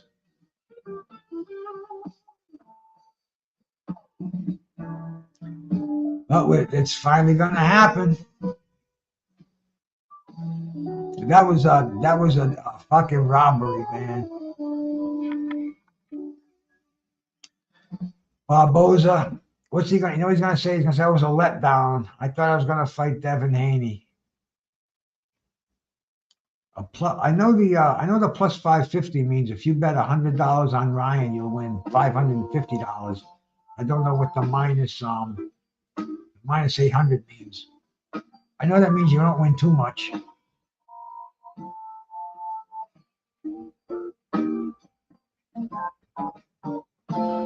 Mike Tyson was in Ryan Garcia's locker room. All right, man. I said it earlier, you know, Devin's never felt a left hook like Ryan Garcia has. So something could happen in this fight. He could go down. Does Deven have recuperative powers? Anything could happen, man. Anything could happen. Now that knowing Mike Tyson's in there, I'm kind of hoping Ryan fucking pulls an upset. There's nothing like upsets in boxing. What are they doing? Setting up a concert or something? Covering some bullshit up over here. Let's get to this main event, man. It's midnight. I'm not going to get to bed till after 1, so let's at least not make it too long. See, the thing with me is, it doesn't matter what time I get to bed. I always wake up at the same time. I wake up at 6 to take a piss. I usually go back to bed for 2 hours. Today, I couldn't sleep for those 2 hours. And I think I got to sleep last night around 12:30. Maybe even either 12:30 or 1:30. I can't remember. But I only had a few hours sleep.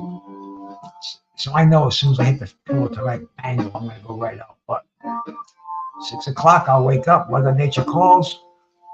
And then will I be able to get to sleep for another 2 hours? If it's a nice day and people are walking by, the dog starts barking, forget it. That's it, man. But then the old lady doesn't want me to wake up like that too, because I'll be a nasty motherfucker. But then, if it's a nice day, I go outside, I look at the birds, I sniff the salt air. See, salt air has iodine in it. It's negative ions, and it's really good for you, bro. It's really good to breathe, and that's why living by the sea it's beneficial to your health. So everything I do, I try to do beneficial to my health. But living by the sea is a natural oxygen stimulant, I guess you might say. So I get super oxygen down here.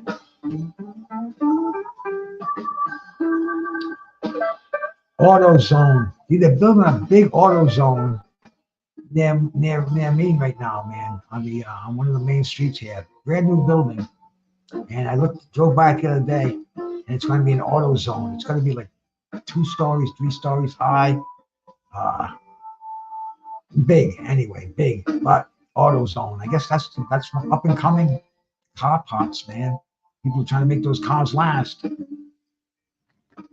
Hey, Graham, how we doing, brother? Good to see you, my man. Hopefully Ryan doesn't fold. Lord knows, man. Lord knows this is why we love boxing. We are in New York City, the city that never sleeps.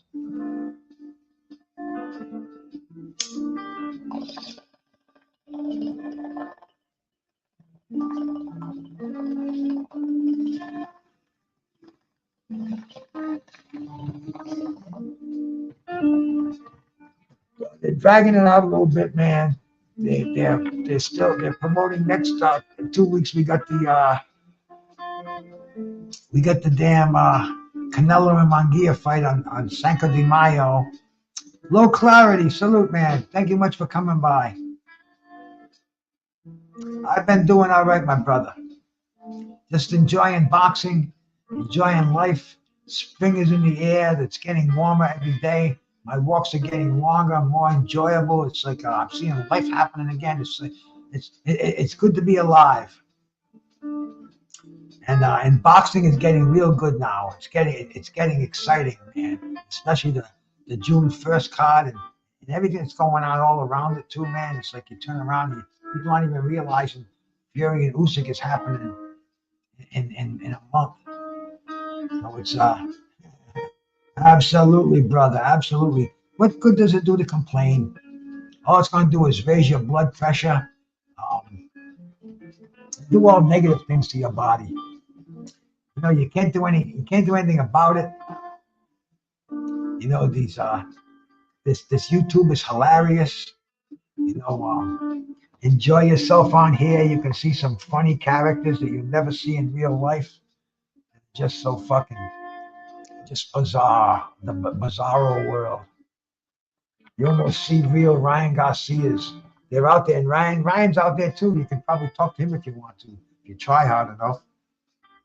But we live in a whole different world right now, man. I'm having a good time digging it, man, from all different angles. We're in Brooklyn, New York. There's the Hudson River. There's the Brooklyn River Bridge, the Hudson River. I don't know, man. Katie Adbo, she's a little hottie, man. We said that earlier. Clarissa Shields is up there. Sean Porter. Katie with those suede boots on. The short skirt, man. My weakness. Guilty. And Sean, man.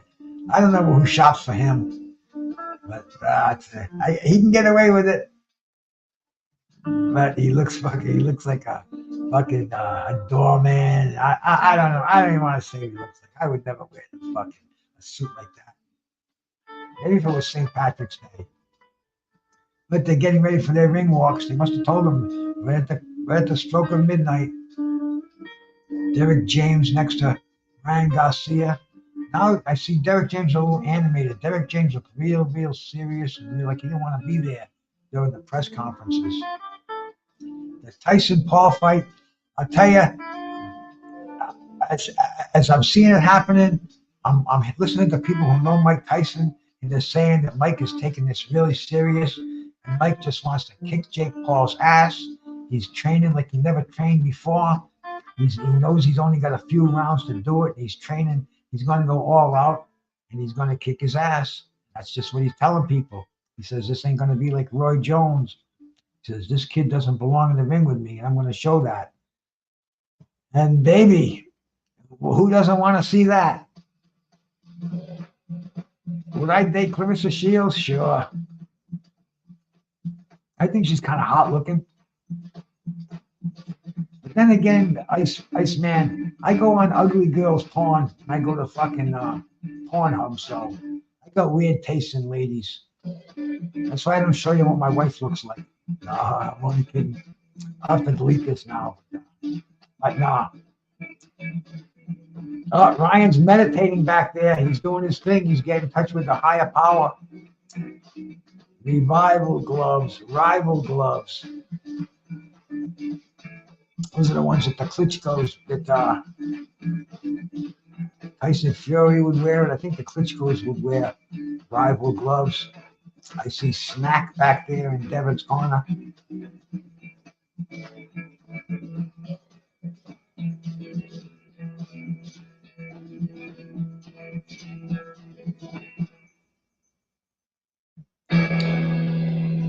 It's all coming down to now, man. That's what we want to see, Graham. Tyson taking him out. Second round, third round. Just like the Tyson of old. Even the first round, man. How many great fights did we see Tyson end in the first round? So nobody wanted their money back. And Ryan's got that fucking serious look on his face, man. Ryan looks like he may just start crying in the ring. This could be super exciting.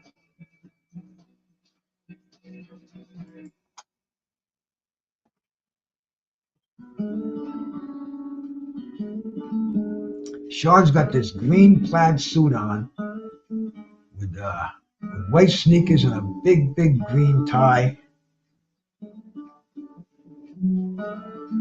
He can get away with it, man, especially in New York. Katie's got this these suede boots on, short skirt. Clarissa's got these skin-tight pants on. I'll tell you, man, everybody's decked out tonight in the city. I got my hoodie on. New Jersey Devils, my brother gave me. And that's it. Naked from the waist down. We're getting ready for the main event to start, and I cannot wait.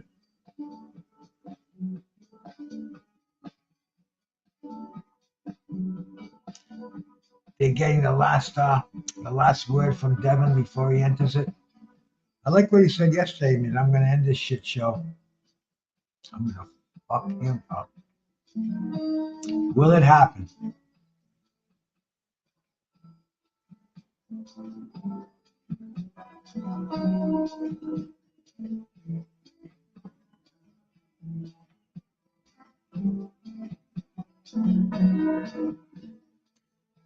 Deven's kind of controlled anger right now,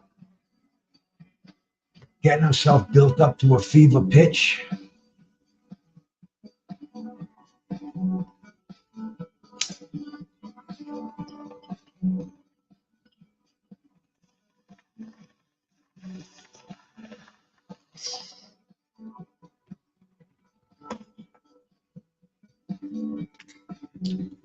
I think I should be about done with that for the night.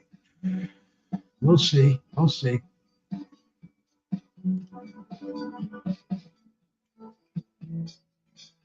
I mean, what are you interviewing him for? Get him in the ring. Let's go.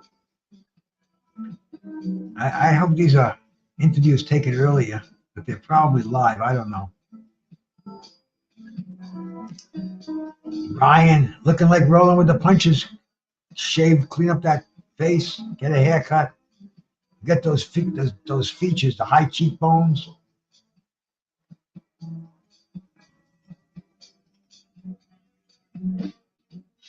Triple X over here, Iceman. Yes, we are definitely. We are. I can't even think of the name of the site of the porn site right now. But yeah, we are absolutely Triple X over here.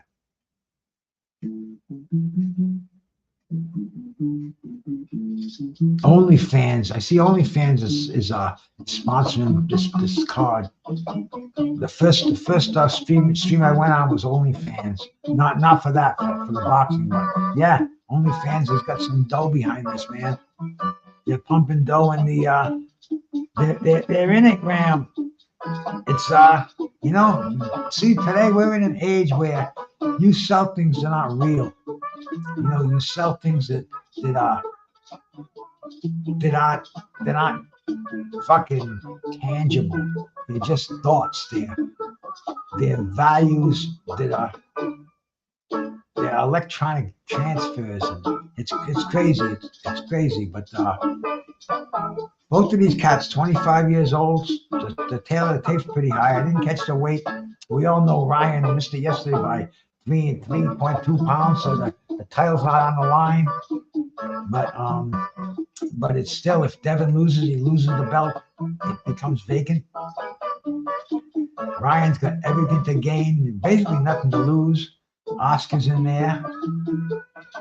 B-Hop's in there. All the officials from Golden Boy.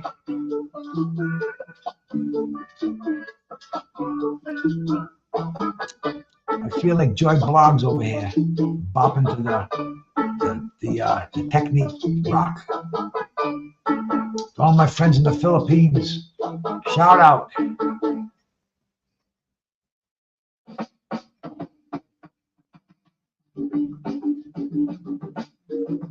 People they got those phones out, man. The lights are on. When I was a kid, it was matches, man. Go to concerts, matches, and then lighters.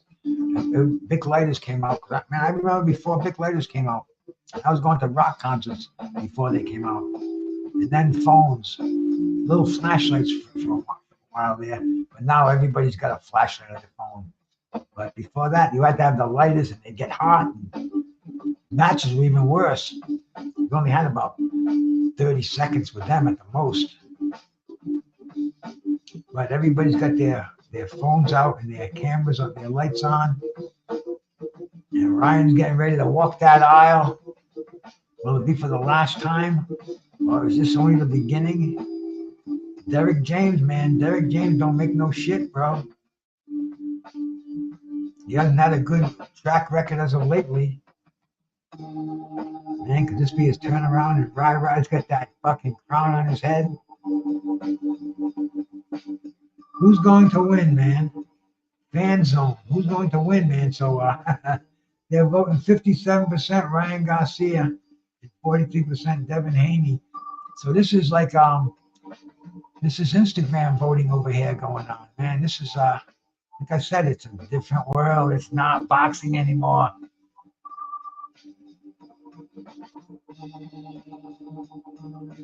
Yeah, he's asleep, but I know I got to put him out before I crash. I'm lucky he hasn't come and bugged me yet, because I wanted to watch this before he comes out. But I see if I don't put him out, then my wife will get pissed off at me, because he'll get up at like 2:30. He'll want to go out. So yes, sir, Graham. Welcome to the future. Ain't no fighting it, brother. Enjoy it while it's here. You know, you can love it or you can hate it, but you better learn to accept it, because it's the best thing out there. It's the best thing and the only thing going.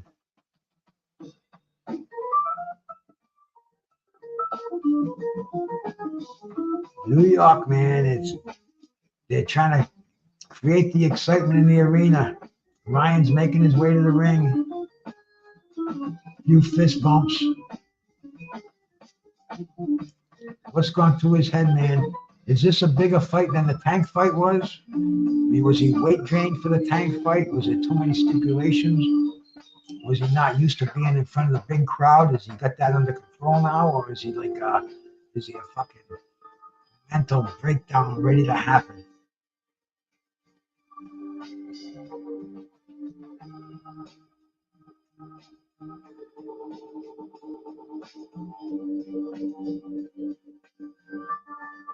He just looks like a kid in there. He looks like a fucking child.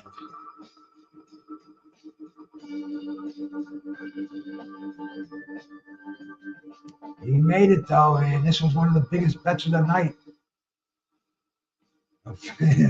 We hope it's not a fixed fight. Absolutely, man. But Damn. And even if it is, are we even gonna know? Some people are saying his fight with Tank was fixed. Other people are saying he just quit. I thought he just quit. But then again, he had the excuses. That weight thing, that was almost real. The stipulation, he had to lose so many pounds, and he couldn't. I think he even had to log everything he ate after the weigh-in, so he couldn't rehydrate to a weight that Tank didn't like. So people they fault Tank for that. Not an issue in here. He didn't even make the weight. That's fucking crazy. He didn't even make the weight for a world title. And I mean, didn't miss it by a pound, a half pound, where you could go run around and come back, get on the scale again. And they let you do that now. He didn't even attempt to make it the second time. They stopped doing that. They used to have the same day weigh-in. And I've told you cats the story a million times. When Michael Spinks and the Eddie Mustafa Muhammad, Eddie didn't make the weight. He had to cancel the fight. HBO messed up the programming. They got pissed off and said, we're not going to do this on the same day. It'll be the day before. But also, a little known fact is, Dooku Kim, it was same day weigh-ins when he fought Ray Boom Boom Mancini. And Dooku Kim didn't make the weight. So he had to put on one of those sweatsuits, and he had to go jog for a couple of miles so he could make the weight on the day of the fight. And that might have been one of the things that contributed to him being drained, and in the 14th round getting killed in the ring. I mean, there's a lot of things about it. But that's one of the reasons why they switched to the day before weigh-ins. Should they go back to them? I'd like to see it, But some fighters were putting their lives on the line, and they were ruining some network broadcasting. So boxing is a business, and it's also we've got to take the humanity into consideration. So it's crazy shit, man. El Super P, how you doing, my brother? LP, man. LP Super Lateo. What's up, LP? My brother LP, man. The real LP doesn't like you for some reason. I don't know why. You think you're pretty cool. You got the avatar going, man. You never say anything disrespectful. I see him time you out for no reason the other day. I'm like, what'd you do that for, LP? But he's like a homeowner. He likes to time people out. I don't get it. Nobody times nobody out in here. If I sees it, then I'll untime you out in a timely fashion. But we don't need to do that shit over here. I hate seeing that shit there.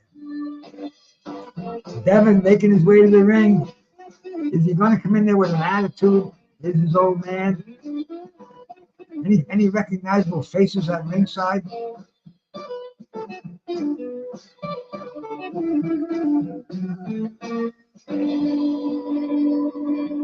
No, I haven't seen anybody that I recognize. Church Moore, salute. Absolutely, troll free. But I don't even care about trolling. Do the fuckery you want, man. It's what I call a control-free zone.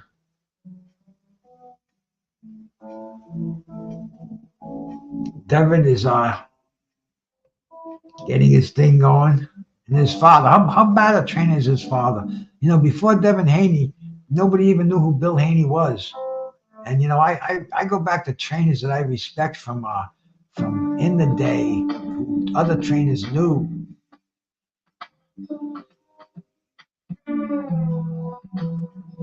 So we'll see if he's if he can change his game plan in the ring. If his kid gets in trouble, if he's able to readjust, to see what's going on. I don't know, man. I really haven't been too impressed by Bill Haney as a trainer. I think there's room for some improvement there, but hey, this is boxing. Deven looks real calm, real focused. Ryan looks like he's very jittery.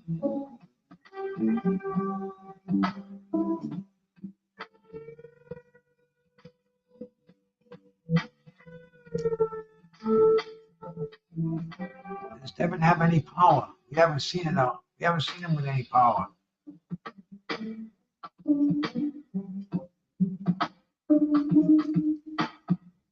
Derek James whispering his last minute instructions.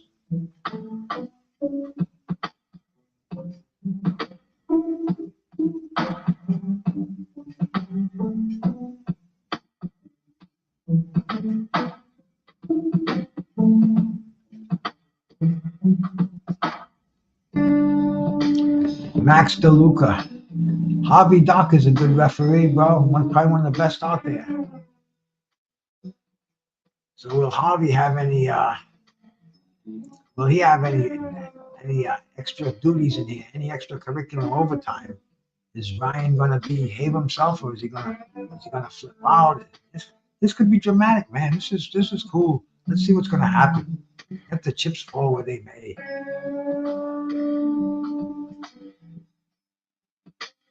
I don't want to see that shoulder roll that he did last time. It was like turning his back around. If we see that shit, man.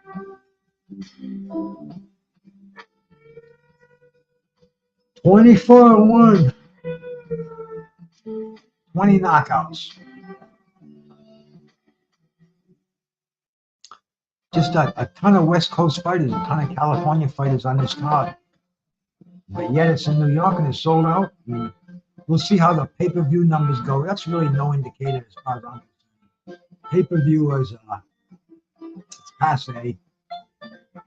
21st century, you have to figure out a new way to sell fights.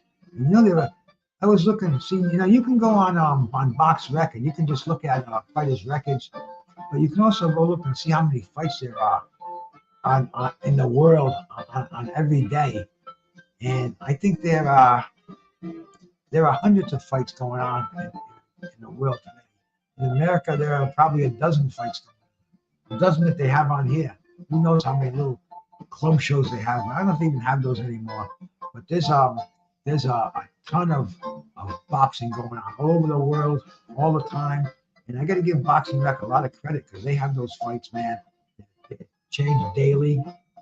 They have their usual, all the undercard fighters and everything on there. And you can click their records just like you can anything else on there. So, you know, when they do their contribution, they do their GoFundMe or whatever it is, I'll throw them 10 spots. I use them.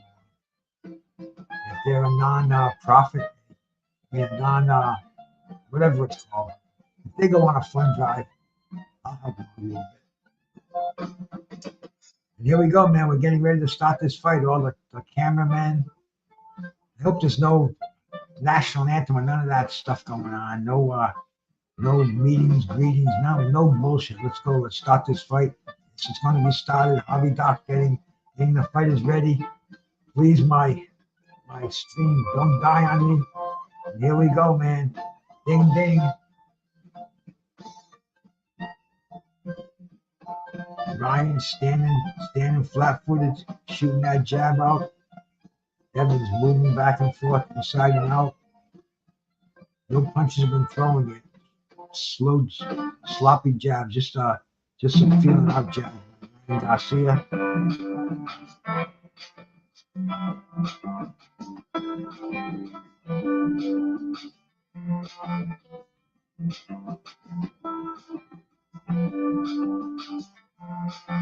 Ryan looks kind of tight. Oh, he just nailed Deven with a left hook. Deven might be hurt already. Deven's holding on. Woo! All right, man. This is what we wanted to see. We wanted to test him. Ryan moving in. Ryan's trying to measure him. Ryan with the right hand. Ryan's got Deven a little wobbly. Deven regaining his senses. Boom, Ryan going downstairs. Ryan is landing some punches. Deven's not moving around. Deven's holding on. Exciting fight we got here, my friends. What are we watching, Teddy? Let's go. Ryan's unloading on the ropes, man. Deven's not moving around. Deven does not want to fight like this.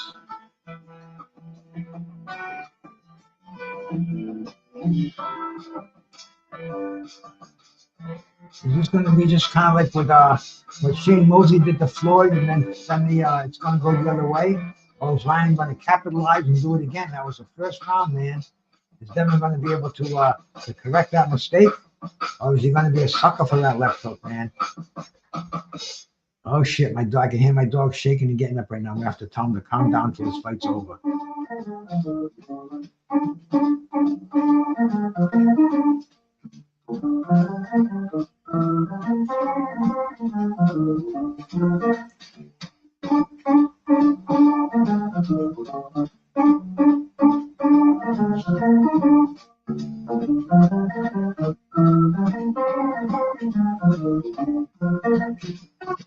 Deven moving forward.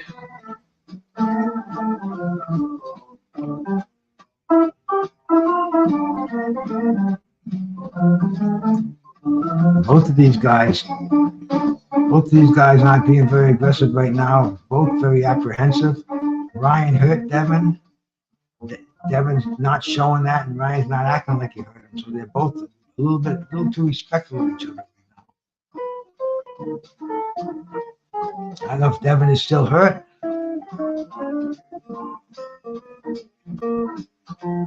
That's the end of the first round, man. Big round for Ryan Garcia. A lot of people didn't expect that, but that left hook, man, that's Ryan's punch. If he was going to do any damage, it would be early, it would be the left hook. Bill Haney is trying to give him some instructions. They're putting that ice pack on that right cheek where he got nailed with that left hook. This could change the whole course of this fight, man.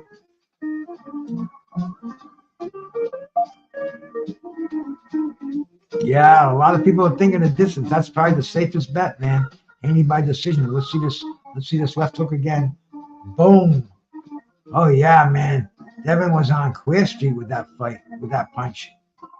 If Ryan can land those again, man, unbelievable, man. The Barkley stood up, man. Deven was holding on. Let's not make this a dance fest. Here goes Ryan. Ryan's trying to land that hook off the jab, like he did in the first round.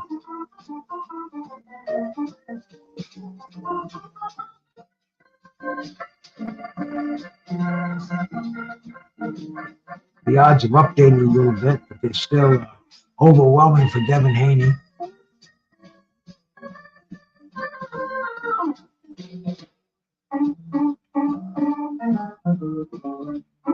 Ryan is trying to land that left hook, and Deven is trying to stay away from it. Maybe if Ryan could do some body work, but Deven is an elusive target. I think he's going to be lucky just to land that one left hook, which he's trying for, but he showed Deven Haney that he can land it.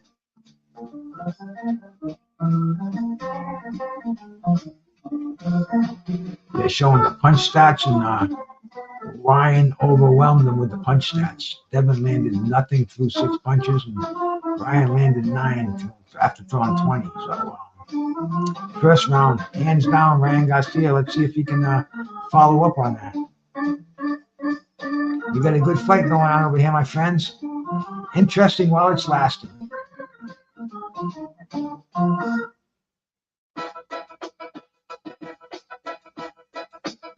Deven's starting to faint. And Ryan does not want to let Haney get into a rhythm.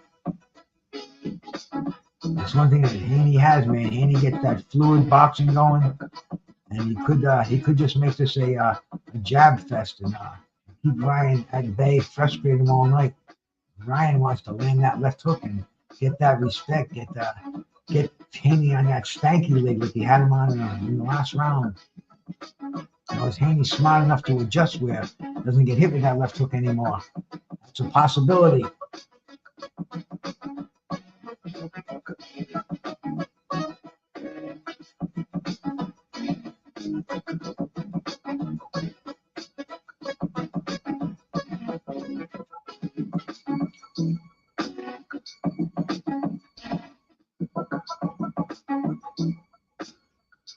Deven's starting to tighten tighten up his stance a little bit, but a lot of holding, man.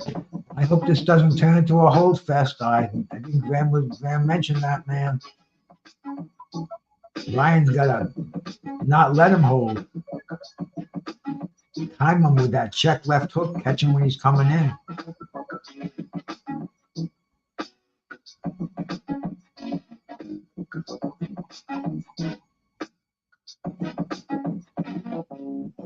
The end of the second round. Another round for Haney, for Ryan Garcia. Mrs. Just Do, salute my sister. Thank you so much for stopping by. Peace and love, peace and love. They're out late tonight, man. And Ryan surprised us in the first round. Almost put Deven on his pants. Almost put him on the seat of his pants. But we'll see what happens, man. It looks like it looks like it's going to be not the fight that we had planned on. Not the fight that everybody had called on earlier. Deven hasn't gotten into the rhythm. He's been doing a lot of holding. Deven landed a 1-2. They're just showing it now. Might have been that combination that wins the round for Deven. I thought Ryan still landed more shots in that round. But here we go, man. The start of round number 3. Non-title.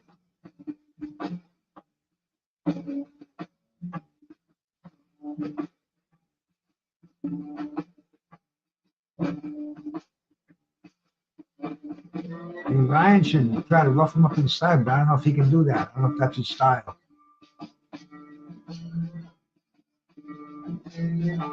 But boom, Ryan is trying to land that big punch, trying to keep Deven just outside, just away from clinching. He can land that jab, left hook. And Deven's got to pay attention to Ryan's right hand too. Right now, I think Deven is just trying to clear his head up.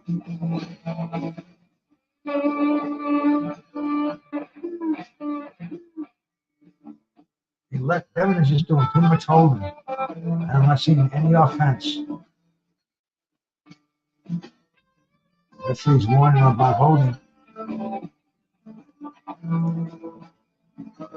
Warning Garcia about something too, man. Maybe it's I don't know, maybe they're both doing something here. I'm not listening, so I don't know. I would have thought it was the holding. Once again, they're in a clinch, man. Deven with a nice fast combination. Deven's trying to pop that left hook. Deven's got to keep those hands moving. There goes Ryan, man. Ryan on the attack. Once again, they're holding, man. I really hope this fight doesn't go like that. He's been a good card so far, man. And if this fight turned into a fucking hug fest, come on. This is not the way we want to end it.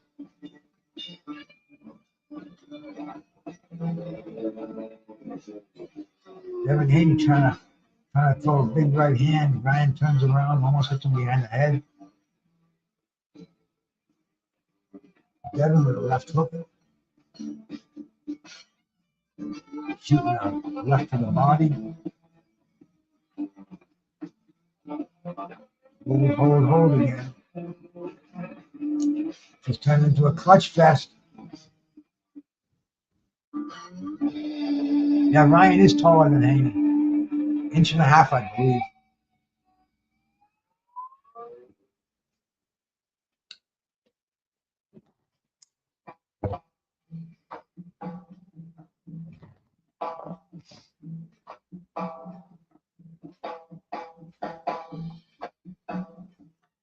Haney moving forward now at the end of the round.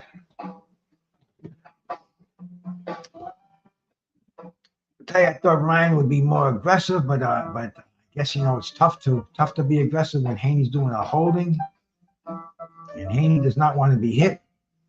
He knows how not to be hit. We keep it going, man. We keep it going. It's a long fight. It's only the 3rd round.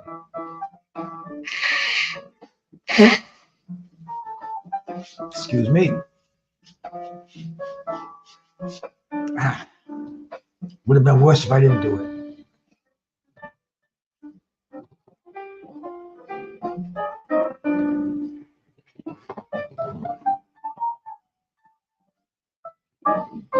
They're showing Haney's left hook. Landed nice. Getting back to this card, the card that it's called This One Counts.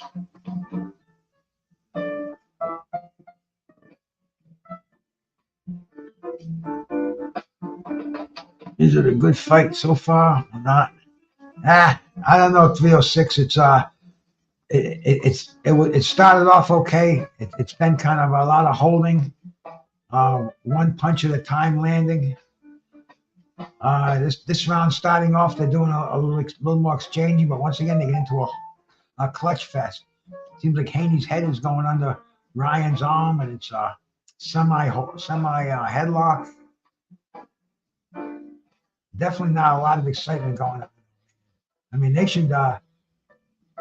This referee should warn these guys against holding. I don't know if you can take mutual points off. I don't know what the fuck you can do, man.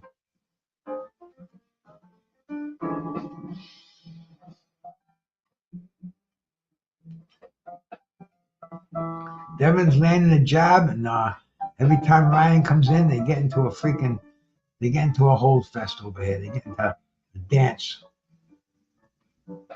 Deven trying to lead with that left hook. Deven with a jab. Bang. Once again, they're holding. And they're holding on too. It's like, shit, the referee's going to have to warn these guys. Timeout. Okay, guys. This fucking sucks. You got to stop fighting. I see you holding. I'm going to start taking points away of who I think initiating it. So let's go, man. Let's get these guys in a legit fight over here. There we go with the holds. Once again, it lasts about 3 or 4 seconds. And it's fucking holds where Harvey Doc is going to get in there and pry these guys apart. Don't tell me Ryan's trying that shoulder roll.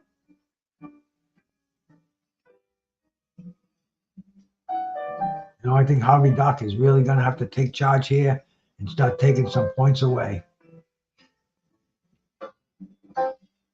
Because who do you take the points away from? De Niro has it 3-0 Ryan.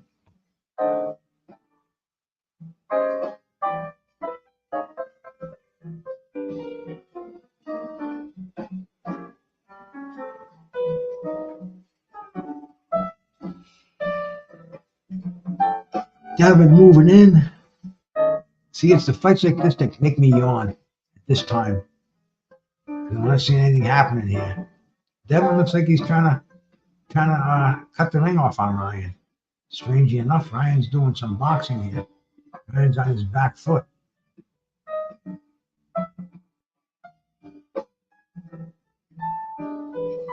Ryan trying to take him back to the Junior Olympics.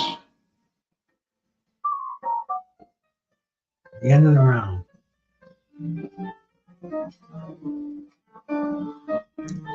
Telling Derek James he's doing all right. Liking what he sees.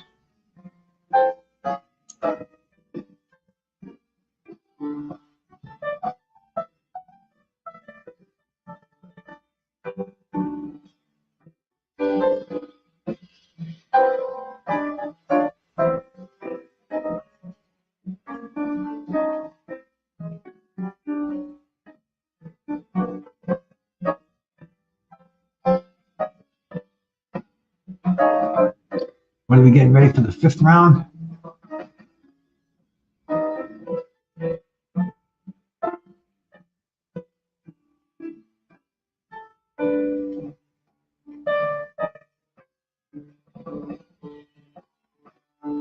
Garcia looking pretty effective so far. And here we go, man. Here we go to start the round number 5. Deven moving forward, shooting the jab out. Ryan on his toes, moving around, circling to his right.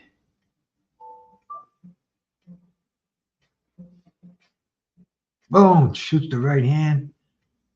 That's what we want to see, man. Ryan's got to land some of those sharp punches. Get Deven's respect.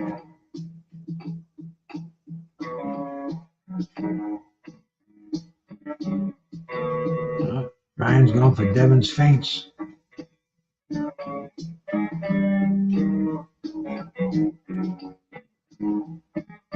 We could see the skill of Deven Haney rise over here, man. Once again, back in that headlock.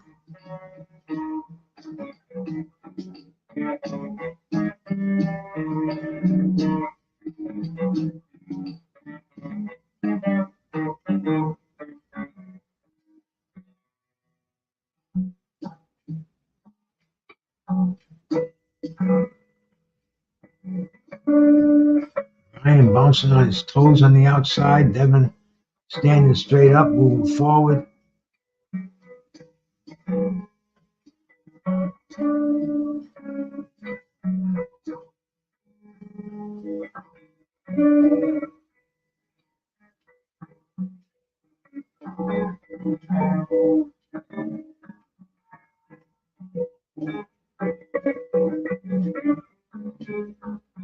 Deven's not giving Ryan any openings here.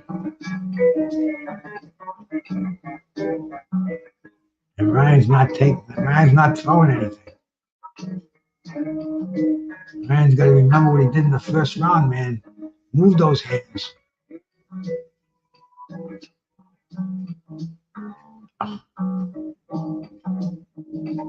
This is not a pleasant fight to watch.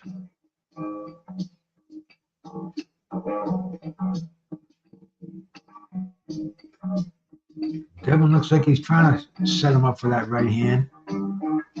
He just doesn't. He's just not offensive minded enough to move in. Maybe he doesn't have any confidence in it. Ryan's not landing anything in return. No return fire right now.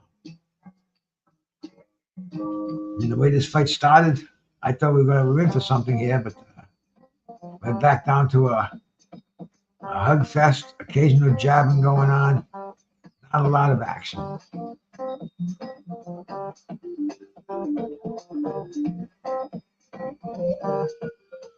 And that's it for round number 5.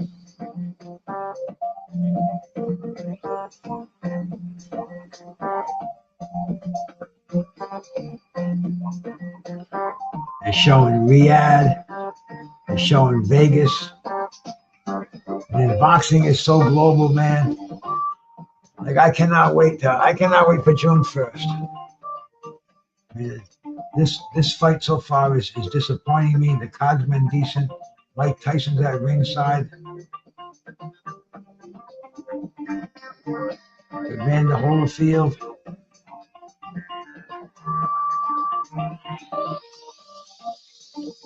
D-Hop. Roy Jones.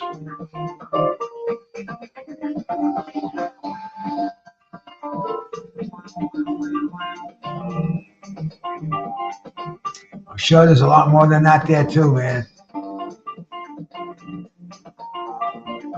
And once again, there they go in the center ring.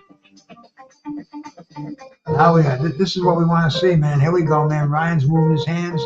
Nailed Deven. There you go, man. That's it, man. Deven's covering up. Ryan, you keep moving those hands, baby. That's it. Got him with the right hand.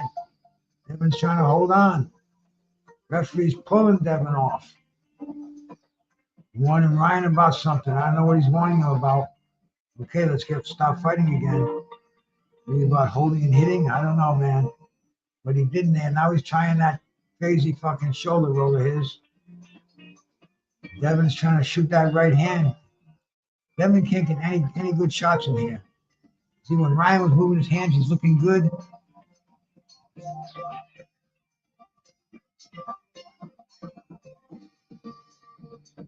Ryan's got to move his hands and start scoring again, man. He can't be on his toes. Making this fight look boring. Sticking that jab out. He's got to start throwing those right hands and that left hook.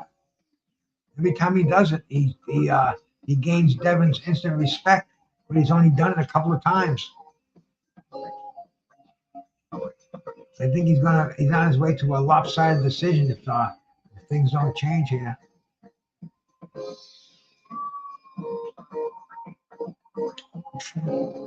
And that shoulder roll. Deven was just banging the body like he should have.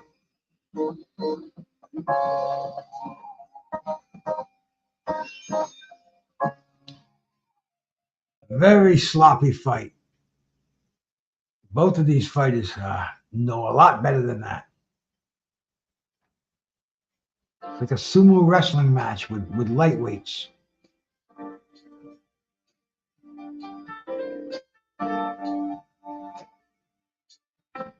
And definitely not keeping up the par here.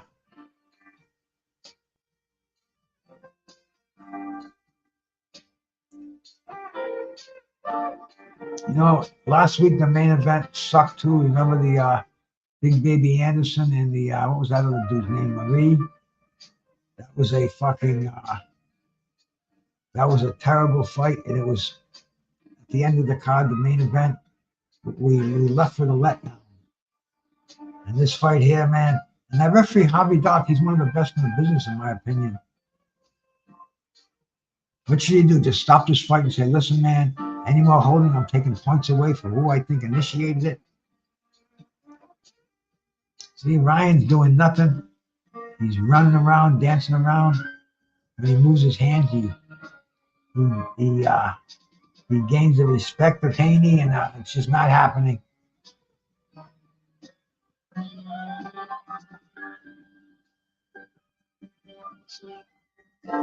I don't know what Derek James is telling him. Telling him to move his hands more. Excuse me. But this fight is not exactly keeping me awake. I haven't had a cup of coffee in about 8 years. So I run on all natural adrenaline. It's getting low right now. Ryan with that stupid shoulder roll, and Deven did just what he said he was going to pound those kidneys. That's what everybody should do when they see him stand sideways in front of them like that.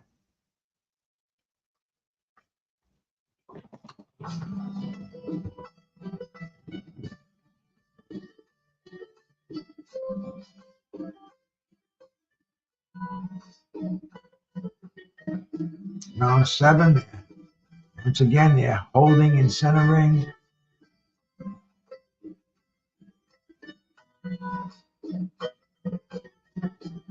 Now, this is just not the way to become a main event fighter. This is not the way to make millions of dollars in this 140-pound talent-rich division, man. You need to make statements in every fight.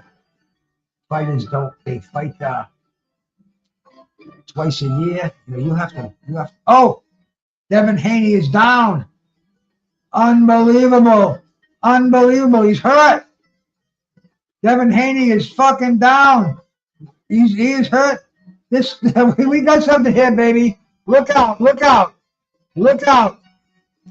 Devin's holding on for dear life, man. Ryan's going for the kill. Ryan's got some room. Devin's holding on for dear life, man. Ryan's moving in with overhand right. The fucking place is going crazy right now. Oh, Ryan just hit him on the break. Oh, don't tell me they're going to take a point away from Ryan. This is bullshit.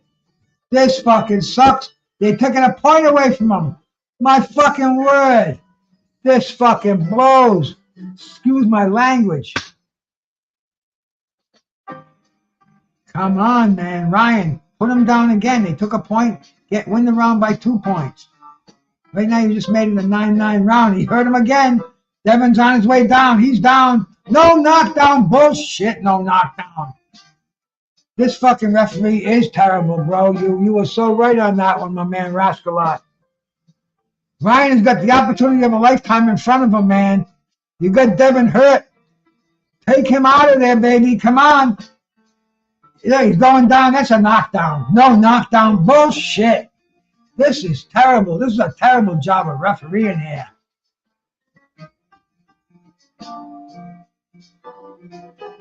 Deven is holding on for dear life. He's got a minute left to go. Can Ryan do what he's got to do? It's the 7th round. I mean, don't let him off the hook, Ryan, baby. This is your only chance of becoming an immortal here, man. We've been all busting your balls. We're telling you you're a disgrace to boxing. Come on now, man. You can shut a lot of people's mouths right now. And you can do it. And Deven's got terrible balance, man. He's holding on. You're holding on. This is a sloppy fight, but you got the opportunity to put him away, man. You knocked him down once, baby. Come on. Don't let this time go by. You got 20 seconds to go, baby. Come on, Ryan. Let's go. I'm digging on this one, man.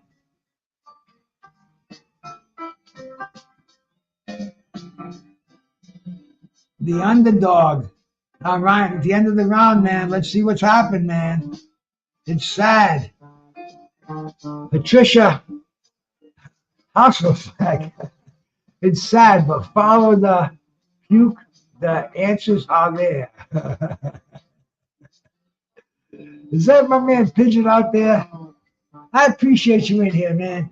Make sure you sub to the channel. But see, a lot of times those multi-accounts, they sub, and then the next day I lose them when they figure out their multi-accounts. But, oh, there was that left hand, man. Ryan has got some power in that left hand, and Deven's a sucker for that left hook. So, man, Ryan's got to make things happen, man.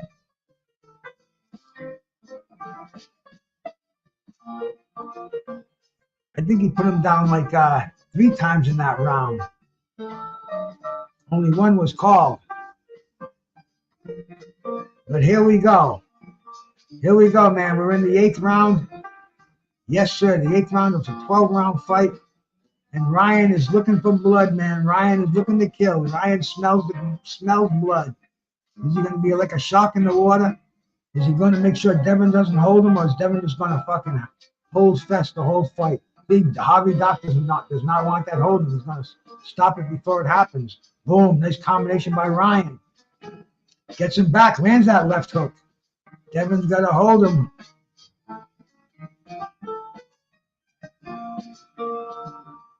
The ringside doctors, the ringside judges have Haney ahead by a point in this fight. That's possible, but Ryan to me is in charge right now. Ralph is. I think you're right there, man. Yeah, the belt becomes vacant. Patrick, definitely the belt becomes vacant if he loses, but Ryan doesn't win it. But what does this got? I mean, I'm not going to say Ryan's going to win this fight yet either. It's only the 7th round, and now Deven's starting to come around. You know, Deven's the more talented. He's been in with the better fighters. You would figure. You wouldn't figure that he would let himself get in this situation. But unfortunately, with Deven Haney, Ryan Garcia is in a new gear tonight, man.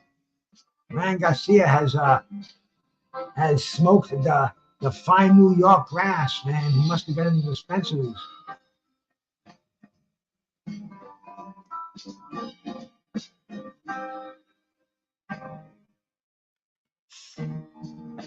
A blast of that grape goodness, man. It tastes just like grape too. I love these vapes, man. These HIT, high in thought, hit vapes. Here we go.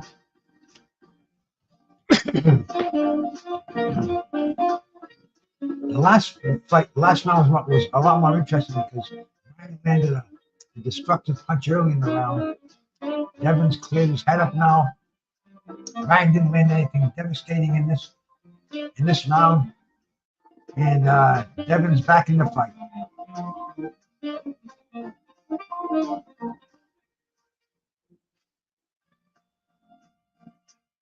He is going to have to knock him out to win. I truly believe that.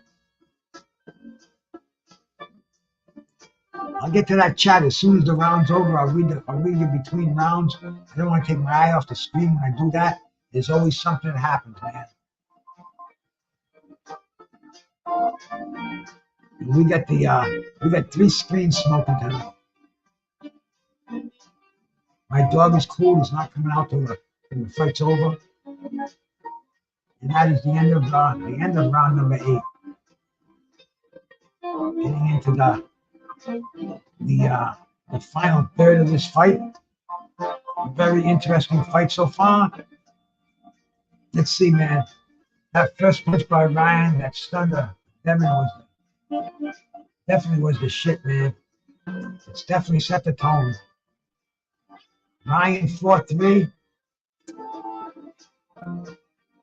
See, we got to remember that Deven's the house. This is Deven Haney production. They're the ones who signed the referee's paycheck. And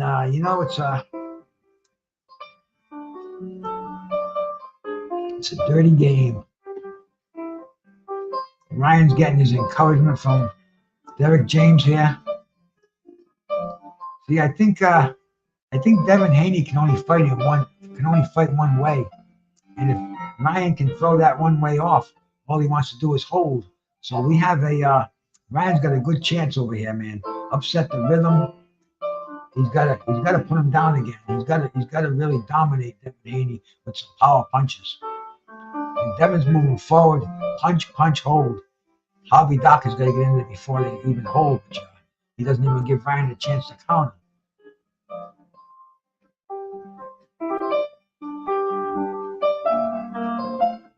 Good jab by Haney. Once again, man, it's punch, hold. He might have gotten a little warning there by Harvey Dock. Ryan has got to land a bomb right again, man, to make an interesting fight out of this. We're in the 9th round. 4 rounds to go.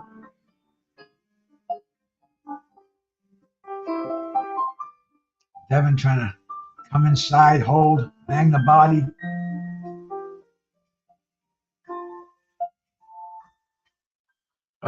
So much holding now. When there's action, it's exciting, but then they get back into the clinch fest and takes all the wind out of the sails.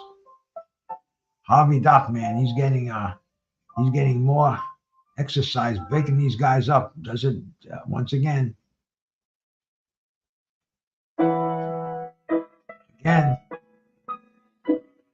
Oh my goodness. I've never seen more holding in a professional boxing match in my life.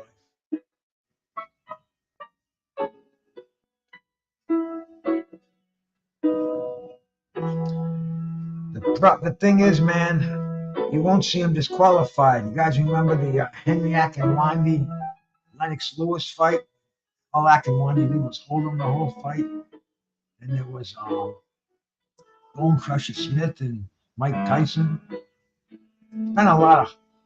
There's been several. If I think about it, I could probably think of more. But right now, this is one of the all-time, because all it is a couple of punches and holding. Are they going to give Ryan the points for it, or are they going to give him to Deven Haney? Deven Haney looks like he's been chasing Ryan around earlier in the fight. And once again, man, Ryan's on the back foot, and Deven Haney will maybe get the points for aggression. And there's some punches to the kidneys right now. Ryan's standing sideways. That's where else you going to hit him?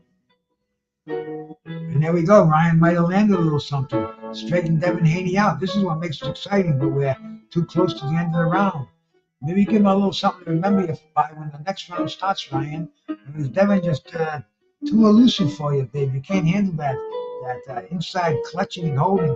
Ryan doing that crazy shoulder roll shit again, man. And that's the end of the round. The 10th round will be starting soon. The New York City skyline. The Hudson River. The Sopranos, they've been dumping in the Hudson River. So look out for bodies in the Hudson River. And Bill Haney is getting they're giving warnings to Deven for the holding. They'll say he ain't holding, he got no choice, man. He's coming in swarming. But this is Ryan, Deven Haney showing something, man. He doesn't like being in a fight. I think he's throwing those fucking massive kidney punches. I mean, that's just not a target. He's just trying to tell Ryan, I don't want to see that shoulder roll, baby. That's just not very athletic, not very competitive. Here we go, man. We're getting ready. Getting ready to start the 10th round, I believe. Here we go. And they started off in the clinch. Ain't that mama?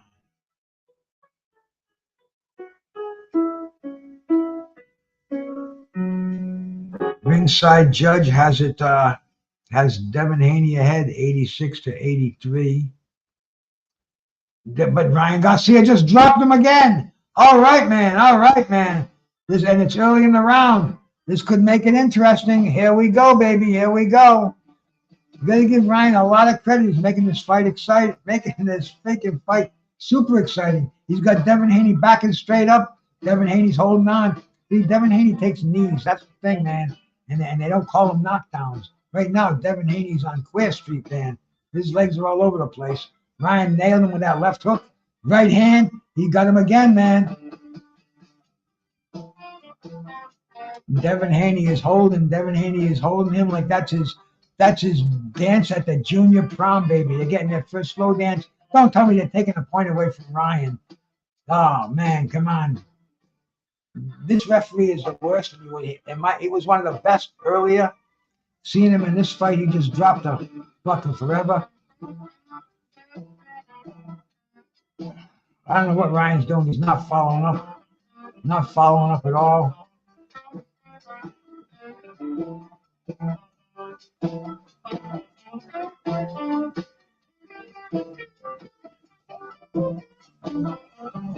This is going to be weird. Ryan with 2 knockdowns, and he's not going to win a decision. So we're going to, I don't know what's going on with the judges over here, but it's been a very boring fight with all the holding. We've seen 2 knockdowns. It hasn't salvaged the fight, but it's definitely, I don't know, maybe it has.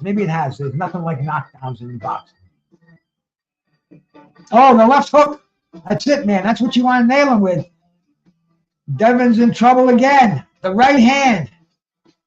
Right hand again, man. Deven's hanging on for dear life. Boom. Deven puts his hands down, puts his hands up, man. He's holding on for dear life. Ryan's got him in trouble, man. Ryan's got 30 seconds to go. Ryan's got to move in. Ryan's moving in, throws that right hand, nails Deven in the head with it. Deven moves in, throws a shot, and holds on for dear life. 25 seconds left to go in this round, man. Ryan's in charge. Ryan's got Deven Haney in trouble, man. Deven Haney, Ryan's not following up. Ryan's doing that crazy shoulder roll shit, allowing Deven to punch his body. And now Ryan's initiating a hold. Ah, man. And that's the end of the round. Ryan fails to follow up on his advantages. Damn. Great stuff going on here, man. Exciting stuff and boring stuff at the same time. But as far as boxing goes with me, the exciting stuff outweighs it. Watch this go to distance and be a draw. I said Ryan would put him down 5 to 8 times in the fight. 5 to 8 times.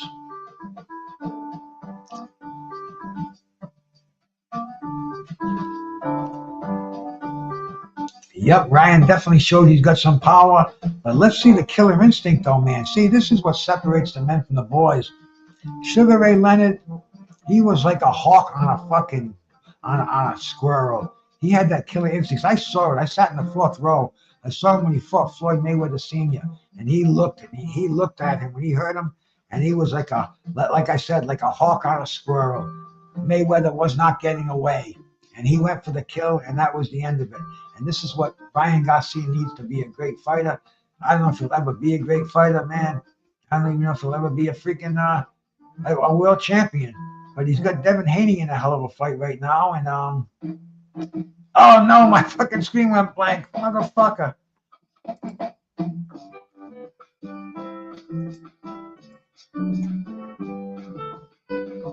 All right, I got it again. A momentary setback. I might have lost 10 or 20 seconds. But I see Deven now. Deven has got Ryan Haney. Deven's on the attack. Ryan is trying to lure him into a trap. Trying to force Deven Haney in. Trying to force the action. Catch him with a counter punch. He's trying to catch him with that check left hook. That left hook counter punch, man. If he does that, the course of this fight will change once again. Just nailed Deven with the right hand. Boom. Trying to hit that. Did he get him with that left hook? I think he did, man. Deven's holding on again. Harvey Doc separates him. He doesn't want any more holding on, man. This is bad for my reputation. Once again, they're hanging on. They're dancing around. They're doing that slow dance, man. Must be a blues tune coming on. Deven trying to throw the left hook. Once again, holding on. It's like punch, punch, hug, punch, hug, punch, hug.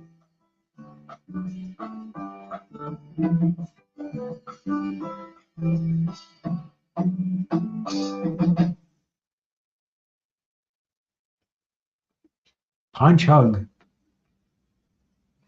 This is going to be a tough round to score. Oh, beautiful right hand by Ryan Garcia. Tries to follow up with the left hook. Oh, he nailed Deven with a left hook. Beautiful left hook. Put him on his ass. Devin Haney is up and Devin Haney is hurt. Oh, man. This is incredible stuff here. A minute to go. Ryan over-celebrated. Jumped on the ropes, man. He's got to pay attention now. He's got Devin Haney hurt. This could be the future of Ryan Haney. This could be the end, of Ryan Garcia. I'm all excited. This is a great fight going on here, man. Nothing like a knockout, baby. Nothing like a knockout. Woo, baby.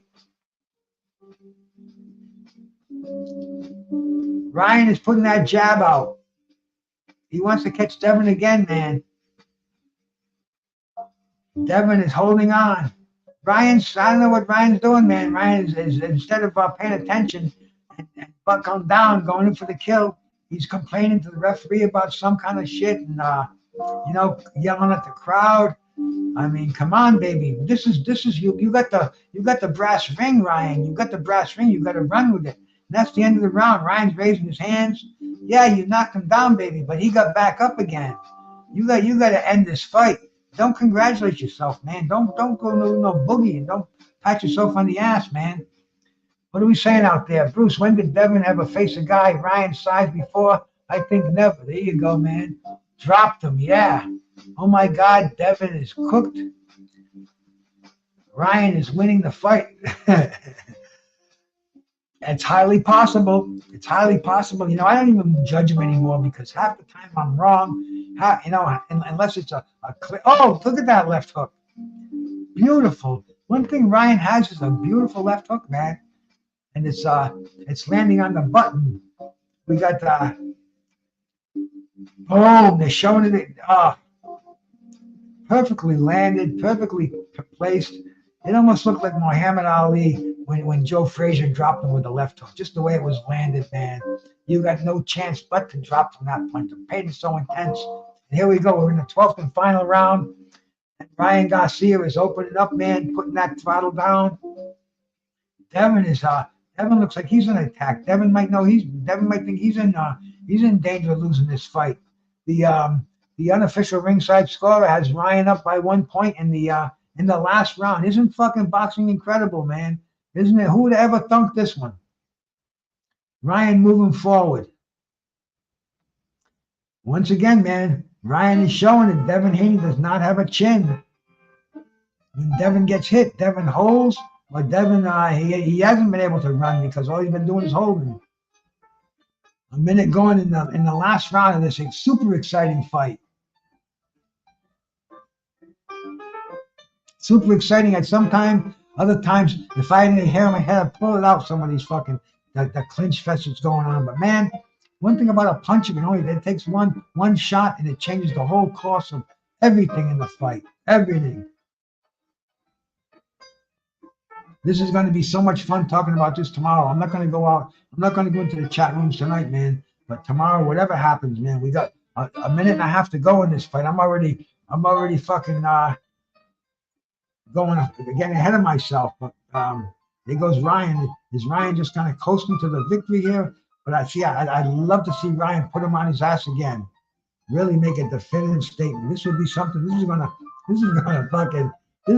tear the fucking YouTubers apart. The LBBC is gonna go nuts. Fucking all the Ryan haters, all the fucking Ryan fans, man. The YouTubers. Oh baby, this is gonna cause fucking commotions on our platform we love over here. And there goes Ryan. Devin's holding on.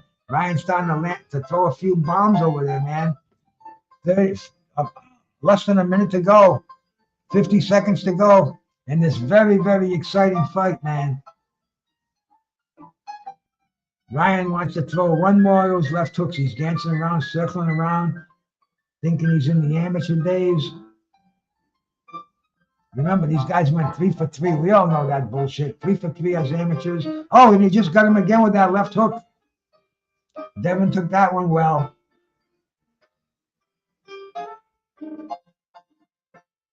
And Ryan's starting to showboat on the outside now. Starting to boogaloo, bust Devin's balls. He can do it now. You know, he earned it. He earned it. He knocked him down, what, 3 times in this fight? He's trying to lure Deven in, and Deven can't even come in, man. Probably a draw. Appreciate the commentary, Scott. Thanks, my man. Thank you so much for coming by, brother.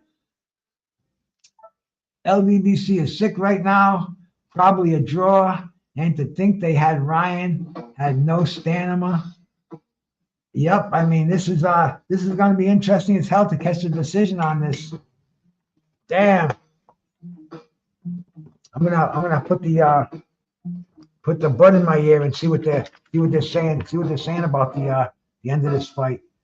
Devin's going over to Ryan's going over to the corner. You don't know if he's getting any love, but yeah, he's getting a little bit of love, but not much, man. It's only just a obligatory hug, man. Oscar's real happy.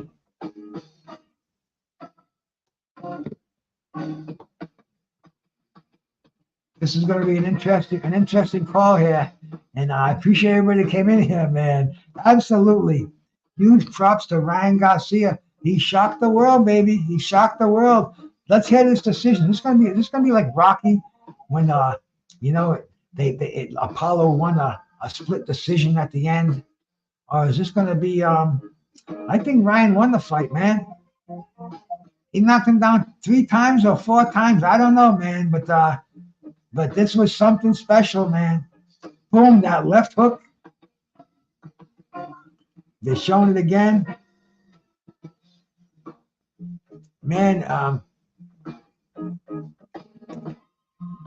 this is going to be so much fun tomorrow.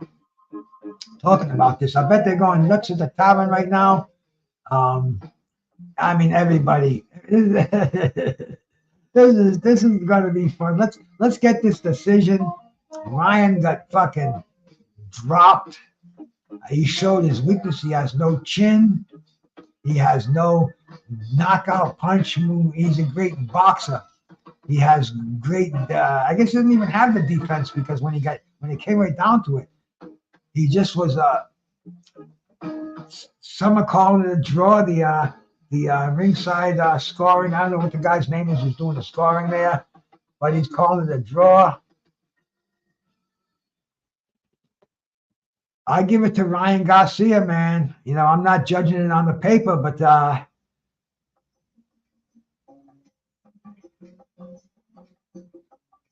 let's get the decision.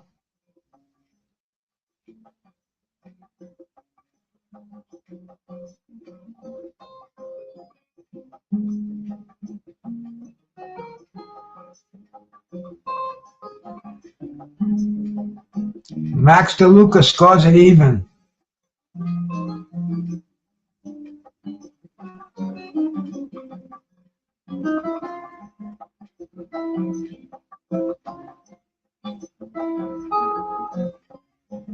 Majority decision.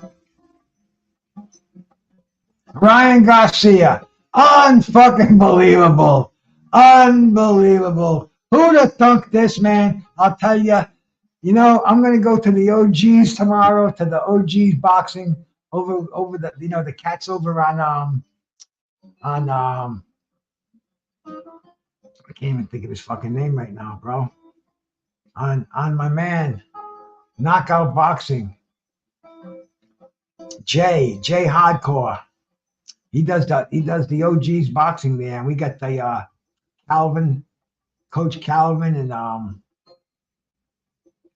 and we got Tank's Corner in there. And a lot of those guys said Ryan was going to win this fight. And man, they're talented. They're going to tell us. And who's the other one there? Marvin McDowell. He said Ryan was going to win this fight.